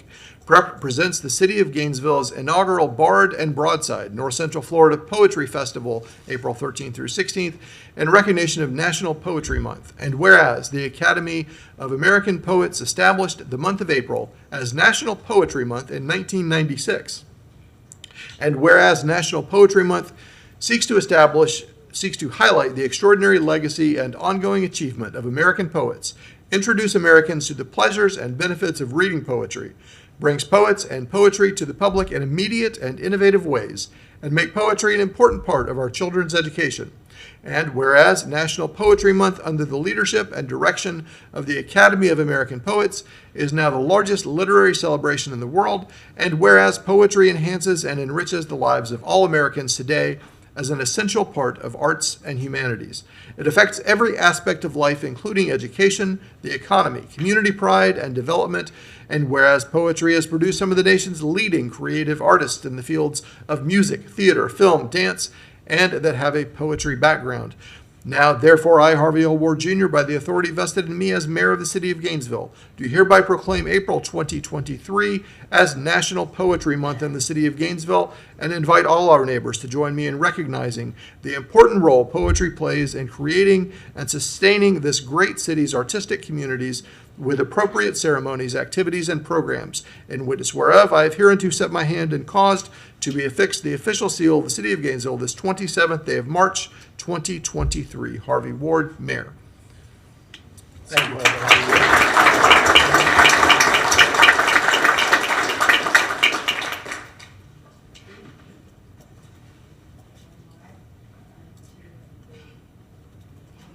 Thank you. And of course, we are joined to receive this by the Alachua County Poet Laureate, Stanley Richardson. So, yeah. Yeah, I'll say just a few words. Greetings, everyone. Thank you, Mayor, Commissioners, City Administrators. Thank you so much for your continued support of arts and culture in our community. I want to quote the Mayor in a social media post that you made a little while ago. And I quote, "I believe it is time we became more intentional about becoming a city known for its great art, because there are no great cities that do not embrace great art," end quote. The Bard and Bardside inaugural North Central Florida Poetry Festival is our very intentional effort to help make Gainesville a great city that embraces great art. So thank you.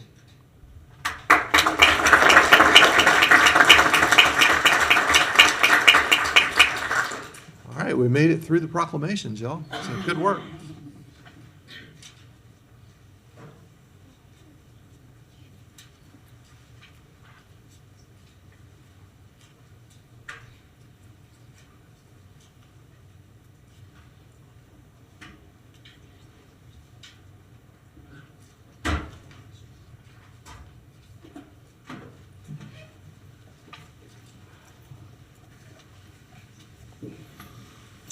Madam Clerk, Chair, next item is early public comment.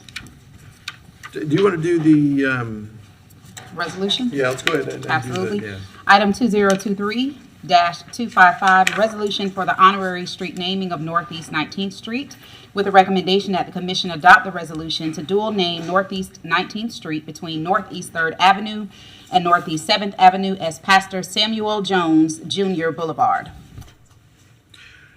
All right, does anybody want to make some opening remarks on this, and then we'll hear a motion?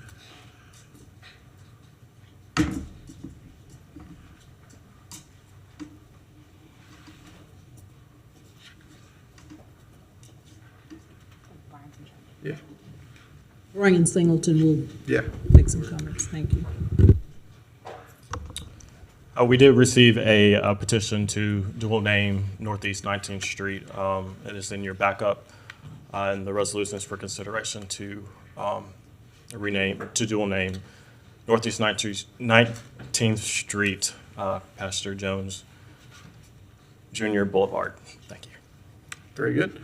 All right, would someone like to make a motion? I move that. Thank you very much. I move that we accept the resolution for the honorary street naming of Northeast 19th Street to Pastor Samuel Jones Jr. Boulevard. Second. So we have a motion and a second. Do we want to open for public comment for this?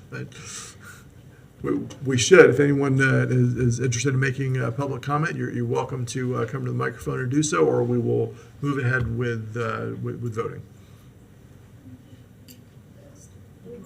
Okay, all right. Seeing no further lights, all in favor, please say aye. Aye. Any opposed? That passes unanimously. Oh, that's roll call, sorry. Ooh, goodness gracious, all right. Quite all right. Commissioner Sacco? Aye. Commissioner Willetts? Commissioner Book? Aye. Commissioner Eastman? Aye. Commissioner Chestnut? Aye. Commissioner Duncan Walker? Aye. And Mayor Ward. Aye. That passes unanimously. Now I'm going to come down and shake hands while we present these. And anybody else who'd like to... I want to make some comments. I want to come back.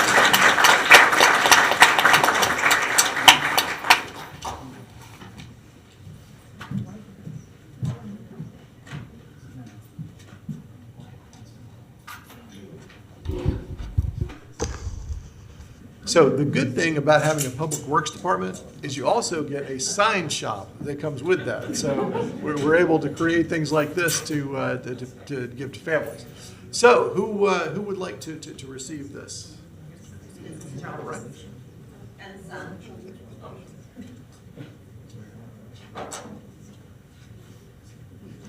We have one for both of you. Let's get photos here. I'm gonna get on this side. Yeah, anybody who wants to form a picture, come on up. Well, church members are friends.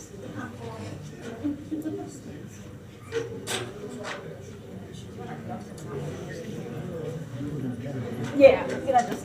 I don't want to be a weird floating head in the back.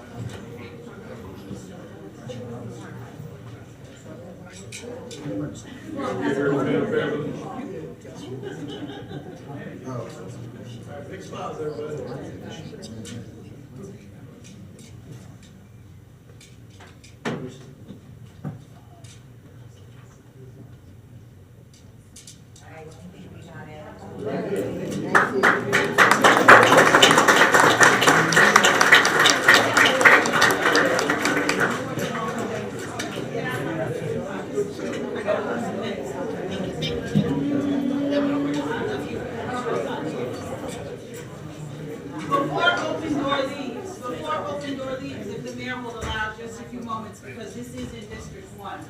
Yes. And a lot of these are people that I've been knowing and loving and have been poured into and raised by and lived next door to and all of that kind of good stuff. You know, out east, particularly just off of Northeast 8th Avenue, is an area that is known for its churches. It's known for its community members that have come together in praise and in worship and in unity. It's known for the legends that it has produced and the leaders that it has produced, and they didn't have to be people who had PhDs or degrees. They were the people who nurtured you. They were the people who raised you. They were the people who influenced you and encouraged you to do the right thing. And I grew up, had the privilege of growing up around a lot of those people that are in this room right now. And so it is an honor for me today to stand as your District 1 Commissioner and to celebrate this naming of one of our community legends. Because Open Door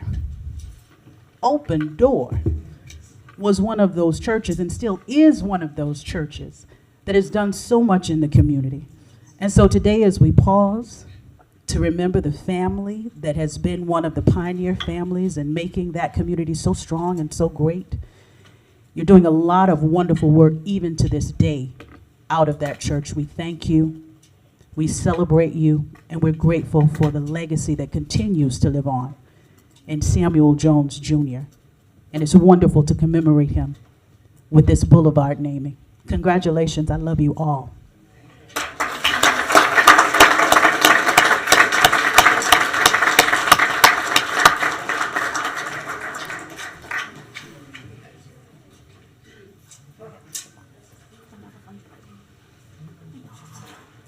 Now the weird part, and then the fun part.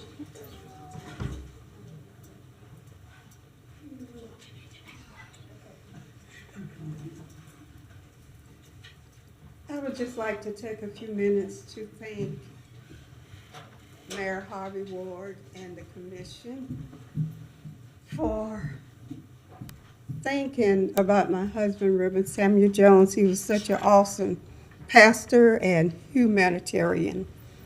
He, so many years came down and he opened up our commission meeting, also the county commissioner meeting.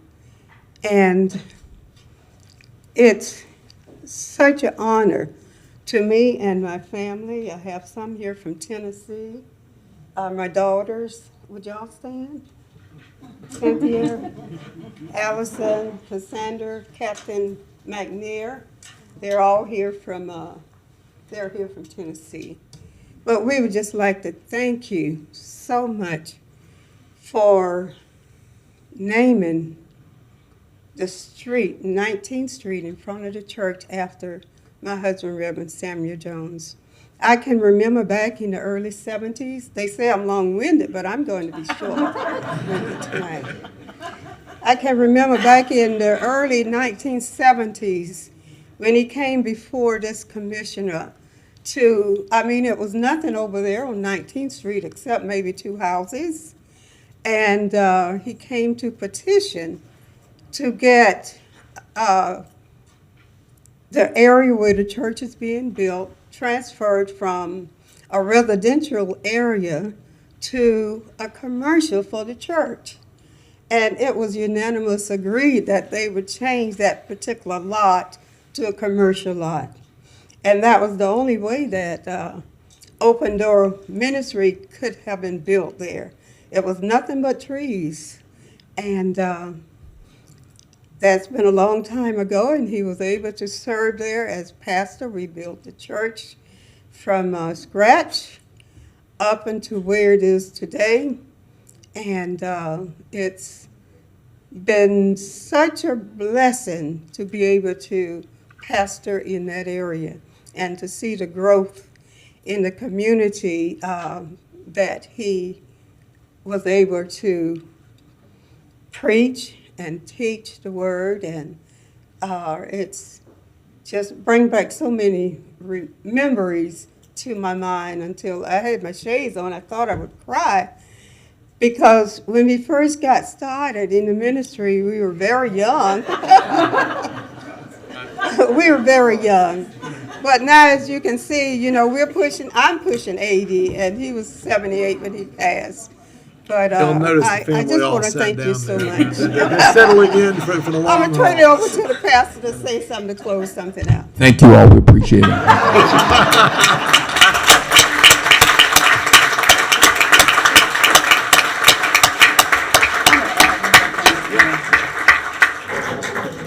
Mr. Mayor, if I may, as the members and the family gets together, I'd like to also just remind us and draw our attention to Open Door has been home to a lot of the great work that's been happening in our community. An organization that this commission has shown great support for, Community Spring, has been housed out of Open Door, and I just tip my hat to how they continue to entrench themselves in not just the word of God, but also work in the community. So we thank them so much. Their current pastor here, Tim Jones, is here. We thank you so much for your continued work. You are part of that living legacy. We thank you so much.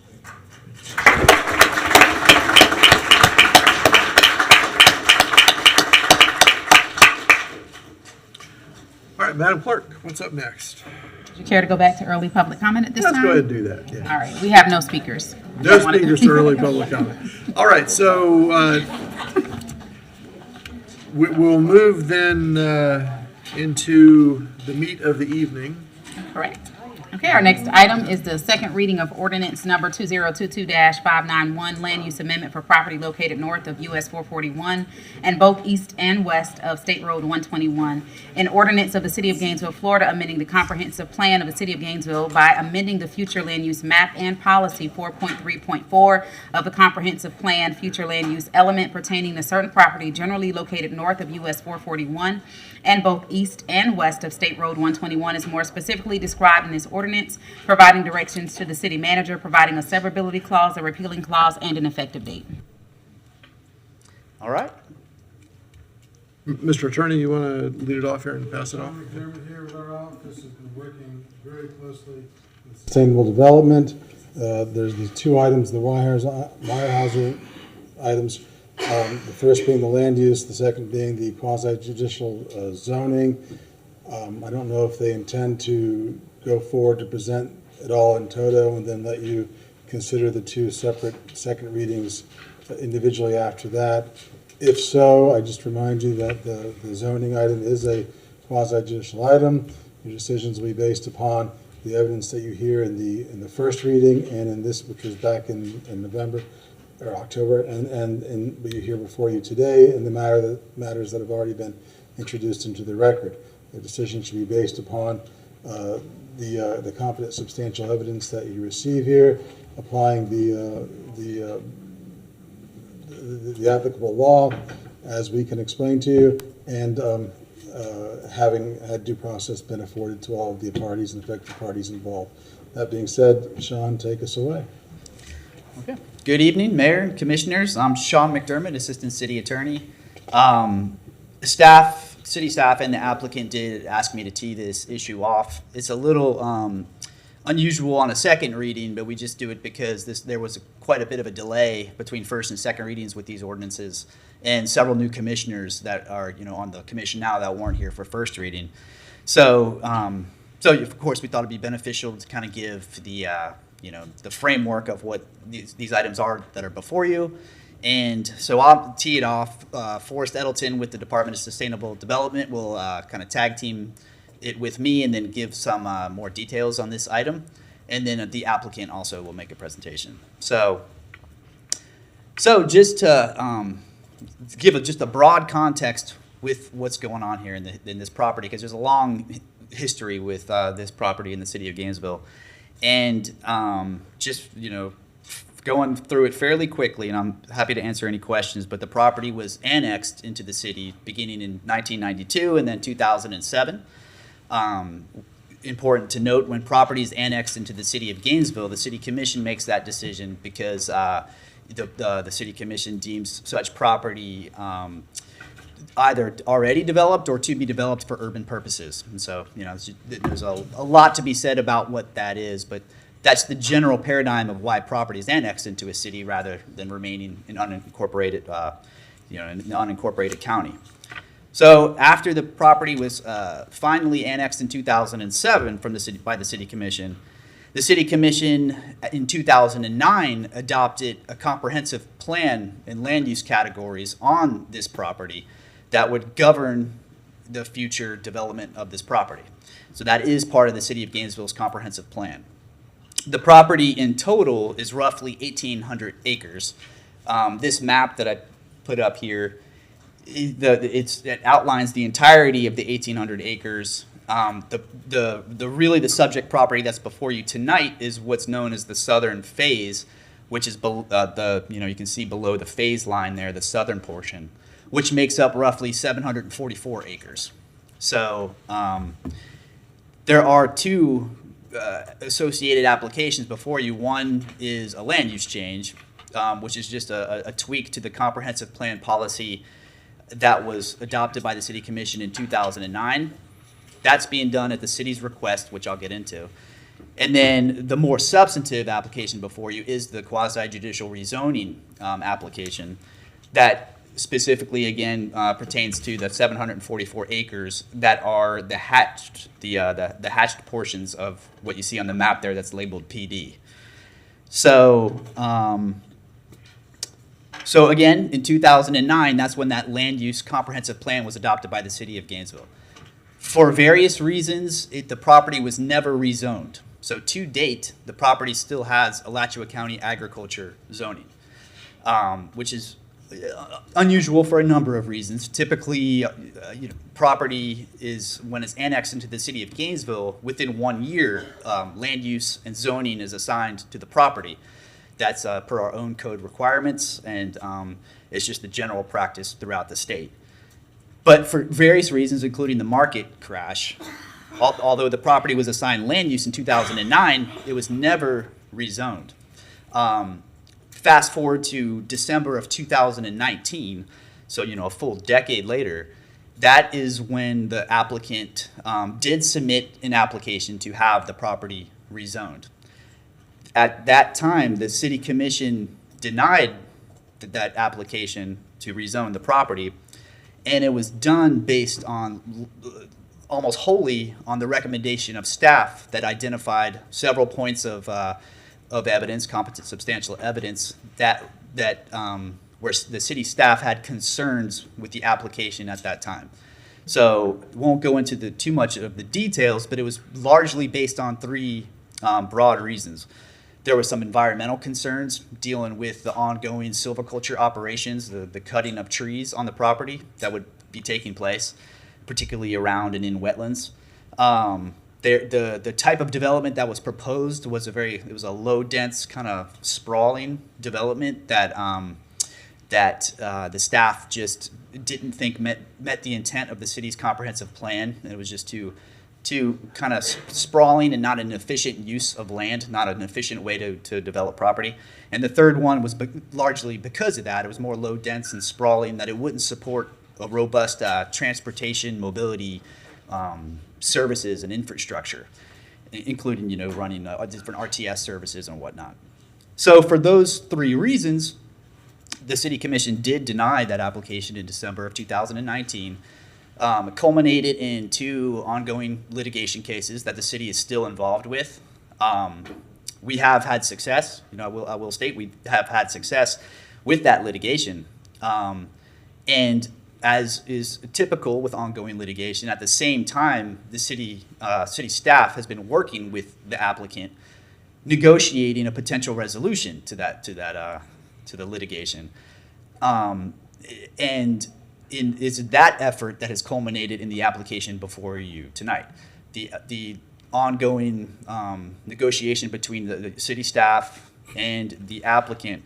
And I will say, as an attorney for the city, and we wouldn't hold back any punches here, but I will say on behalf of the applicant, they have in good faith worked with this city staff and really have come around on a number of points, and in the city staff's recommendation very much improved the application to the point that now, as opposed to December of 2009, city staff in fact does recommend approval of this application.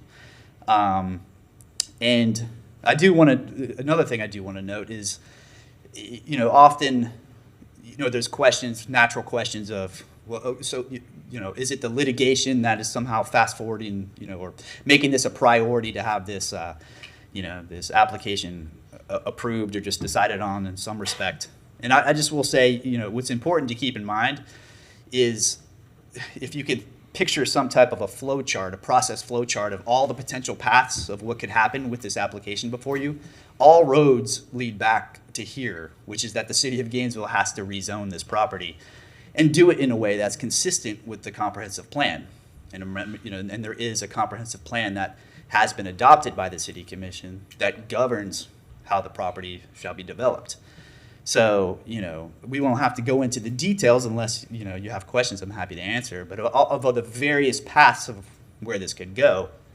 But at the end of the day, it is important that, again, it all comes back to this and rezoning the property in a way, again, that is truly consistent with the comprehensive plan and that the city commission approves. There ultimately has to be some type of zoning approved. And, I guess the last thing I will just kind of go over are just a few points, and Forrest can dive into this in more detail, but a few points that really have, in staff's eyes, have been improved since that application that was denied by the city commission. If you remember, the 3 main factors were environmental, the nature of the development, too sprawling, and transportation issues. Well, what has fundamentally changed with this application is that the developer has agreed to, rather than doing kind of one of those more like low density kind of inefficient uses of land that's spread out over a large area, it is a very much more clustered development. So it's kind of, for non-planner speak, is more like squeezing the density together so that more areas can be preserved in their natural state. So there is, that's kind of addressed that whole sprawling low density issue. So that is a major change. A big one is a lot of the environmental concerns have been taken care of, namely the ongoing silviculture operations and the cutting of trees near or in wetlands. That has been, has been addressed to staff's full satisfaction, including, and this is important to note because this is fairly major, that the landowner has agreed to preserve in perpetuity over 68% of the total roughly 1,800 acres of the property.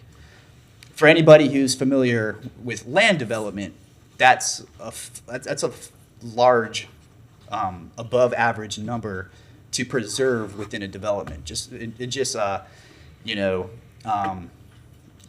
for a reference point, typical jurisdictions that have stringent environmental regulations set-asides of 50%, roughly 50%, are kind of what you see in those types of developments, and that's what is looked at to be a good, vigorous environmental regulation. In this case, it's over 68% of the total property that will not just be conserved, but it's also being actively managed in a conservation management plan with conservation easements that are permanent. And for anybody who knows much about preserving and conserving land and environmental regulations, that's a whole separate and heightened tier of environmental preservation, rather than say like just conservation, standard conservation zoning or other mechanisms.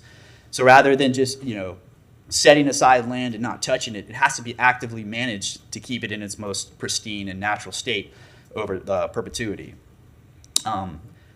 Something to note too, because you often hear with, okay, 68% is great, but the property owner wouldn't have been able to develop it, anyway because of wetlands and whatnot.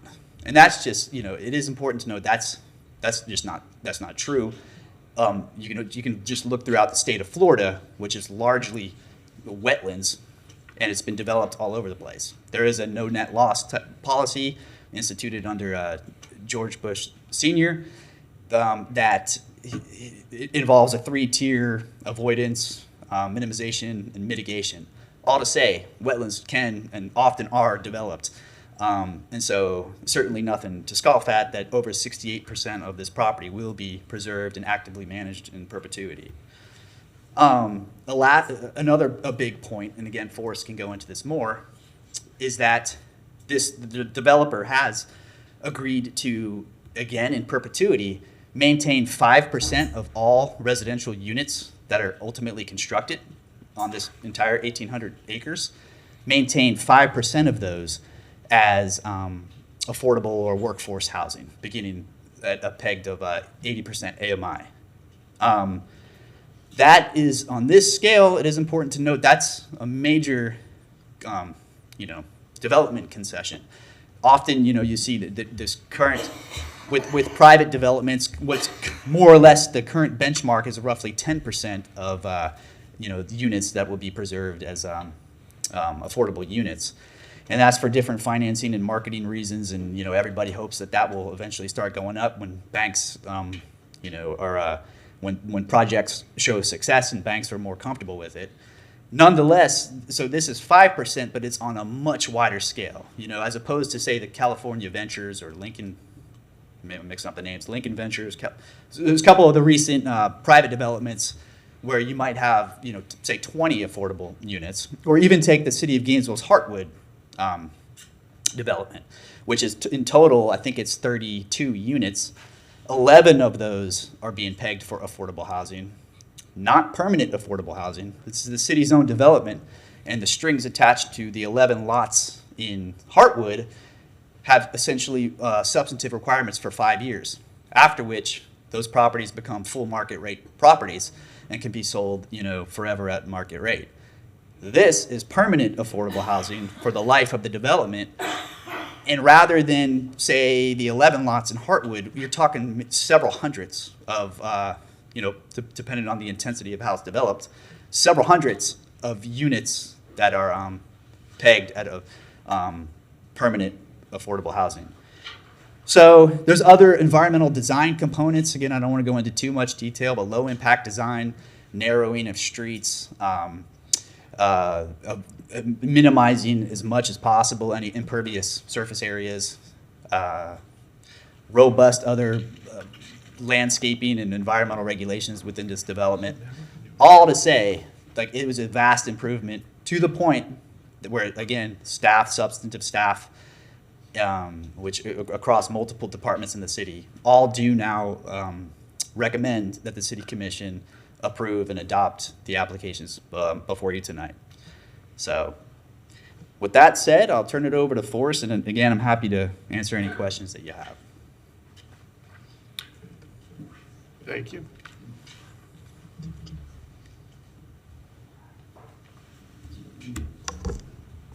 Welcome, Mr. Edelton.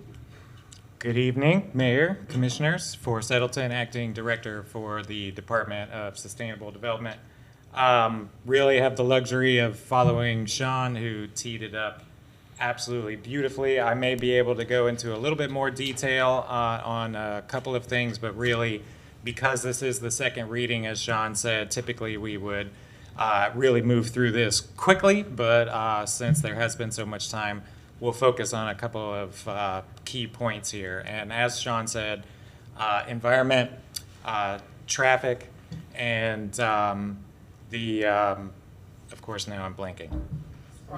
Sprawl, thank you, density. I'm getting warmed up. So you all have seen this presentation before. Of course, I will go through it quickly here. You all don't really need me to read from slide to slide. And as you might notice, some of these slides are a little bit old format, where we've kind of zazzed them up recently now. So please forgive the text and the black and white here. But again, as Sean articulated, that this is the change that's been in the works for quite some time now, and is intending to establish both the land use and the PD zoning here. As you can see on here, it's got the dwelling units per acre, and a correction here to that slide is that 20 dwelling units would, after the first reading, go up to the 60 dwelling units at the commission's direction. So on this slide, we have what the current land use is and the proposed current zoning. Sean went over the history very well here, so I won't go into details on this unless you all have questions. And you can see some of the acreage and percentages here based off of the different land use and zoning. So of course, the process here is that you all are evaluating and determining whether the proposal before you is a land use or a zoning that it meets in with your intent or with our comprehensive plan and land development code intent for the ultimate highest and best use of the property. So again, here you've all had this in your backup, so I won't go into it in detail, but if you do have questions about these specific numbers, happy to go over them. And again, here is the proposed. This is what it would be, a change here, going back to that first slide, you know, from the single family land use and residential low land use to a higher density, a more intense or intensive use for these areas, really to address that question of sprawl and density, one of those three tiers that I talked about. So again, here are some more of the percentages and development details. And so as we have said, there are criteria, of course, that staff reviews this. I won't go into each one of these criteria here, but again, just really the main hang-ups were the environmental impacts, the sprawl or density issue and impacts, and then the transportation or traffic policies and approach to those traffic impacts. So to just jump into the environmental impacts, there are designated strategic ecosystems on both sides of 121 here. As Sean pointed out, those strategic ecosystems really, in a rough way, point out that there are valuable environmental resources in some places on these properties. And so as a part of the process, what that requires of staff and the city is to evaluate these lands for their environmental resource value and exactly that, the environmental resource value. So in this case, we have evaluated that and really have evaluated it multiple times across the life of this project, which again goes all the way back into the 90s. So as you know, there are wetlands that we've identified here on the property, and the city code, land development code, and comprehensive plan really directs staff to, and the city itself, to recognize the resource value of wetlands and to identify them, point them out, and direct development appropriately. So you can see on this map, we've got the wetlands, and then, of course, associated with those wetlands, our code also has buffer areas that extend beyond the wetlands. And important to point out is that, and Sean alluded to this to some extent, is that as a part of silviculture practice, there are best management practices that allow those functions to get much closer to the wetlands than city code allows if it was a development or if it was some other use. Agriculture has a lot of legal protections in the state of Florida, and they are governed by the forestry best management practices, again, which lets them get close to the wetlands. What we have asked for and really as staff and have pushed for here is that extra extension of the buffers that would protect the wetlands and the adjacent areas.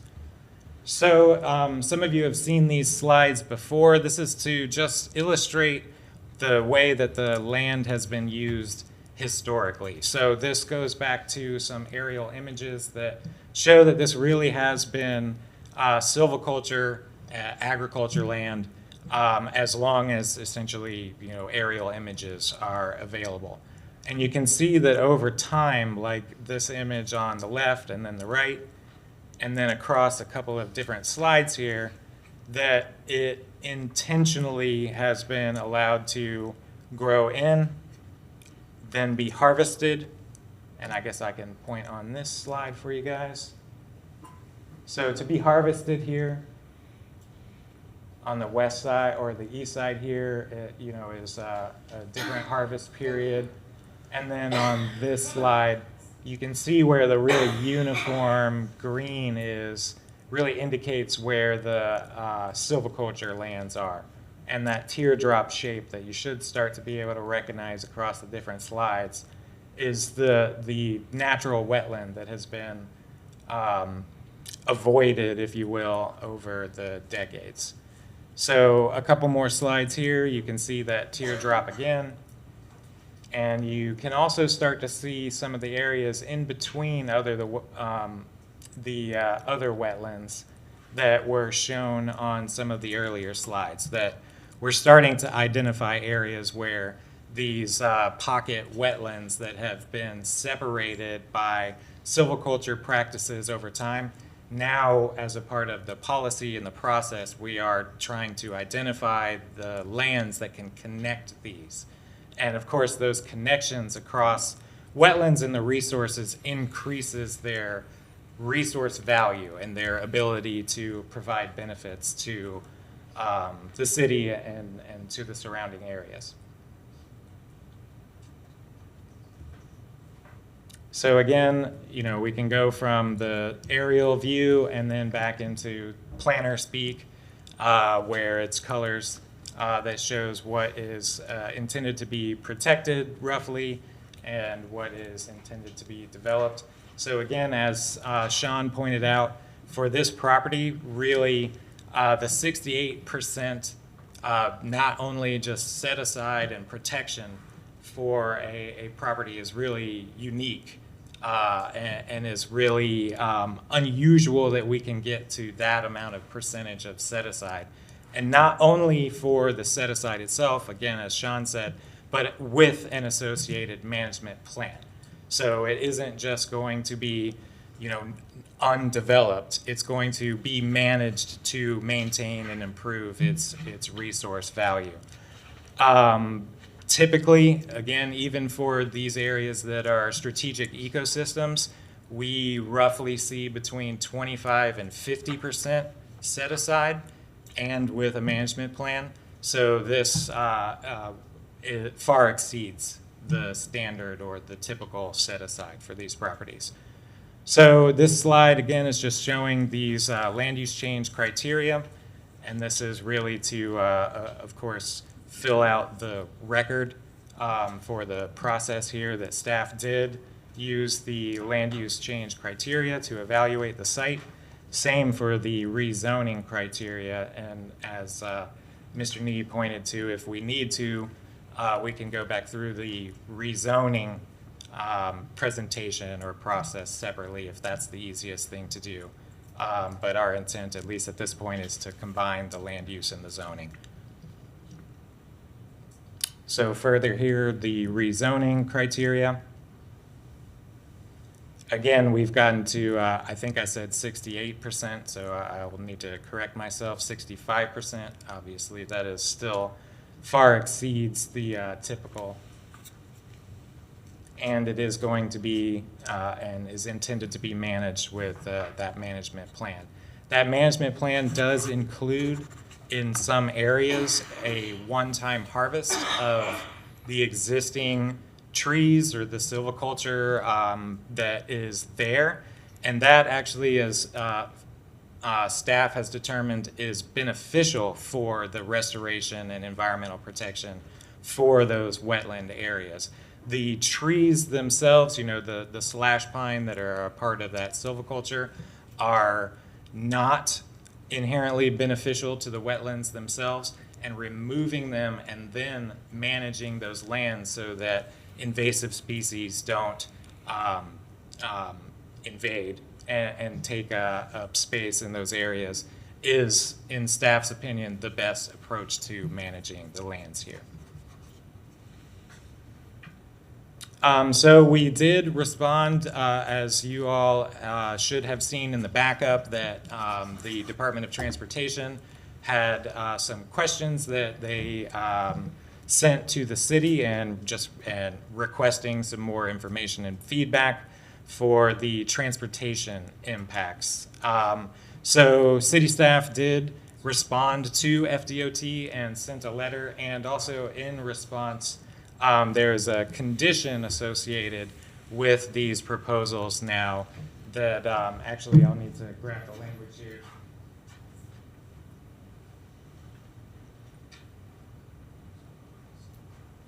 So again, to include it in the record, the condition will be, as a part of the development review process, the owner developer shall coordinate with FDOT, the Florida Department of Transportation, and the City of Gainesville concerning transportation, operating and safety conditions on State Road 121 and the impacted intersections as determined from the traffic study required by existing comprehensive plan policy 4.3.4 F.4 and consistent with the city's Zone E Transportation Mobility Program area mitigation requirements, or the applicable transportation mobility program in effect at the time of development.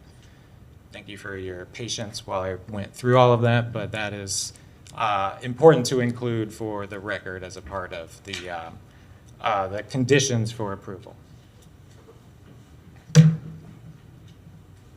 So with that, staff recommends approval of both the land use change and the zoning and LD 22-00107 comp plan amendment, subject to the findings within the staff report and the presentations both tonight and the previous presentation on the first hearing. And if there are any questions, I'm available. Yeah, let's start with Commissioner Sacco. Thank you, Mr. Mayor. And thank you, everyone. I think you, between you and Sean, we covered a couple of things I was going to make sure we did mention, especially that 5%, which, correct me if I'm wrong, some of these units would be for purchase and not necessarily for rent, correct? So it does give into that home ownership angle that necessarily our current prototype for IZ doesn't include. So this would have mandatory affordable units for home ownership. My Potentially. understanding is just that the units, the 5% requirement just applies to the units that are provided, whether they're owned or rented. I don't think it's contemplated. But whichever it comes to be, it could have the potential for sale for home ownership ones, not exclusively for rental, Yes. as our current model has, which I think is and it's a very loud comment that we've heard again and again. Well, what about for home ownership? So I think this gives one of those opportunities. And I think by my loose math and Sean's loose math, several hundreds of potential units for rent or for sale. Which I really want to emphasize what that would do. Like that is altering. I think we'd have to do at the rate we're going, we'd have to do about 100 of the developments we've done now with IZ to get to that number. It would take a lot. So to have it all in one, that it is written into the land use, it is set. That is, and that goes whether a parcel is broken off, sold off, somebody else builds on it, it runs with the land, it's going to be part of it. Whoever owns it 10, 20, 50 years from now has to comply with that. So that's an important thing I think we should all bear in mind. And I'm glad that you closed off with the FDOT because a lot of the questions that I had fielded were really about, well, the road's too small. And my response was, yes, the road's too small now because technically nothing goes through there now. And it does mention that max build out, at build out, it would estimated the, 24,000 trips a day, but that is at build out, which I think you see most of our petitions for building permits and everything. Roughly, what would it, how long? Let's say we can find workers, we can find builders, we can find roofers, cement people, rebar, all the materials, all the people. How long would it take to build out that many acres? Really, for the full build out on a project or a parcel this size, we would be guessing to say the least. But in general, for our planning purposes, it would be 15 to 30 year build out. And it wouldn't all be at once. It would be Not more than typically. likely. Not typically, but it would more than likely be in smaller parcels, so there's no instant flood that really kind of hit us. And as those parcels are carved out, as different developments are planned and permitted, we can see ahead of time with FDOT what the needs will be.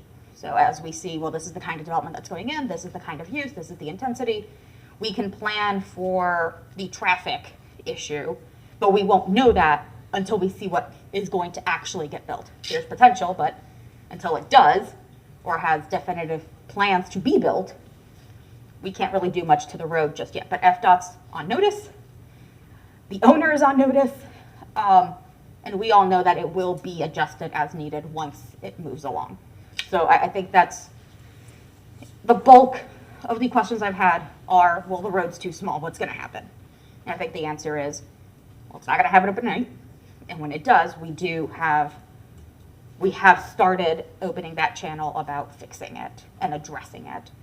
So it's not something no one's thinking about. Trying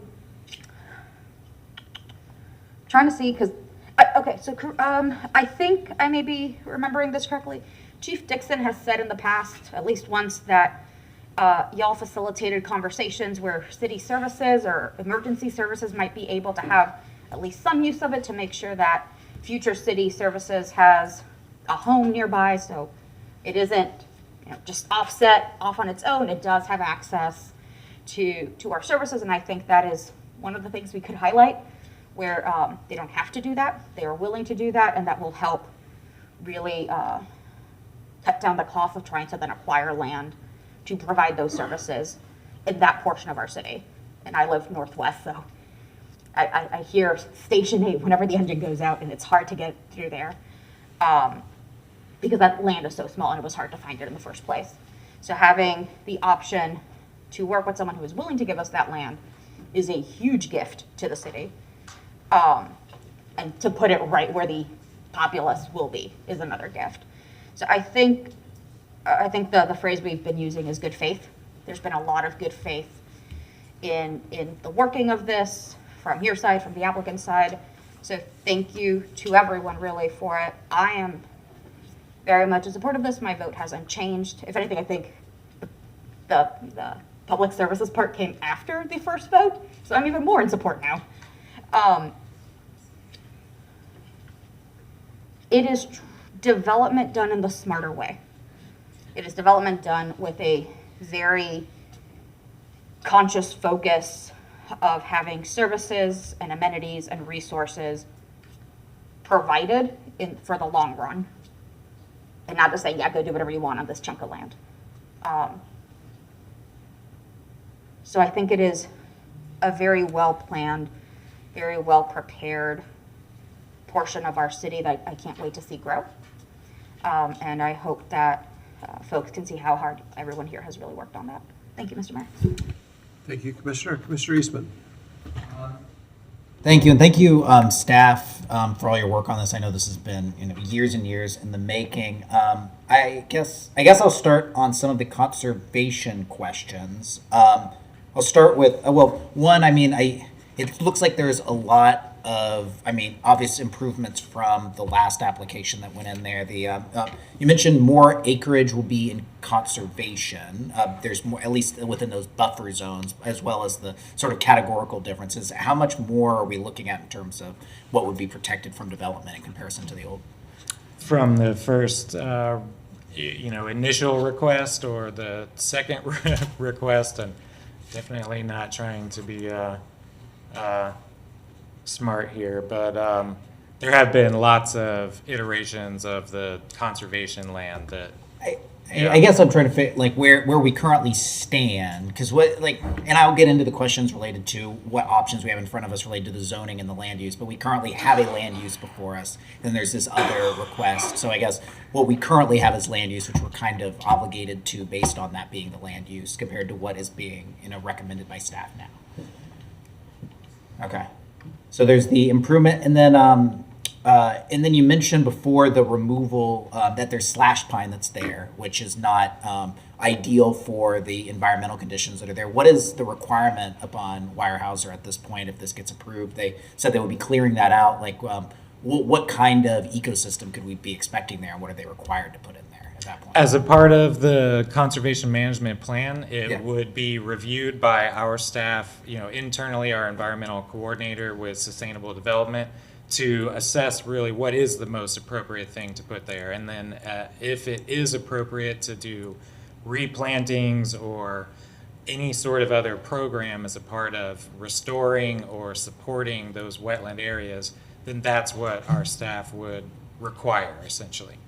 Okay. And then there's one of the hardest part for me, at least on all of this, is the question of sprawl and whether or not this opens up sort of another avenue of where development goes, which has of course been pushing west and west and west and west. This is not as far north as, say, a lot of the new developments you're seeing out in the county area to the west. But is there any worry of this starting similar to in a Hill Plantation sort of way, where this would then be leading to more development to its north, per se? Does this kind of open that up to our north?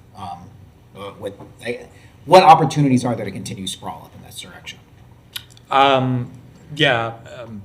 Mr. Mayor, Commissioners, in regard to worry, not really worry, because we have processes to address the growth in these areas. Really, for lands that have been annexed into the city, we have a measured and organized process for evaluation and assessment for what we think the city resources can handle and manage, in a growth over time. And part of that, in this case, is the conservation management for the 65% of this area. The other part of that, of course, is with feedback from you all, the density, the affordable housing percentage, and whether or not, what level of density that is at, and then also the traffic and transportation. Just inherent in our process is reviewing the impacts as a part of this process for the land use and zoning. What are those big sort of 35,000 foot potential impacts for traffic?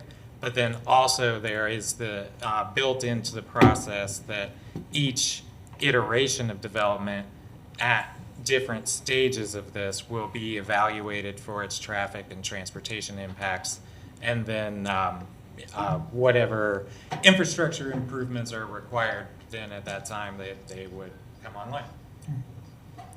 Tapping out. Mr. Mayor, I just wanted to add, Andrew Persons, Special Advisor to City Manager. I just wanted to add on to what Forrest was talking about and maybe put a finer point on it. So everything north of this property is essentially within the Alachua County Growth Management boundary. What that means is that even if the city were to annex additional property to the north into the city, we do not have the ability to control land use and zoning. Those areas to the north are designated as rural lands in the county's growth management area as part of their comprehensive plan. So they would have to essentially, for any of those areas to actually be developed, the county commission would have control over, and it would be a pretty hard fight, I would imagine, to turn those lands from rural to some sort of urban development. So for all intents and purposes, this is the northern limit of the city for the foreseeable future. Okay. Well, thank you. That makes me feel better. I'm curious, I guess, also the kind of what are our options here before us. I think ideally what I would like to have is some kind of a DeLorean-style time machine that would bring us back to 1992 and tell the city commission to please not annex this property into the city of Gainesville. And ideally, maybe in 2009, we'd argue about better land use, better things like that. But in lieu of that, where we have this land use before us, and then we have a new structure that certainly has better environmental protections. What opportunities do we have to just say we're not going to zone the property? We'll just leave, we didn't zone it in 2009, we won't zone it now. I mean, is that one of the options that we have before us here today? No, really the part of the both state law requirements as well as the city of Gainesville requirements is that property that's within the city of Gainesville should have city of Gainesville land use and city of Gainesville zoning. This, as Sean alluded to, is just an anomaly, and it has been an anomaly for the past decade. So to the point that that Sean made, or Mr. McDermott made, all roads lead back to this spot. Like we essentially we have to make a decision here. What I sincerely hope is that we don't end up in a position where we're pushing this decision out onto a future commission again, because there are also ramifications for inaction as well. So, right. And I did, just because I'm up here and I have the opportunity, I did want to mention on that affordable housing piece. One of the things that we worked with the applicant with is actually timing the provision of affordable housing units to coincide with development. But before, with the application that they made, it had this requirement, but it was had no specifics about that. So we were concerned that, well, okay, they can build all the market rate units, and then at the very end, 30 years later, they build some affordable units. So we worked with them to actually tie ongoing development to each plat, each platted subdivision, which will likely be how most of this would be developed, that we're going to be providing those units concurrent with market rate units. So that was an important piece that we wanted to tie that into the approval. So and are those like a 30-year or 15-year, or how long are those units supposed to be affordable? They're in perpetuity. That was another piece. The affordability period in the original application, it was unspecified, and so that was another thing that we specified, that from the city of Gainesville, as you all know, we've been very, I think, firm about requiring, when we have affordable housing, trying to get the most, the longest affordability period. And so these will be in perpetuity. And I think as previously stated, these restrictions will run with the land. Right. So I guess in essence, so we have an affordability component in the current one that's there, but it could last 6 months and then you're done with Correct, affordability right. theoretically, which doesn't sound like a very strong affordability mandate in there. So let's say we choose to not move forward, or there may be some I guess I'm trying to figure out what our options here exactly are. If we were to say take away the land use, say, well, we should have never given you this land use in the first place. This was a huge mistake. Do we have? What kind of legal liabilities or what ability do we have in order to do that from where we're sitting now? I love it when the lawyers get up to. Yeah, I was going to say, I'm like, Well, Mayor, Commissioners, to answer your question, this is like something in law school that, you're proposing the hypotheticals of an open universe, which is in law school, and it's hard to, speculate on hypotheticals, especially when you have very real legal rights involved. So I'll just say the City Commission did, for a major piece of property, as we tried to lay out in the beginning, did annex this property into the city. So that decision was made, for better or worse. And there's a lot of implications of what that means to be annexed into a city. On top of that, the city did implement a comprehensive plan that laid out a specific type of development that was permissible for this property, which also requires this rezoning and certain components in this rezoning that is before you today. So in one of your hypotheticals is just, what if we did nothing? Like many things with the law, you could do a variety of things. The potential ramifications is where it gets dicey, and that is, again, hard to speculate on, but there would be vigorous legal challenges, I can say that much with confidence, about the various legal development rights that the city of Gainesville has kind of led this property owner on and then decided not to do anything. So could the city do it? Sure. Could there be potential legal ramifications? Very much so. And a lot of time and expense either way.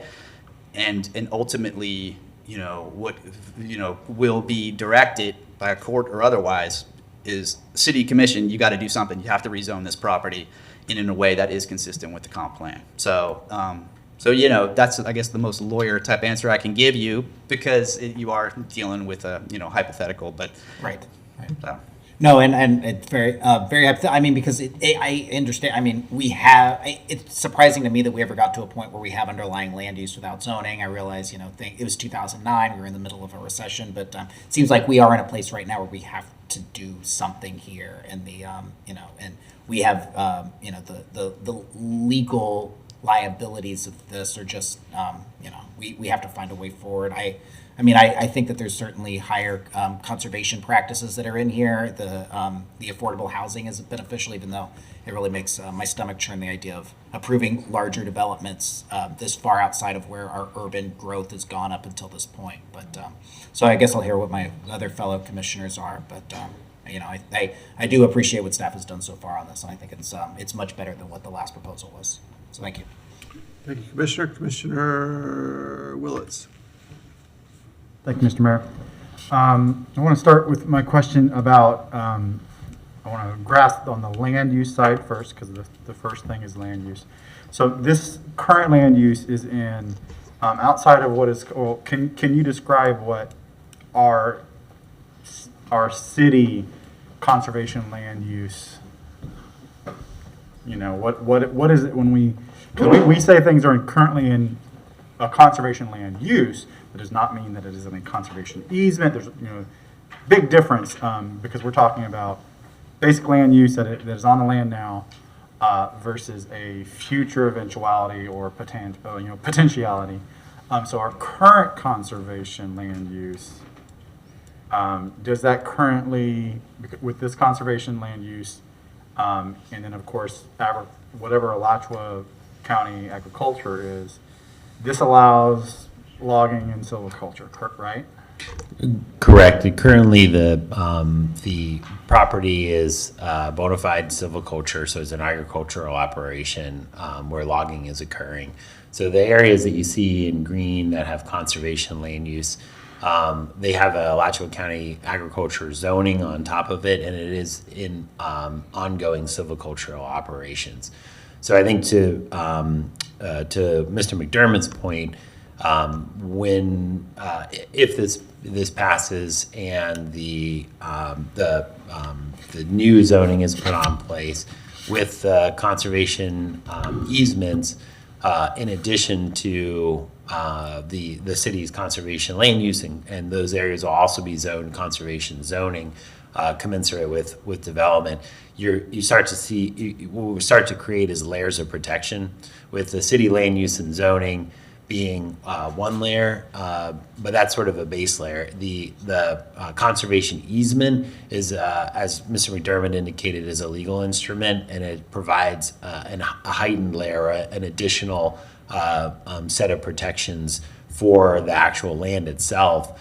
And then the conservation management plan is what dictates what Mr. Edelton referred to in terms of the management of the land, the removal of invasives, the ongoing sort of maintenance of that conservation land. But once that's in conservation, it will no longer be part of a silvicultural operation. It will remain undeveloped in perpetuity for the life of the property. Thank you for providing the aerials, the remote sensing aerials of what it looked like in the past, because I'm a Google Maps kind of person. I go to current Google Maps, I'm like, oh, it's woods. It's forested, and people will think that it's been forested, since the native peoples were here, but that's not exactly. There has been some transition at different points, and that I really appreciate the aerials that were in the backup to understand that this is a working. Absolutely. This is a working farm. Yes. It farms something slightly different than what we think of. So I really appreciate that. And then the other current land use is single family residential light and then a PUD, correct? That's what is currently in place. Currently. Correct. And can you just real quickly remind me the difference between single family and residential light, roughly the differences between those? So both of those areas on the map, both the areas in yellow and the areas in this kind of tan color, their single family is in yellow and residential low density is in tan, but they actually have existing language in the comprehensive plan that actually bring that density even lower. So hopefully the applicant can correct me if I misspeak here, but the single family is actually 1 unit per I think 2.5 or 2.75 acres, which is far lower than any of our most sort of low density single family zoning. So that was originally when the land use was put on in 2009 with that policy. It also restricts the type of housing that can be built, and that was a big point of discussion with the commission about wanting the housing to be diverse out here, to provide different options. Because of the long build out of this project, there was a desire not to sort of lock it into one form of housing, to provide as much options in terms of like meeting our housing needs in the community. Right.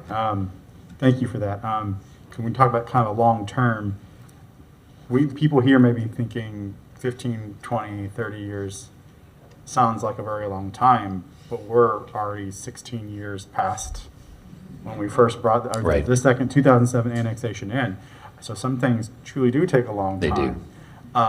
And that kind of reassures me that we're not talking about a massive building boom along the lines of places in the villages where it's just you look at a Google map, and if you update your browser, it feels like you see new homes, new neighborhoods. And Commissioner, if I may, I think as much as perhaps the commission would like to not ever see this application again, this is just the very, very start. Like what you will likely see if this does pass is you will see individual subdivision plats come before you. That'll go to your development review board, and then it'll come back to the commission. So that's sort of like, land development sometimes has the misconception that like, we approve zoning and and people are, out there digging the very next day, but that is very far from the truth. Right. It is a very long process. And, related to that idea, and it's one that's I've been thinking about, and I think perhaps people are concerned about, is the idea of the transportation and the traffic on 121. And some people often will say like, and I hear this perhaps not city issues, but out in the county, where lots of previous growth has happened, or in recent current growth and even planned growth, is they want all road infrastructure built before humans go live out there, before any kind of other development, commercial or residential, is built. But from my assumption is that if the state magically came across some money and they just decided for whatever reason, and they could get away with it, that right now with nothing built there, they expanded 121 to 4 lanes or 5 lanes and put all this money into it before anything is ever built out there, that would actually speed up development. If the road is already built, there's this beautiful road, brand new, no potholes, that would speed us along to the future quite rapidly. I mean, assuming there's some zoning so something could be built. Mm-hmm. Yes, I think I don't think FDOT has a magic pot of money to spend on 121. So I don't think that's probably probably within our lifetime. I will say though, on the traffic impact, the developer is solely responsible for impacts from traffic for the development. They will have to work with 121. They will have to work with FDOT on 121. There will be not just one traffic study. More than likely, there will probably be multiple traffic studies over the course of development, and those will have to be coordinated with FDOT. Any operational and safety improvements to not just 121, but any impacted intersections in the area will be again solely on the developer's dime. That's independent of what the city requires outside of those operational and safety improvements. We also, I think it was mentioned in the condition, we have a transportation mobility program here in the city, which is in addition to those operational and safety requirements, which will require, based on the number of trips that get generated out here, either additional mobility improvements or mitigation payments that will go to transit or that will go to a multimodal transportation. Then those are separate from the multi-use path network that is also baked into this PD too. So there are many ways that we're going to be addressing transportation out here, starting with the operational and safety pieces, and then sort of adding to that the city's goals for multimodal transportation and other types of transit improvements. Okay. And roughly how far is this property from where we are right now? Here in City Hall? By the That's a crow good flies. question.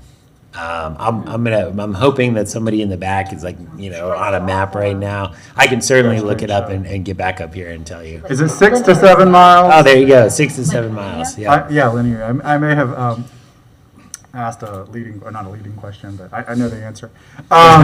Sorry. How far is town of Tioga and how far is Tioga is further, I believe, than we are right now. Yes, I would imagine. And then probably Hale is pretty similar distance to downtown. Probably a little bit farther than It's Tioga. probably much harder to drive there compared to this land. So there was a. I'm sorry, I got lost here because I have a question for Manager Cunningham. The Murphy, where we get our water, our well field. Where does that water come from? Where does the water get pumped up from? And then, and that source of water, where's the charge for that mostly? Yes, so, Mr. Mayor, so the water comes from the Florida aquifer, about 500 feet down below the surface. There's a lens that's like a clay layer that really protects that water from any superficial kind of impacts, things of that nature. The recharge for our well field is really a lot of north central Florida.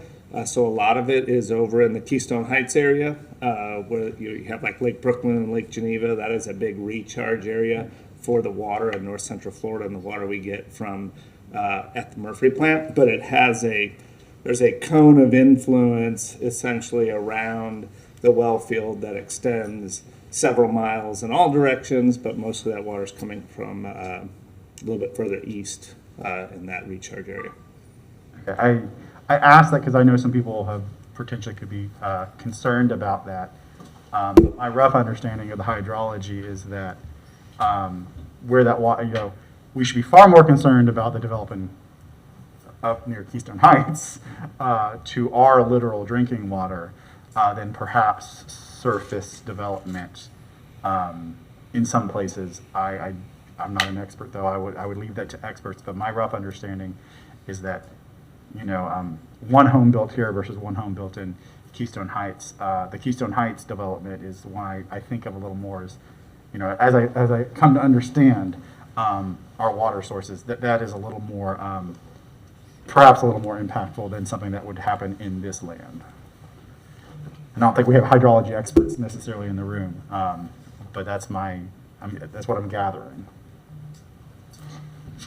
Yeah, so what I would say is the Florida aquifer is an enormous, covers the southeast United States, goes up into various states and things of that nature.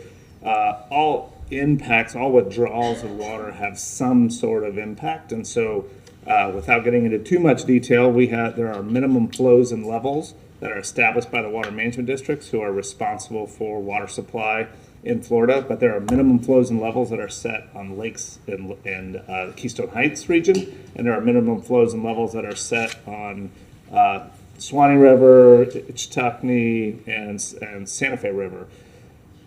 Any withdrawals that we have or others have, agriculture, other community municipal utilities and water suppliers, it's looked at what that impact is to all those different water bodies. And so there are models that the state has, that the Water Management District have, that kind of measure that impact. But to answer your question, that recharge areas in that Keystone Heights area, withdrawals have broader impacts, but the further you get away from those withdrawals, the lower the impact is.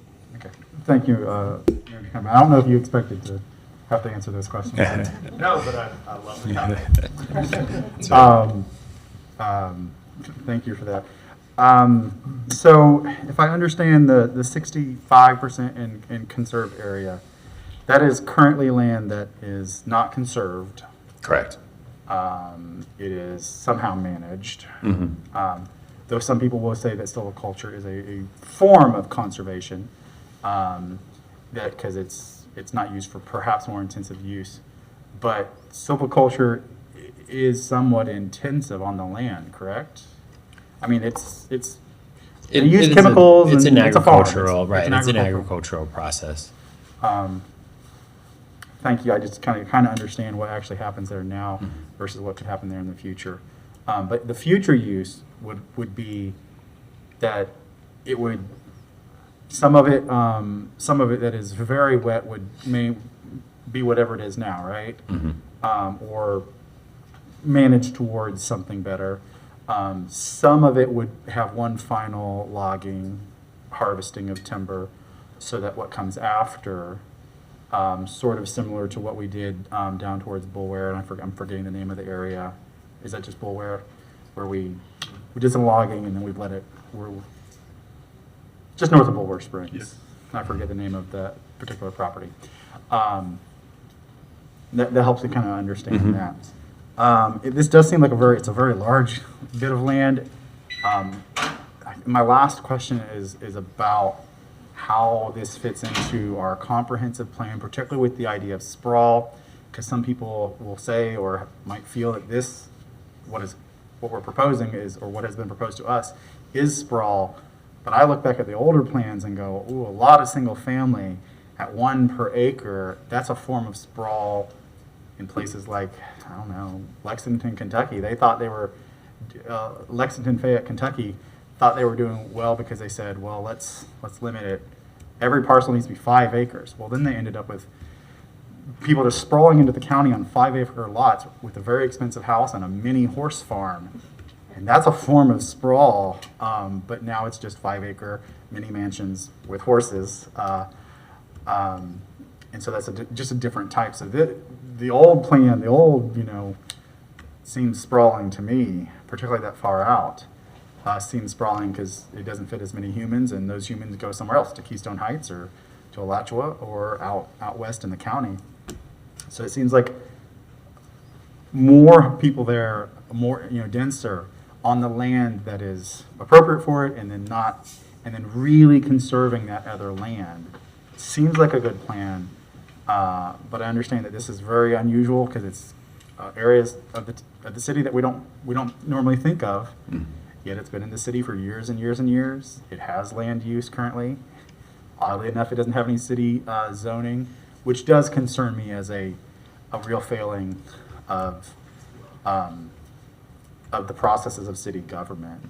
That we've gotten this far, good, bad, or ugly. It doesn't seem right that it does not have. So it needs some sort of zoning for sure. I'm a little worried about it being that far out. How it really fits in our comprehensive. I'm sorry, I kind of asked you a question. I was talking. How does this fit into the comprehensive plan, particularly with this idea of sprawl and beneficial use of land, single detached versus something different? So if I think those of commission that was on for some of the the past discussions, the commission when there was as Mr. McDermott indicated, when the commission denied the original proposal on that basis, some of the things that I think were cited were the very low density areas in the periphery of the property.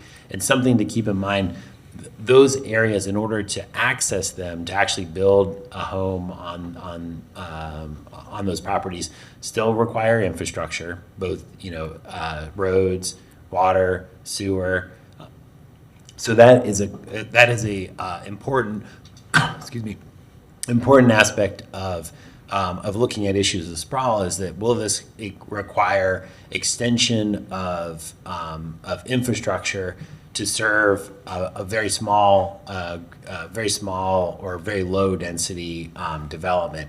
And the original proposal, from a staff perspective, I think from the commission's perspective, met that criteria. What is before you today is something different, because those areas that were very low density, the commission had expressed concerns about sprawl, are now at a higher density, and then they also allow what was before was single use, so it was essentially just single family detached homes.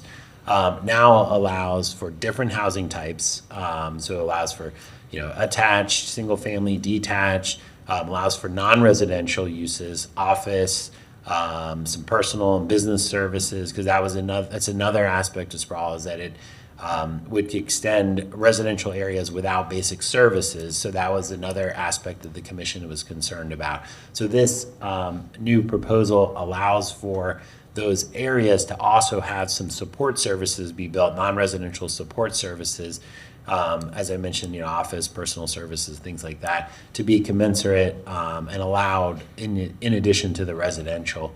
And so if you think about the infrastructure cost of like extending roads and utilities out there, those costs are going to be borne by more people now than they would have previously with the original proposal. So that the financial feasibility or that sort of cost feasibility is an important aspect and something that is one of those sprawl indicators that have to be analyzed by staff. It's in state statute. It's a key sort of indicator. So some of those issues were what originally the commission had cited as reasons for denial from the original petition, and that's what we've been working with the applicant extensively on addressing some of those concerns. I lied, I have one more question. Sure. Sorry. And this is perhaps not a question that we can fully answer here, but because this is, we don't handle, when it comes to other development, the Alachua County School District at some point, has interest, right? Right. With their concurrency issues. But this would be a lot more humans living, people in our neighbors, people in our community that might be moving here that are not nearly as far west as other new developments in the county. I was just hearing there's an elementary school, I think in Newberry, that's like 140% occupancy. It's crazy numbers, and the school board is going to have to deal with some of that. But is there land for school? I mean, because this kind of use, that what it currently is, does this allow for, at some point, if the school board wanted to buy land or could get land donated in this area? I think so, and I don't want to speak for the applicant, but I think to Commissioner Sacco's point, they've been very when we talked about the potential for some dedication of public safety property for a public safety center. They've been very open and very willing to come to the table.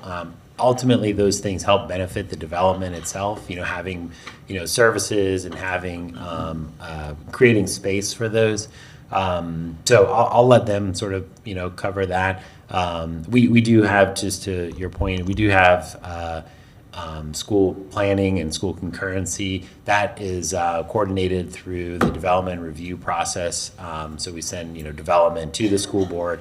They analyze it for concurrency and then plug it into their model, and that helps them to do all their school planning in terms of districting and where they need capacity or where they have excess capacity when it comes to schools. Right, and it's not really our job, but from what I understand, they have some capacity in schools further east in the county. Though this is not east, this is about 22nd Street West. But 22nd Street West is far more east than 43rd, 75th, 110th, and then all the way out to Newberry. The numbers get real big out there. This is decidedly further east than a lot of the other development, and that's something that I haven't heard anything from the school board. Any individual members or as a group or really anyone reference schools, but that as Gainesville and Alachua County grows, having more of them closer to the core of downtown, that's a big important issue for me, so that they less transportation miles, and then also less sewer and all those other infrastructure, so that it's cheaper for the city, per person basically. But I know at some point there's going to have to be discussions with, maybe it is 10 or 15 years down the road, the schools, but it seems like more people closer. I certainly would rather have some good development there than all the way in Newberry. If people want to live in Newberry, that's fine, but I think some people do want to live in the city of Gainesville. They just don't have the opportunity right now. I conclude, Mayor. Thank you. Thank you, Commissioner Willets. Commissioner Chestnut. Thank you, Mr. Mayor. So we've been dealing with this issue for some time. And I want to ask, this may be for Sean, for Mr. McDermott. Is there a significance in the quasi-judicial portion here? Is there a significance that staff is recommending approval and we vote to deny? Is there a significance there in terms of if there's litigation? Mayor, Commissioners, yes, Commissioner, that is a good question, and there is significance with any quasi-judicial matter. And that significance is that the City Commission's decision is very much constrained by the three criteria that the City Attorney kind of laid out initially. But what that is the easiest way to explain it, and then I'll go into a little more detail, is you can't just deny something just because you don't like it, for a simple, philosophical difference or something like that, often the city commission does make decisions with the full scope of your legislative authority. But quasi-judicial matters are separate and distinct from that. And so in quasi-judicial matters, how it works is there's certain criteria that the city commission imposes on all landowners throughout the city and what they can do with their property. And then when those individual landowners, sometimes they're small, a half an acre, sometimes they're large, but when they approach the city commission and apply and ask for, for those parameters that the city commission has already established, in this case, the land use, annexing the property first, but then also adopting land use. What the applicant is doing is now asking the commission, look, you've adopted certain land use plans that you have approved for us to guide in the development of this property. Now what we're asking is we're submitting this application that we just want to show to you that is compliant with that adopted land use. And when the city commission makes that decision, you're constrained by, you have to give due process to the applicant. That's, the second thing is you have to comply with the essential requirements of law. That's where you get into the city commission just can't, I deny it because we don't like it. But you have to actually apply keep it within the actual parameters of the legal requirements that you make your decision by. And thirdly, at the hearing, which is this, you have to accept all competent substantial evidence in the hearing to apply it to that decision. Competent substantial evidence, without going into too much detail, is a certain threshold of evidence that's presented. Importantly, in zoning, and a lot of people don't quite understand this, but zoning, and this is held in Florida case law, is not a popularity contest. That's kind of a bedrock principle. And along those lines, simple voices of opposition or support, either way, are not competent substantial evidence. But rather, what is the necessary threshold of evidence is some type of evidence that a reasonable mind can use. So it's not quite the threshold as when we're across the street in court, but nonetheless, it is some type of evidence like expert opinions, like analysis, studies, actually collected data, any things like that, that actually can weigh on a reasonable mind to make a decision according to the actual criteria that's established to make the decision.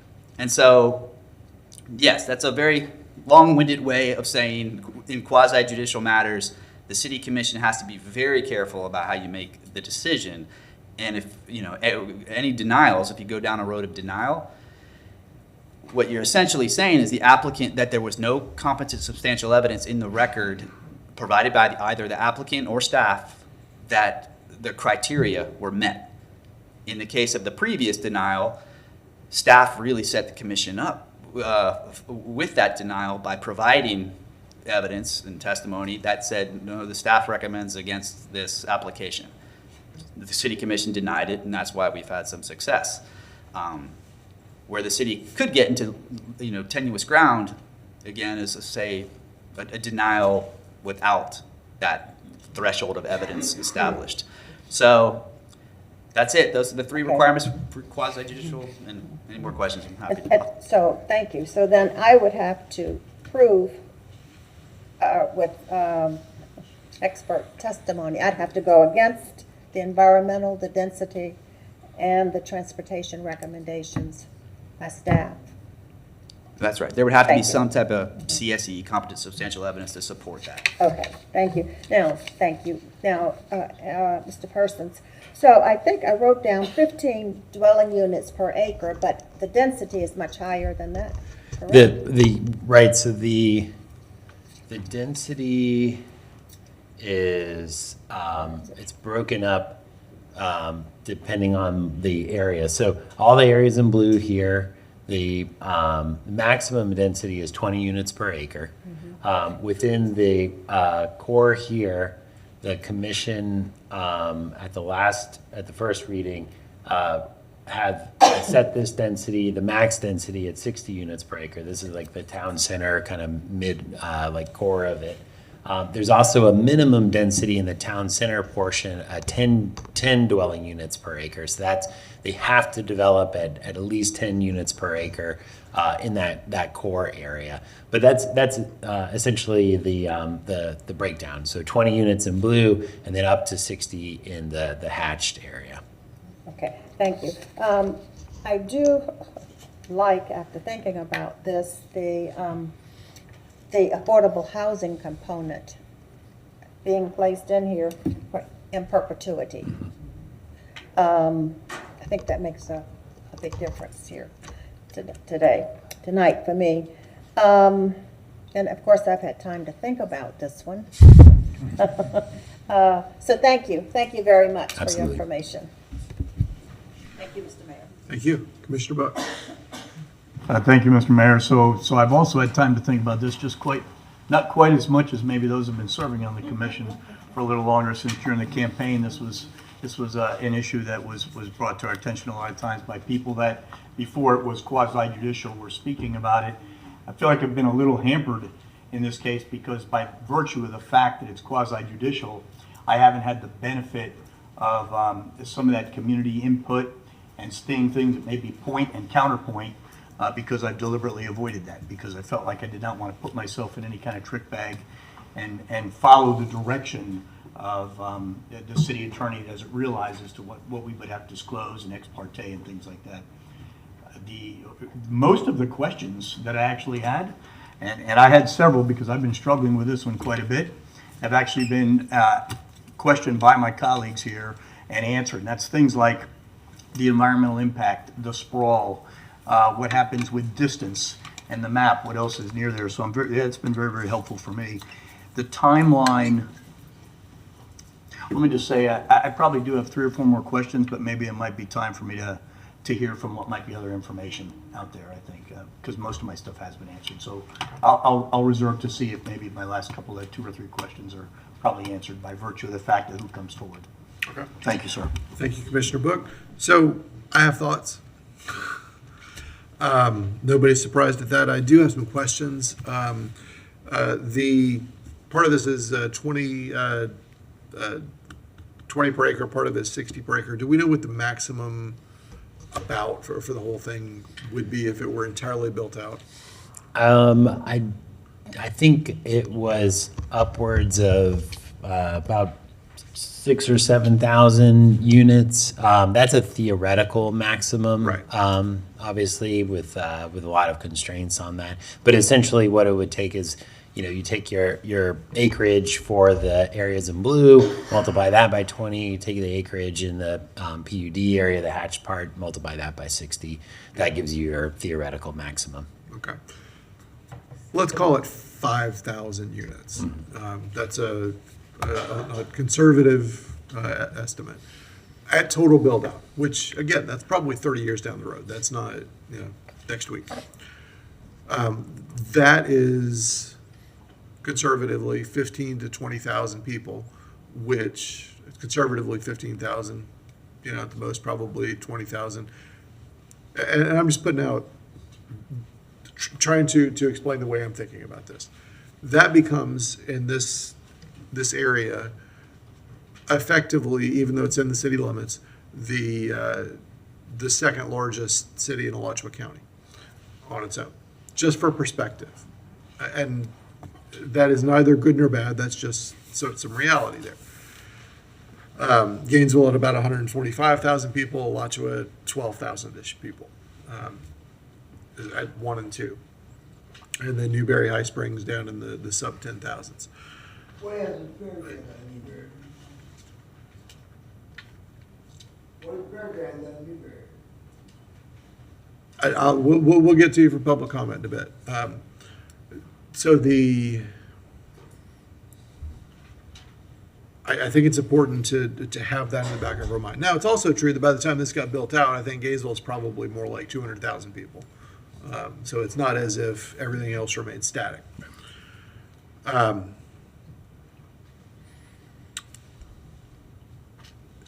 So if let's assume that we're looking at about 5,000. My concern is, my overall concern is not so much for what we see here as it is for what's south of here, what we don't see on the map, and what's north of there. Folks who drive in a busy morning and then drive home in a busy evening, because 121 carries a fair bit of traffic right now in the mornings and evenings, and around Christmas time, the intersection down at the bottom here, when FedEx is going in and out, is a whole lot of traffic, a whole lot of traffic. That's a separate issue and probably something we should have a conversation about, but not tonight. South of there, it's pretty dense. That becomes 34th Street pretty quickly there, and the Walmart and the Senior Center and Northwood, all the pieces of Northwood and Pine Ridge and all of that. There are amenities there. There's a county fire station. There's the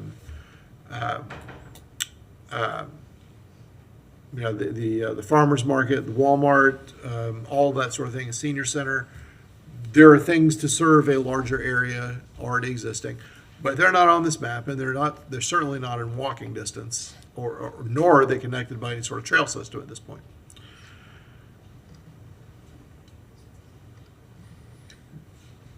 Hold on. Mr. Cunningham, most of this area is not in GRU electric service area, correct? Or at least a large portion of it is not. I think a portion of it is not. I think it's 30% is not, but 70% is. Okay, all right. Is my memory. Okay, so that's more than I thought. Clarity, that's in the electric service Yes. territory. Yeah. We would provide water and wastewater service. Right. And we could petition the Public Service Commission to get the remainder into our service area, correct? There are processes in which you can go to the Public Service Commission. Most likely you'd be purchasing that territory from whoever owns the territory. Okay, which is And probably. then the Public Service Commission would have to approve that. That's probably Clay, right? Correct. Okay, all right. I believe so. I will say that, I know that there's a thought overall in the community. I heard somebody mention earlier this evening, if this had just been, if they had never annexed into the city and left it in the county, things would be a whole lot easier to say no to. And I'm saying at this point, that's absolutely not accurate. If you take a look out at the area 100 blocks west of this, basically, over the last 15, 16 years, a whole lot has changed on Parker Road, which is in the county, and nothing has changed right here. So anybody who thinks that the city is always more friendly to development in the county, that's not necessarily true. Through a variety of different commissions up here and changes in staff, a line has been held for quite a long time in not developing this, whereas stuff out west has been developing like crazy. That's just a reality, and I feel like we ought to, put the truth out there every now and then. We are talking about an agreement of more than 1,100 acres that will be kept in conservation, active managed conservation in perpetuity, correct? Okay. Correct. I got head shakes in the back. It's all good. That's a lot, considering that currently a lot of this is active silviculture, correct? Active silviculture is not a great way to approach land conservation. I mean, it doesn't get things built on it, but it's not exactly good to the environment in general. Actively managed conservation is better. So that's a win that, again, the city staff has been able to get from the landowner over the course of the years. That's a very positive thing, and I feel good about that. We're talking about what's 250 affordable units, basically 5% of 5,000. If we use that 5,000 figure, we're talking about 250 affordable units at 80% AMI. Is that? That's correct. Okay. And that's a future AMI. We don't know, when that might be.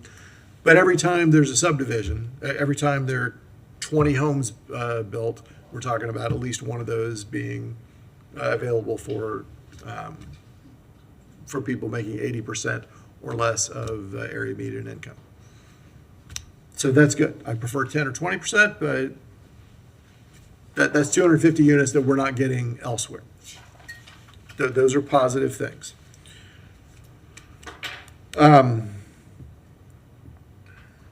This is absolutely a lot better than the conversations we had with Weyerhaeuser in 2017 when I came on the commission.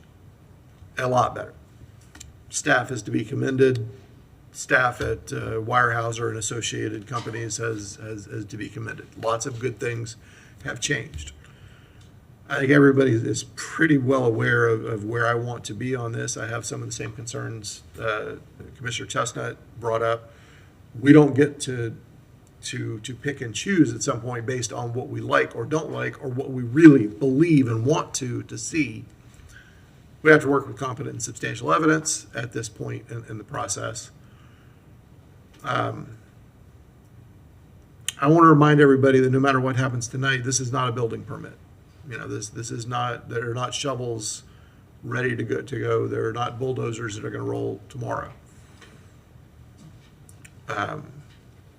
If this moved forward tonight, I don't know when any of that would happen. And neither does anybody else, I don't think. I do know that Weyerhaeuser does not have a history of doing development, so my guess is that Weyerhaeuser would start to seek sales for this property. That's a guess. So there's a lot of just rumination on my part. I've given this a great deal of thought over the last decade and certainly over the last 5-6 years. And I have a little more thinking to do this evening as we go. Let's hear from Commissioner Sacco, then Mr. Cunningham, and then we'll go out for public comment. Thank you very much, Mr. Mayor. Mr. Mayor, just sorry, I did want to mention the applicant actually has a presentation too, which I don't. Oh, great. Okay, You haven't we'll do heard that from before them. public comment. All right, yes. But I've seen it, okay. No, Mr. Mayor, just really quickly, so the applicant can get on, I did do the absolute max build-out math. I did it twice because I'm not great at math, but I did it twice. And it would come to 12,762 units if we absolutely maxed out. But that means 638 affordable units. Some for sale, some for rent, but 638. And I would remind us of our meeting on Tuesday this week with the Housing Authority that showed us several thousands of families on a waiting list for an affordable home. So those numbers are important. It's 638 units. Thank you. Thank you.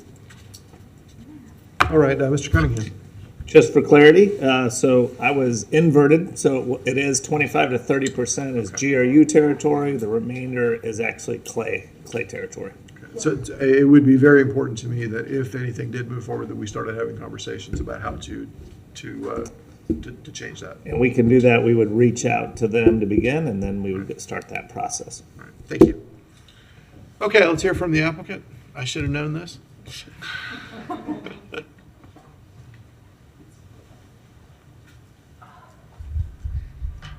right. Good evening, Mr. Mayor and Commissioners. I'm Clay Swager with EDA Consultants. I appreciate staff taking a lot of the questions. You may have more for us tonight. I'd be very happy to answer any and all of them. I appreciate the chance to be here tonight. I'd like to give you a brief presentation. It's going to repeat some of the things that you all have already studied and discussed, so I'll try to be respectful of the time. But I did want to highlight some aspects of the project that maybe we haven't talked about yet, or maybe add a little bit extra information on some of the points that you all are honing in on that are the most important. I'd like to start by thanking staff. The City Attorney's Office, Planning Office has been years, months of work to get to a point where we have an application before you on second reading, where everyone is in mutual agreement from the professional side of city and the consultants and the landowner. So a lot of work has been done. We appreciate you considering this on second reading tonight. This is a context map that I have in our application, and I think it's important, and there's been some discussion already about Where is this located? What is it around, and what is it proximate to? This is a unique area because it's on the north side of town. A vast majority of the growth that we see, and most of it's in the unincorporated area, is west. It's west of I-75. It's congesting arterial roads. It's tough, and it's difficult to get out there. Couple facts and figures actually that were brought up, and I made a couple notes, but we're 6 miles from the property here tonight in this room. That's about a 16-minute drive based on Google Maps. Town of Tioga, I actually thought about, because it's an established community out in the county, that is 15 miles away in a half hour. So it's twice as far, twice as long, and that doesn't, in my opinion, account for if you're trying to get home at 5 o'clock. Going to Tioga, it may be more like 40 minutes, 45 minutes. So we are in a very interesting and strategic location. There are several arterials that do run north and south in the city that are not at a overly congested standpoint. I will talk about traffic just a little bit more in a moment. As you can see, there are dark green areas to the east and to the west. To the west is the Deer Haven, they call it the Deer Haven buffer area. It was acquired by the city to essentially protect the plant, potentially have area for the plant to expand, and also just have a separation between other uses. It is under silvicultural operations as well as is most of the land up there. And then the Murphy Wellfield Conservation Easement. And that's under silvicultural as well. And so you can see our property in yellow. It does have quite a bit of dark green, which is going to be the proposed conservation management area, the 1,160 acres. And so those are woven into those two areas. Couple other points too I wanted to make. The mayor did mention that there are a lot of facilities and amenities that are very close to this property. Within a mile and a half, you have the RTS Park and Ride facility, County Fire Rescue Station, got a state arterial roadway, obviously, adjacent to this property. Got a major commercial activity center is identified in our city's comp plan. You've got a grocery, you've got retail, restaurants, personal services. There's a lot of things happening there, including the senior center and Northside Park. Part of the requirement of this project is to build a multi-use path that goes all the way from the project along 121 down to link to the trail system on 121. So there will be opportunities other than getting in your car to get there. It may be a bit of a long walk, but it's a very short bike ride, I would say. Airport, UF, and downtown are less than 6 miles as well. So when we think about this property, I just wanted to put some of those numbers out there because it resonated with me in putting this presentation together. So some of the background, as staff had indicated, there's been several annexations over the years. 2009, I guess 14 years ago, the City Commission did put in the comprehensive plan that this would be an area for urban development. They did put some land in conservation land use, but it has urban land use designations, as we've talked about. It is not an agricultural designation in the county, or I'm sorry, in the city's comprehensive plan.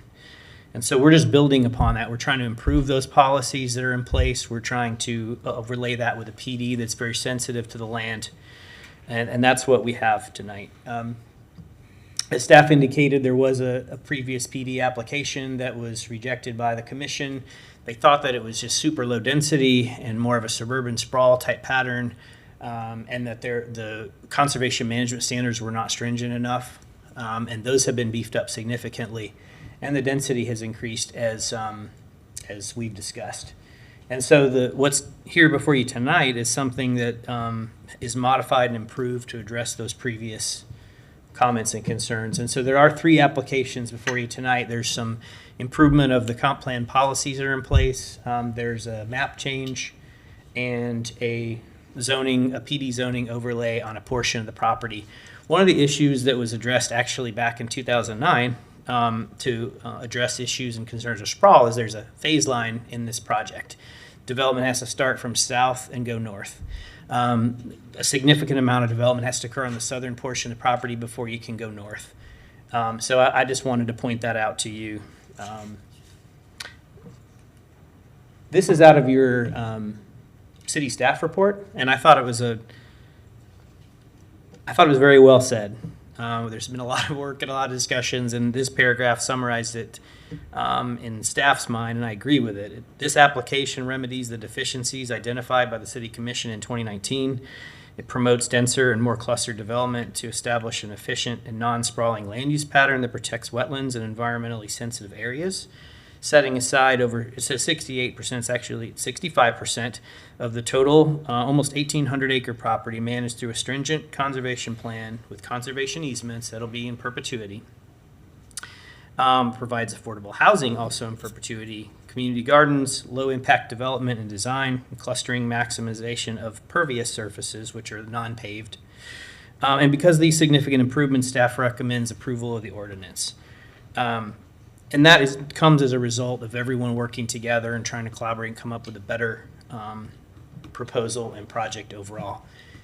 The existing land use map is to the left. The proposed map is to the right. The areas in blue are that mixed office residential land use. I will say that quite a few hundred acres of that blue is actually going to be put into conservation management area as well. So not all of that area is being proposed for development. Some facts and figures about the conservation management area, and that is one of the biggest improvements from last time. 65% of the property will be put into a permanent conservation management area plan and conservation easement. It will be phased over time, but it's really important to note that all the required set-aside areas for conservation, all the conservation land use map areas, all of the wetlands, 773 acres, and 40% of the uplands, which means the non-wetland areas, are getting put into the conservation management area. So it's large, it's significant. It would be the largest that the city has ever approved. It would be the largest CMA, conservation management plan, in the history of the city. I think that's significant. And it's a very solid plan. Another important point to make in the bottom is that the most environmentally sensitive areas are proposed to be put into protection and the ceasing of silvicultural practices upon the approval of the zoning. So your decision tonight, if you do approve the PD, those environmentally sensitive areas will be protected. There will be no more silviculture activities in those areas. It happens right away. The conservation management plan is an exhibit or an attachment to the zoning. Some of the areas that are in planted pine, you know, when you drive down the road and you've got the rows and it really looks like a crop that have been active, those will be phased out over time. And that's actually, per the recommendation of the environmental consultant, it's better to transition those out to harvest the timber and let you get a reestablishment of the more natural habitat. Previously, there was a lot of discussion about when these things happen. And so this is a significant improvement on the plan. This is a map that looks like modern art, I would say. Everything in light green and dark green equals the 1,160 acres. The areas in light green, 523 acres, would be the areas that are non-planted pines, a lot of wetlands, cypress swamps. Those are what get put into conservation, and all activities cease immediately upon approval of this zoning.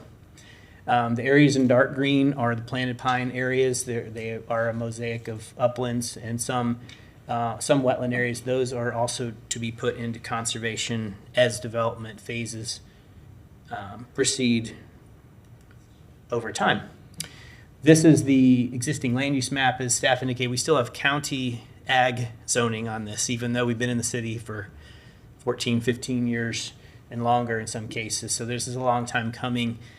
The comp plan for the city does require that the development areas that are not conservation land use should have a PD. And so that's what we've proposed to you tonight. This is the PD master plan.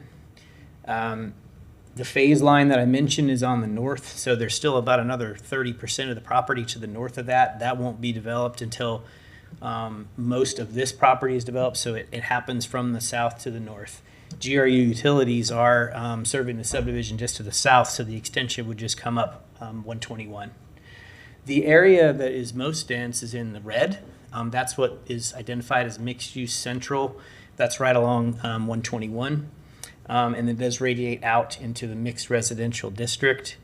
As I mentioned, there's a lot of MOR land use that is proposed for the map, but a lot of it is being put into conservation management area because of the land and the resources on it. So even within just the PD, which is 744 acres, almost half of that is being put into conservation management area. So there are several improvements, and I'll just give you the highlights. There are a lot of improvements to urban design. There are requirements for mixed use.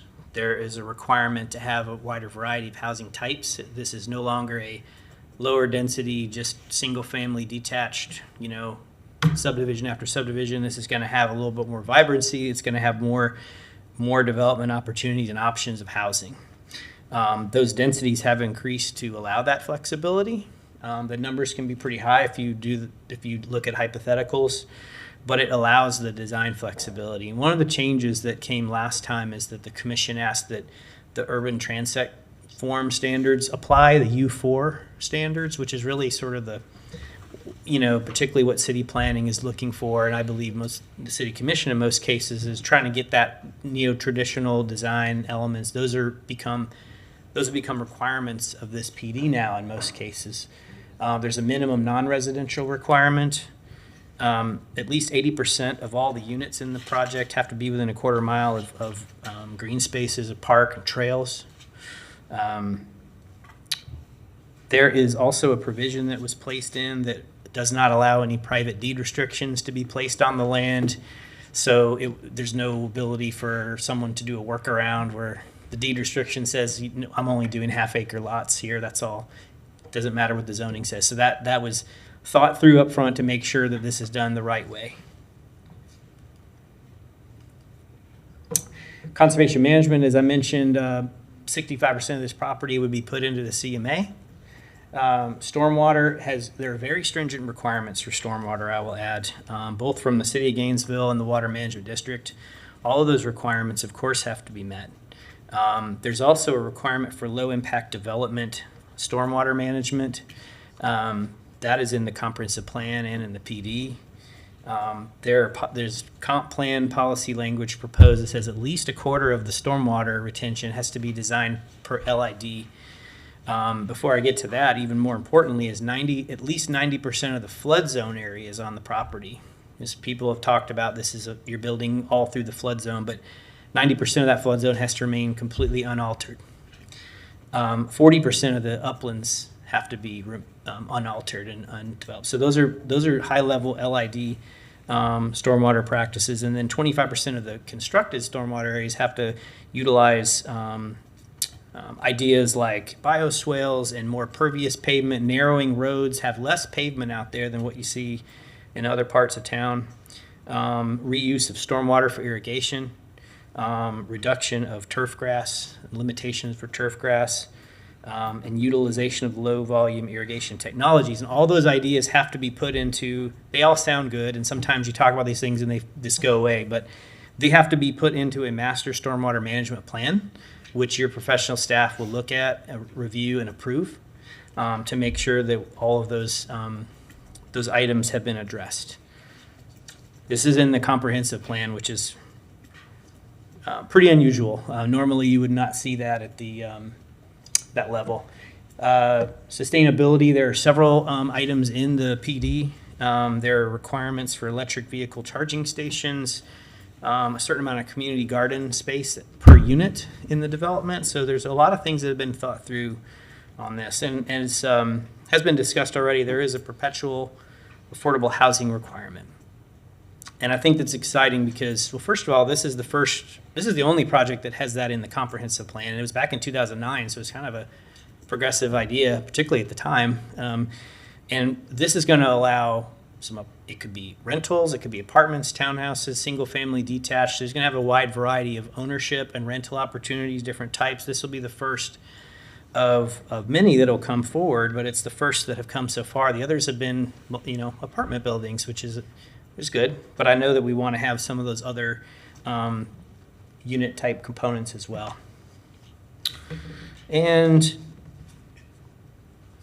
we have talked about transportation. There are a number of policies and conditions in the comp plan and the PD. We did add an additional policy of late in coordination with staff, and that is in the ordinance that you're considering tonight. And essentially, it just reiterates the requirement for coordination with FDOT and the city of Gainesville for transportation. And not just, any activity in their right-of-way. And it indicates that, we've got to look at operation and safety and capacity concerns and improvements. The city has a transportation mobility program as well, which requires payments and improvements. All of those things have to be done at the time of development. That is a very standard practice and certainly will come into play here. There's another policy requiring traffic study and full analysis of the intersections and whether there's new lanes, turn lanes, signal timing, and all those things that'll have to be done as part of the development. And they get evaluated at development plan because are you proposing 100 units or 1,000 units? And you need to show what your impacts are going to be as a development and what your payment's going to be to accommodate what's being proposed. The petitions, the 3 petitions, are consistent with the Comprehensive Plan, Land Development Code, and Chapter 163 of the Florida statutes. That is our opinion and your professional staff's opinion. We believe that these are significant improvements upon the existing comp plan language for the land and the zoning application that was previously brought to you. Your professional staff is recommending approval, not only planning, but the city attorney's office is actually city attorney agenda item, which is notable. Typically, it's from sustainable development. So you have both of those offices bringing this to you with the recommendation of approval. And we would very respectfully ask that you consider approval of these 3 petitions tonight. And with that, I'll conclude, and we'll be here to answer any questions that you have. Thank you. Thank you. Thank you, Mr. Swigert. So, seeing no further lights, let's go to the public. Okay, our first speaker is Stacy Waldrop, followed by Ron Hicks.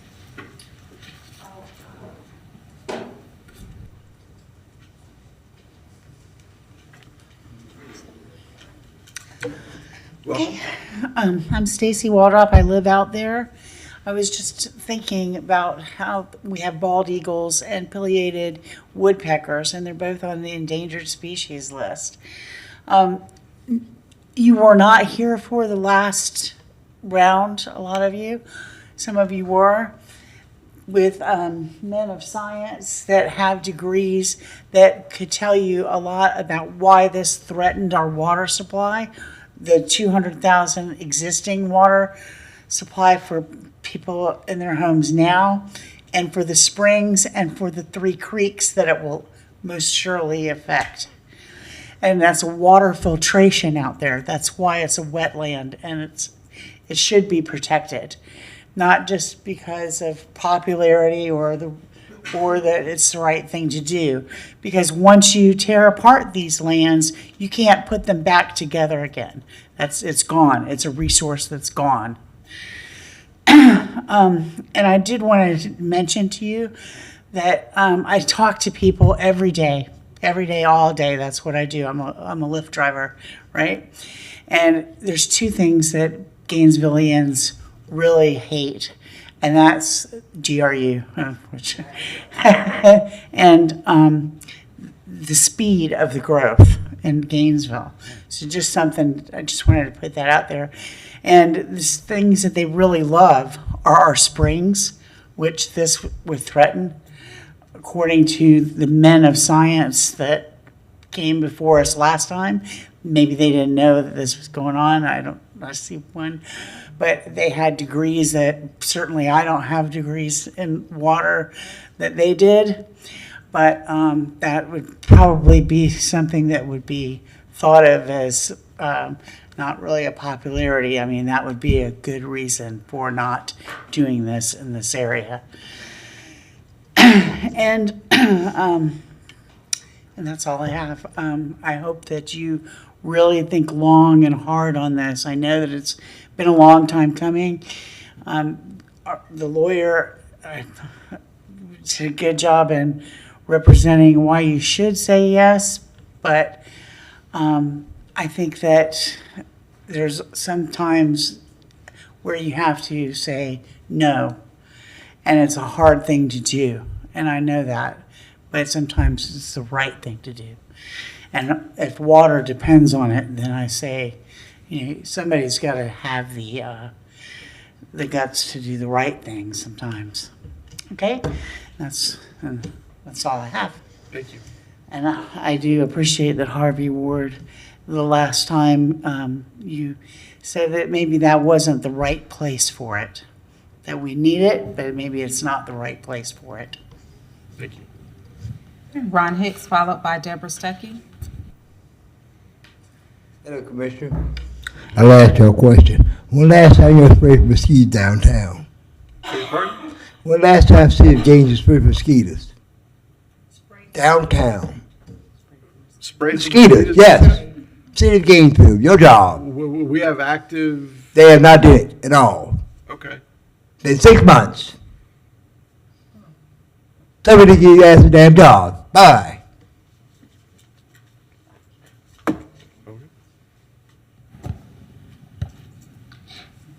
Deborah Stuckey.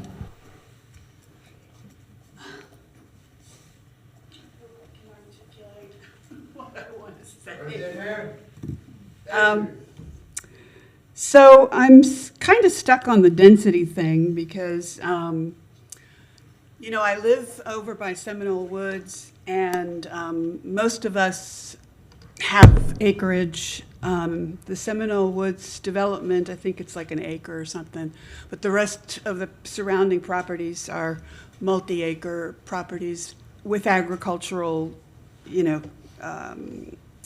businesses and stuff. None of them knew about this meeting because we just found out about it this morning. So it wasn't really, I don't know where it was advertised, but it doesn't seem like it was advertised to the residents who live in this area. And that's another thing is it's a very rural area. So there's not a lot of people in this area. It's easy to kind of bulldoze over and just plump in this development, which from what I'm hearing tonight is even worse than I thought it was before, because you're basically talking about building a development with schools and stores and malls in this little tiny corridor. And yes, you can turn it into a 4-lane or a 5-lane, but you're still dealing, like this is the end of the road there. So going north, it's Alachua County, you've got Lake Butler, but there's no connectivity, like with a NEPA project, you would need to show some type of connectivity to things. The people who are speaking about where this is located don't really live there. It took me 3 light changes tonight to go south on 441. I avoid 121, 34th Avenue as much as possible, but there's no time that you go down that road south that you're not backed up at traffic on 53rd or further south. I mean, it is very, very dense right now. So adding what you're proposing in 30 years, of course, or even 5, it's still a lot of traffic that you're proposing to put there. And I know that you're under a lot of pressure to find housing for people, but I do wish that this had less density, that it was 60 units is insane for this area.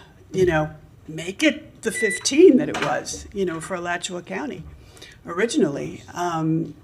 It's not, the sprawl is that you're putting it into a place where it's not connected to anything. 441 is sort of a cutoff. You don't have a way to get across the road. I mean, yes, you'll build a trail and all this kind of stuff, but there's a bike trail over on Waldo, and I would never cross that with a bicycle. I mean, it is way too dangerous. And I built trails, down in the Keys. We built the Overseas Heritage Trail from Key Largo to Key West. So I know what is entailed in putting in trails on a state highway. I'm gonna have to ask you to wrap up, ma'am. Yes, I'm pretty much done. I just wish you might consider reducing the density of this project or somehow making it less of a Tioga, because we don't have Butler Plaza nearby. There's Walmart. That's it. You have to go north on 441, and it takes 40 minutes to get downtown. It took me 40 minutes at the light and then another 30. All right. Thank you. So I'll remind everybody that the light system is your friend. As long as you see a green light, you have 3 minutes total. As long as you see a green light, you have plenty of time. When you see a yellow light, it means you have a minute left. And I'm going to ask you to wrap up when you get to the red light, please. Okay, next to last speaker is Dave Wilson, followed by Pete Wallace. There you go. Yes. Welcome. Hi, I'm Dave Wilson. I've lived in the swamp for half a century, and I love the springs and the rivers. I think the first speaker gave an excellent statement about the springs. Other friends of mine, particularly Bob Knight, who's a very prominent environmentalist, says that this project is a disaster. This is a wetlands. Plum Creek has been involved with wetlands for a dozen years. When I was president of the Suwannee St. John's Sierra Club, immediately when I heard about it at the environmental meeting, at the advisory committee meeting for Alachua EPD, it immediately became obvious to me this was ditch and drain. Now, at that time, they were talking about the eastern half of Alachua County, not the northern spot we're talking about today. But the issues are the same. I was even invited to a little confab with the Plum Creek people to have Sierra Club endorse their project. And I just did not, I just refused. I wasn't going to have any part of it. So there's a long, twisted history here. Now, a lot of the neighbors that spoke at the plan board meeting and the previous city commission meeting gave vivid descriptions of the traffic and water problems. When you get a torrential downpour, they're walking around in rubber boots, so, up halfway up to their knees, because the water just stands. This is a wetlands. You have no business ditching and draining this and making it into a development. And then the traffic, someone had a picture of the traffic, because right now, at the confab of the 121 and 441, you have an Amazon distribution center. You also have UPS. So they had a picture of a mile of traffic. That's now, if you add 15,000 people to this, the traffic situation is going to become horrendous.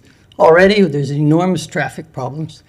You can see the traffic on late afternoons coming back from High Springs, people returning to High Springs.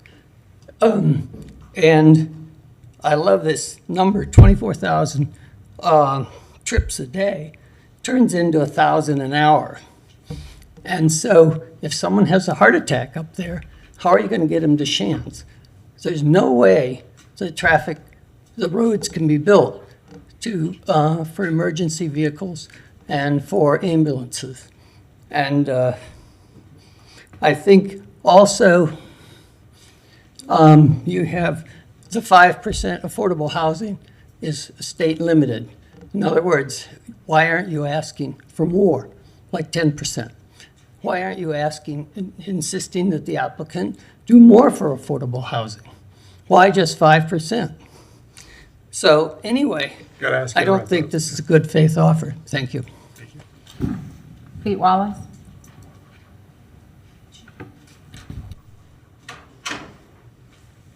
Hi, my name is Pete Wallace, and I live about 2 miles north of this, beyond the fork in the road, and I've lived there for about 43 years. So a couple of my comments. I am an environmental consultant, and I worked on this project. So I have done this 1,700 acres. I probably have 5,000 data points. I've also done the 5,000 acres west of here that belongs to you guys. I've worked on other projects like RTS, GRU East Side, maintenance facility for GRU, Celebration Point. So I've been working as a consultant for 43 years. A couple things one of you guys said, when we do the analysis for this area has been logged since 1961, 68. Prior to that, it was maintain a native pasture, and that's the situation that existed throughout Gainesville.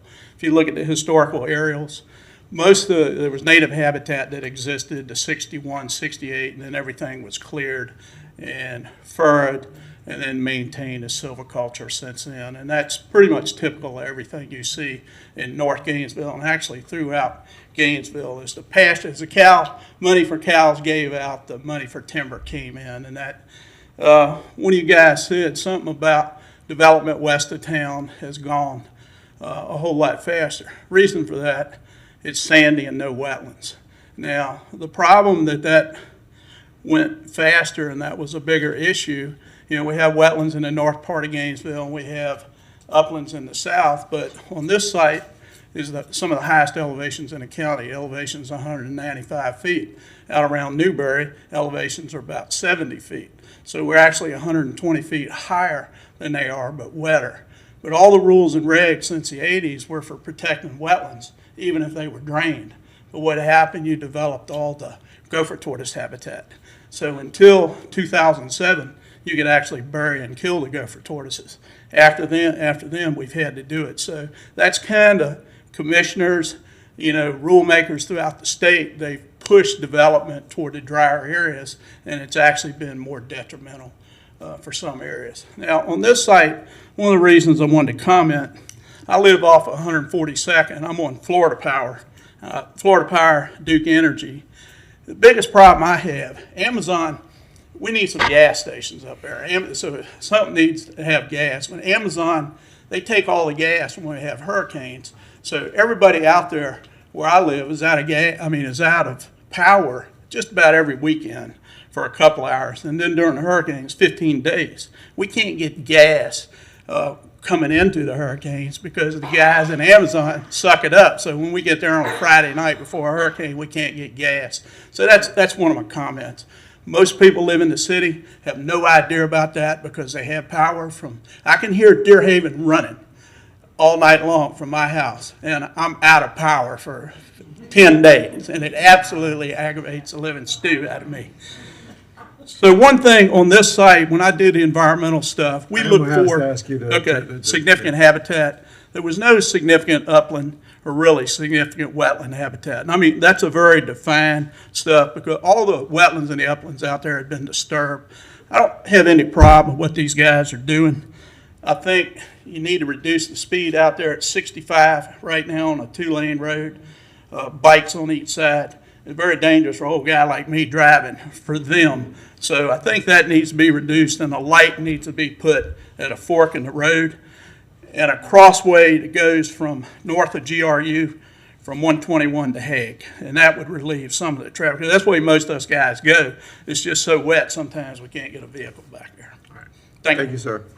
And I'd love to talk with FDOT about the controlled speed on that road.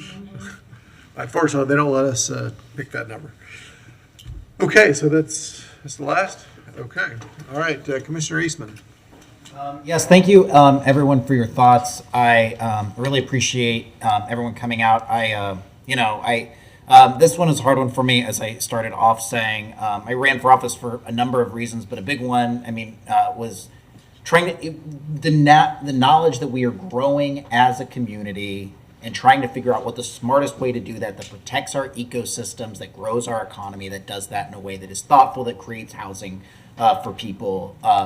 And I appreciate all of the work that staff and the applicant has put into taking what was originally a proposal that, didn't even have zoning on it, but it was not very well put together, had a lot of issues with it, and turned it into something that has 65% in permanent conservation. That's 1,160 acres in conservation management. They said one of the largest conservation management areas in the city of Gainesville. A protection of the wetlands that I've heard so many people talk about here. I like a lot of the thoughtful stuff, like having the mixed office residential, that zoning that would allow a little bit more flexibility within those residential areas. Hundreds of acres of hundreds of units of working class housing that will be put into perpetuity. The trans zones. There's just been a lot of thoughtfulness put into something that didn't have to turn out this way, right? It could have turned out significantly worse. And while as I said, protecting ecosystems and stopping suburban sprawl was a major issue for me, I would like to make the motion to approve that the City Commission adopt ordinance number 211459. Second. All right, so we have a motion and a second. Commissioner Sacco? That was it. I got That was, to it. okay, all right.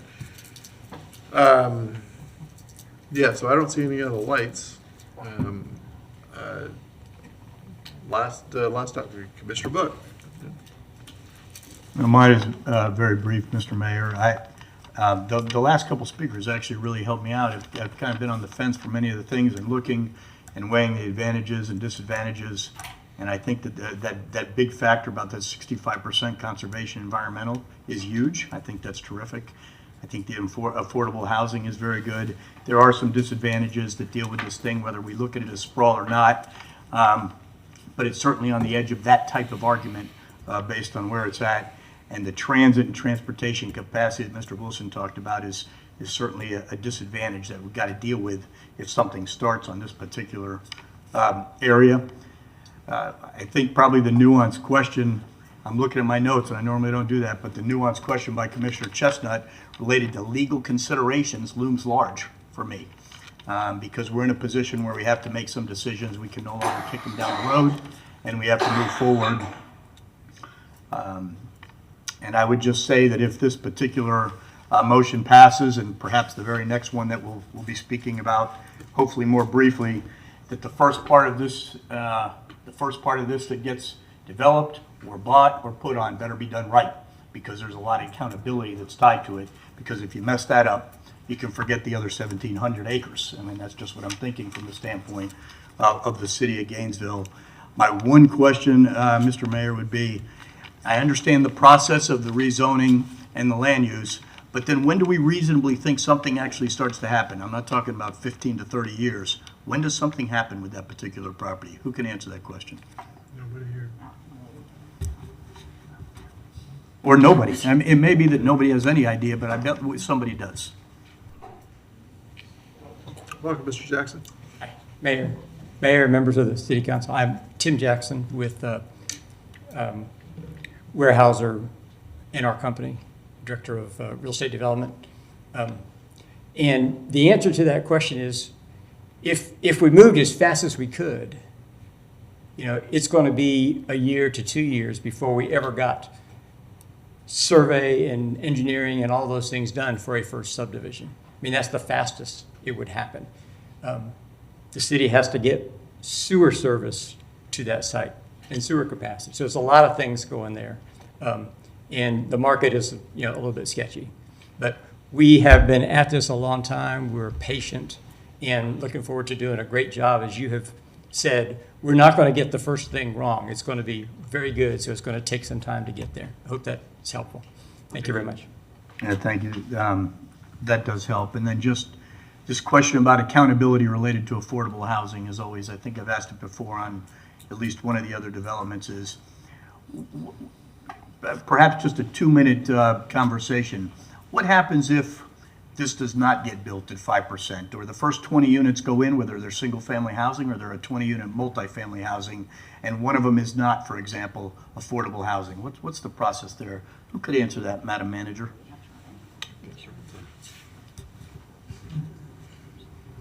Mayor, Commissioners, the city would enforce both the conditions that would be adopted with the land use plan and the zoning, and also the covenants that will be embedded permanently for those units and run in perpetuity. So in other words, the city would very much monitor just that scenario and use the full extent of our code enforcement authority to ensure that happens. Does that answer your question? I don't think I have the expertise to know.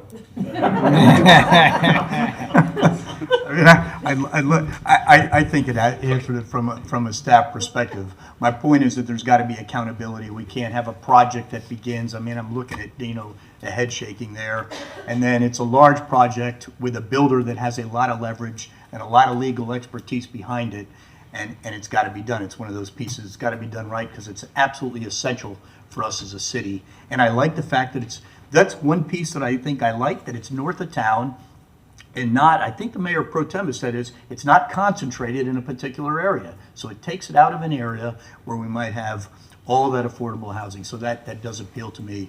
And if it does get passed, that's a plus. Thank you, Mr. Mayor. Thank you. Commissioner Willetts? Just because I don't remember, whose city commission district is this in? Is it split or is it all? It's two. Is it split? It's all two. No, it is all two. Wait, It should be all Two? two. Yeah. I believe 2, so. 4, right? I think it's No, it's all two. It's all two. It's all two. I just, One half of these it's could all be your two. constituents at some point. So I just was trying to remember a little bit about, Cut off again by the next census. by the time any of this gets built, right? All right, thank you. That's all? Okay. All right, yeah, I mean, I think everybody's heard my concerns. The positive is that it's 1,160 acres of managed conservation, and that is a very good thing. That is something we should all feel very good about should this pass. Whether this passes or not, a thing that we ought to have a conversation about in the not distant future is the intersection of 121 and 441. And that's not our intersection, I understand, but we need to light a fire under FDOT, metaphorically speaking, because of Amazon and because of FedEx and because of UPS. It is really hard, especially in the fourth quarter of the calendar year, to move through that intersection. It's a real thing. There's a problem there. And we're going to have to face that because we cannot continue to look the other way about it. And I don't know what the answer is. I don't know what our opportunities even are there, but it's not fair to plug that much traffic for commercial purposes. I guess we'll go ahead and go to roll call vote. Okay, I just want to clarify, we are doing the roll call for ordinance number 211459, item number 2022-591. Commissioner Willetts? Aye. Commissioner Chestnut? Aye. Commissioner Sacco? Aye. Commissioner Duncan Walker? Aye. Commissioner Book? Aye. Commissioner Eastman? Aye. And Mayor Ward? No. That passes 6-1 with Ward in dissent. Correct.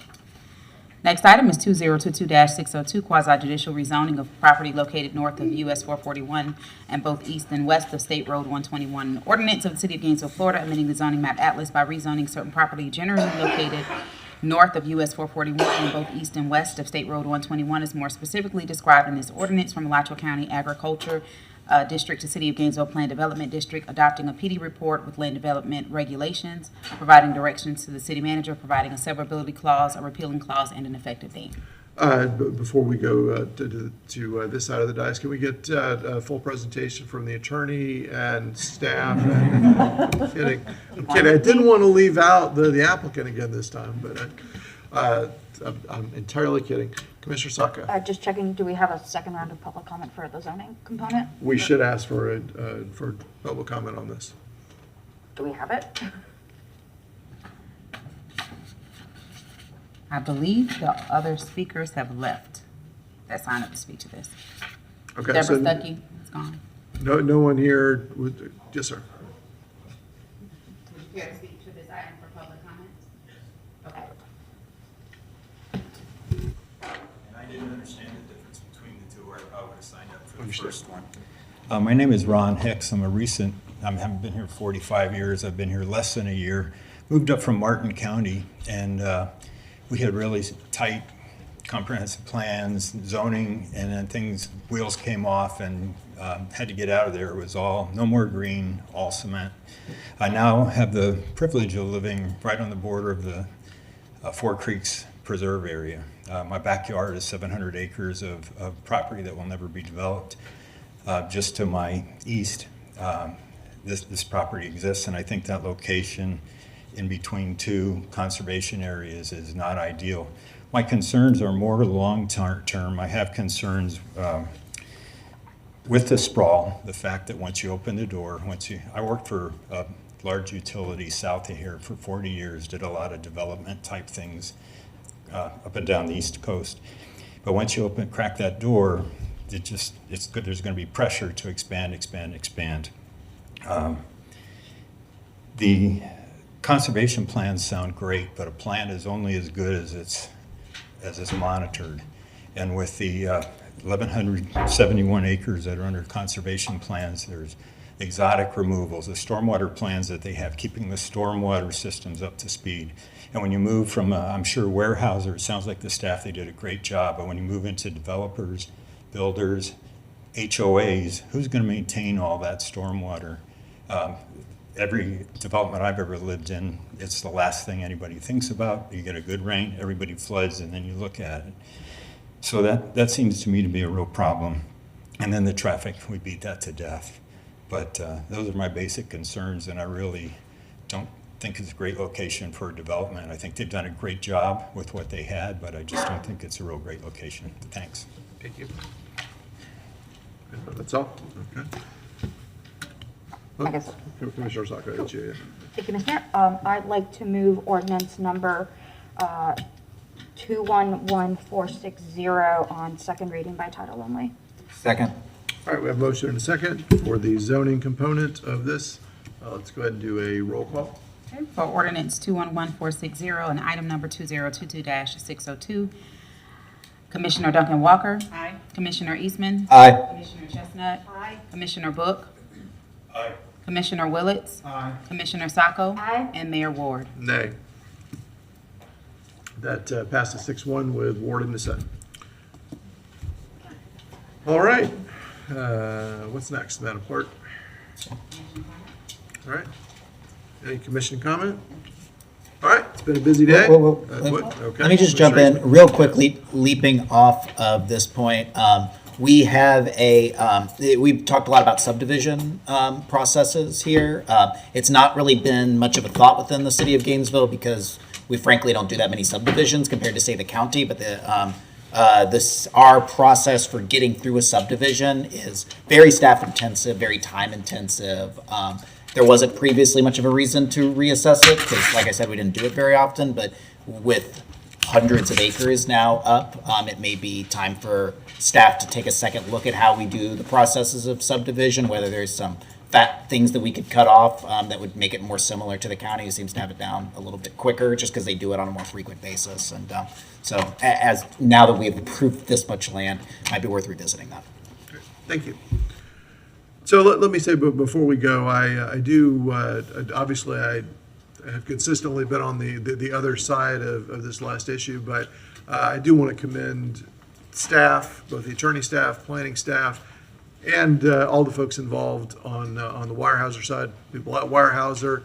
Mr. Coffey, thank you for your diligent efforts on it. Mr. Swager, thank you, and EDA for your work on it. And I want to thank everybody who lives in the neighborhood who has worked on this, the very broad definition of the neighborhood. You've been working on this for a long time. There have been folks in this room trying to get this right for going on 30 years. So that is not something to be taken lightly, and it is a much better product than it started out 15, 16, 17, 25 years ago. It's even much better than it was 6 years ago. So there is a point to process, and it definitely helped with a lot of land in conservation. So thank you all very much. We did a lot of work today, and I appreciate all of you. We are adjourned.